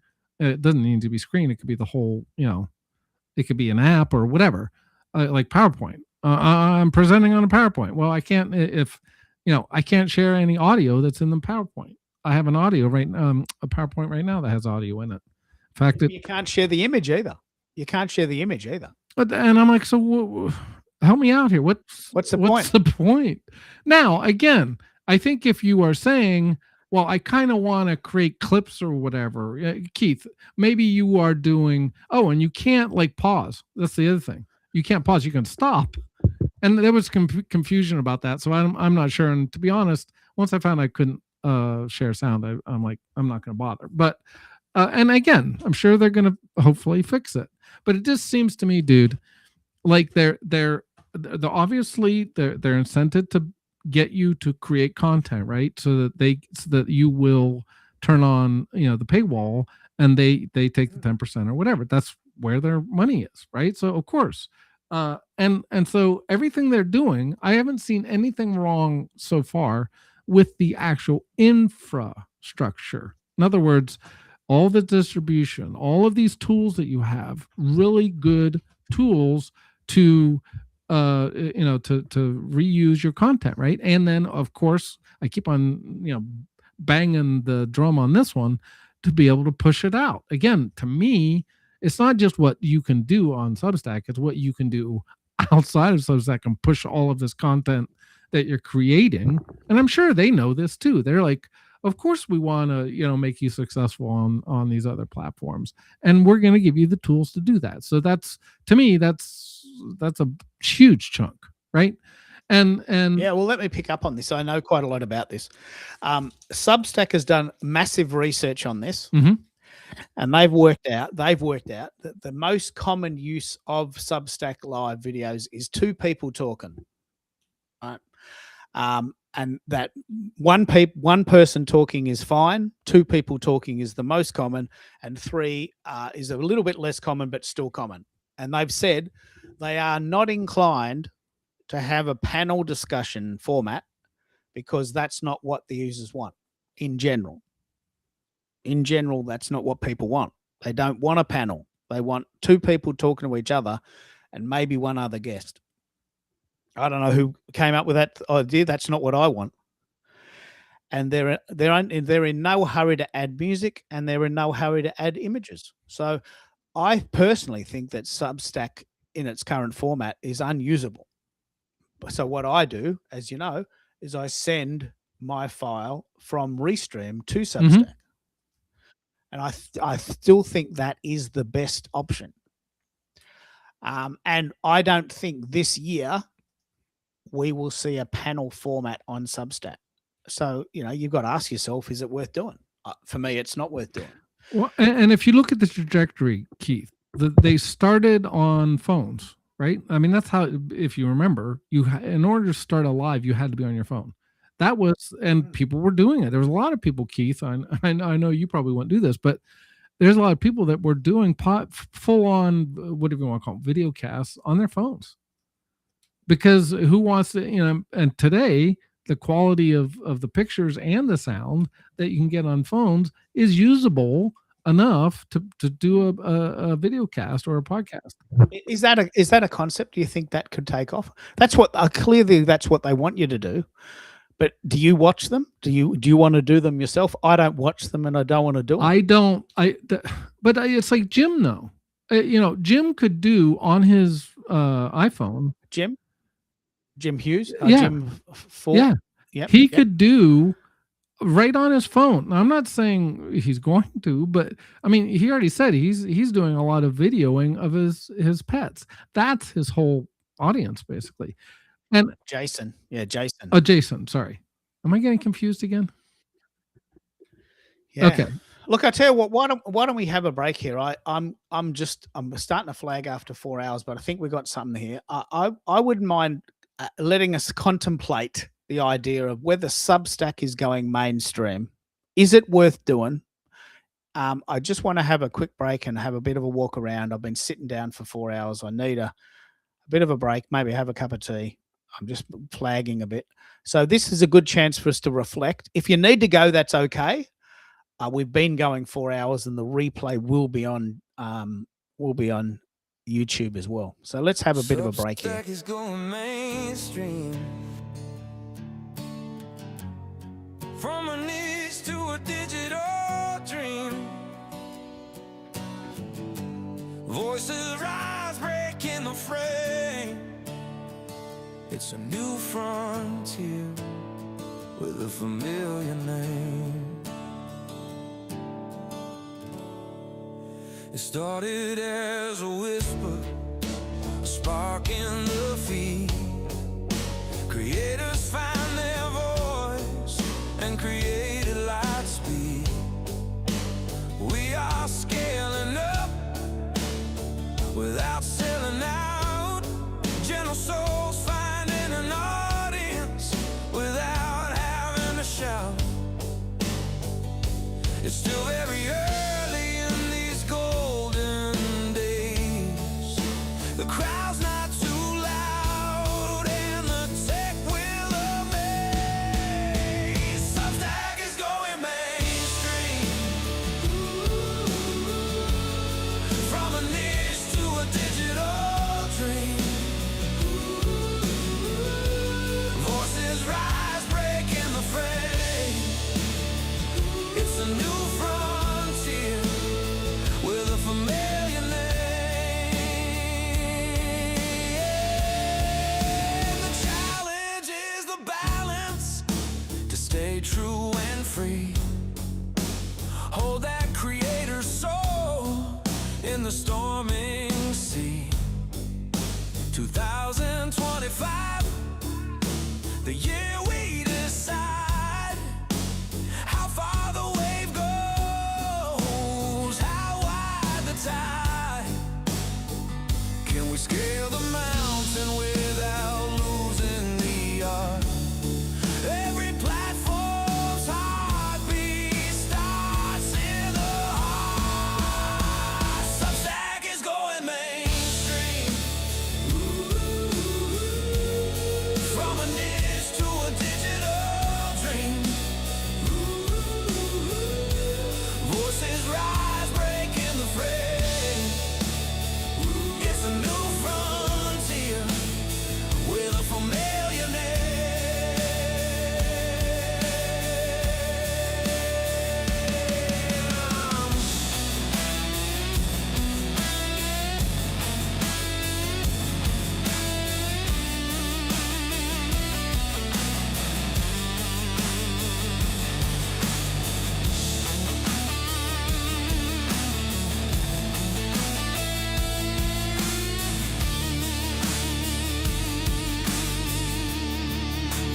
Substack is going mainstream.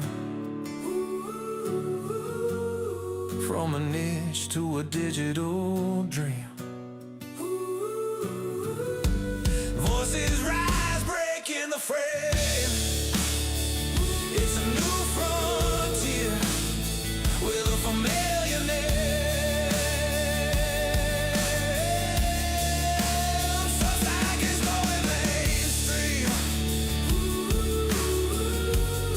From a niche to a digital dream. Voices rise, breaking the frame. It's a new frontier with a familiar name. Oh, Substack is going mainstream. 4 hours in, and I'm getting a bit tired. But let's wrap it up. I want to ask you, Mike, and we'll contemplate this over the next few weeks. Could you do music if you didn't make money? Would that just take all of the interest out of it? No. If you couldn't make money, Nope. would you still do Yep. it? You'd still do it, wouldn't you? Oh, and I'll I'll tell you why. There's a couple different reasons. One is most of my songs. Okay, so there's two things that I'm doing. I'm doing what I'm calling, signature soundworks or bespoke tracks, right? I'm doing that for family and friends. So I would continue to do that regardless of whether I made any money. That's number one. Number two is going back to what you were saying before is there's a passion. So what am I doing on the other tracks? I'm telling a story. I'm telling a story about society. I'm telling a story about my thoughts. I'm telling a story about, what happened in my life. I'm telling a story. I'm basically storytelling through songs. I'm not producing, although I've produced a couple of them that just are kind of noise or whatever, like my psychedelic songs, right? And that's to kind of get you to think about psychedelics. But I would continue to do it whether I made money or not. Well, that's. I want you to contemplate whether or not that's a viable option, because I remember in 1996. When my boss came to me and says, mate, you got two choices. You're either going to have to come to work on time or get the sack. And I said, well, I'm out every night playing with bands. He says, well, can you make a living doing that? Are you going to pay the rent doing that? Or are you just doing it for fun or to get the girls? Well, look, I do like doing it, and I'm not making much money out of it, and I can't pay the rent. He says, well, there's your choice. And look, I'm really embarrassed that I had to choose the job. I really wish I had the money to say, you can just go and get stuffed. I don't want to come to this job anyway. I only do it for the money, and I need the money. And I needed the money. So in 1996, I had a good look at it and said, look, I'm never going to make money here. I'm just going to give it up. And I stopped. I just stopped cold turkey, 1996. Sold all my gear. Sold it all. And I thought, geez, all that time I spent doing that, I don't miss it. I don't miss it. I don't miss it.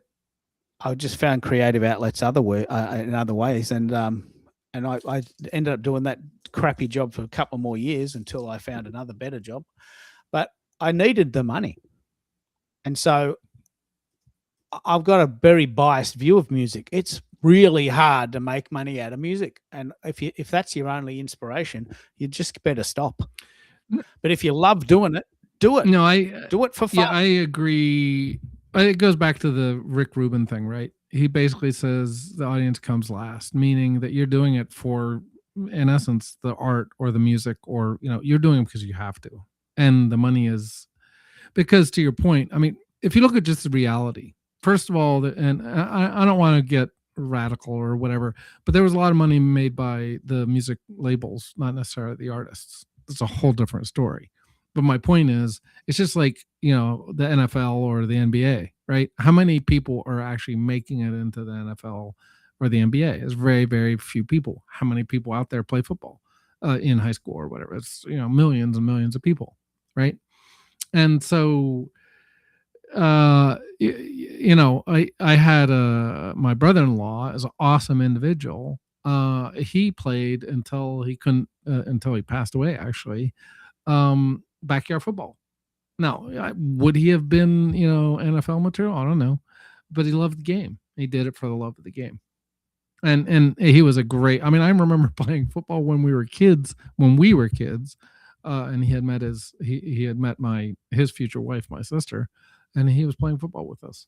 So you can't. You can't get those memories. Where else do you get those memories of backyard football with me? I mean, you can't. So, to your point, I mean, would I still like to make a little bit of money?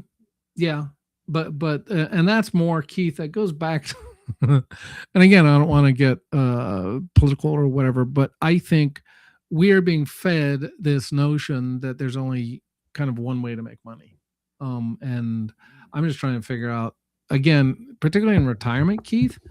I don't know how I'm going to keep myself out of trouble. Like, what am I going to do? And I'm not that far away. and my wife and I are talking about this quite a bit. This is like, what are we going to do to What are you going to do all day? well, It's a big thing. well, I mean, or I mean, again, Keith, I have all sorts of other hobbies, but at some point, you kind of want to develop one or two of those. You can't go into 10,000 different directions simultaneously. So anyway, it's kind of like what you're talking about. I mean, you love doing the Substack. Why not? Why not do it? And why not necessarily worry? Why worry about whether people are you're going to talk to the rooster? Maybe you give up, the lives. I don't know. It's up to you. It's very interesting. I've created about 10 songs now that I can talk for about half an hour without anyone. But that's what I do, and I have done it. If no one comes after about 40 minutes, I stop the show, make a cup of tea, and just tell everyone I'm still here. And then if they don't come, I just go for a walk. I mean, there's no point killing yourself. You can't flog a dead horse. But what I might do now is I might end on this theme. If you can't tell, you can't choose. So 97% of people say they cannot tell when a song is AI generated. Now, what does that say about the future of music? It's a fantastic one to end on. We'll pick it up again next week. Tomorrow, I'm actually going to a gig in the city, so there's no show tomorrow. But I'm doing a real thing. I'm going to see a real band in person again. And so that's something I'm going to do tomorrow. But this idea is a very, very, very poignant song. If you can't tell, then you can't choose. If you can't tell, you can't choose who's the ghost and who's the muse. They're using code to chase the views. If you can't tell, then you can't choose.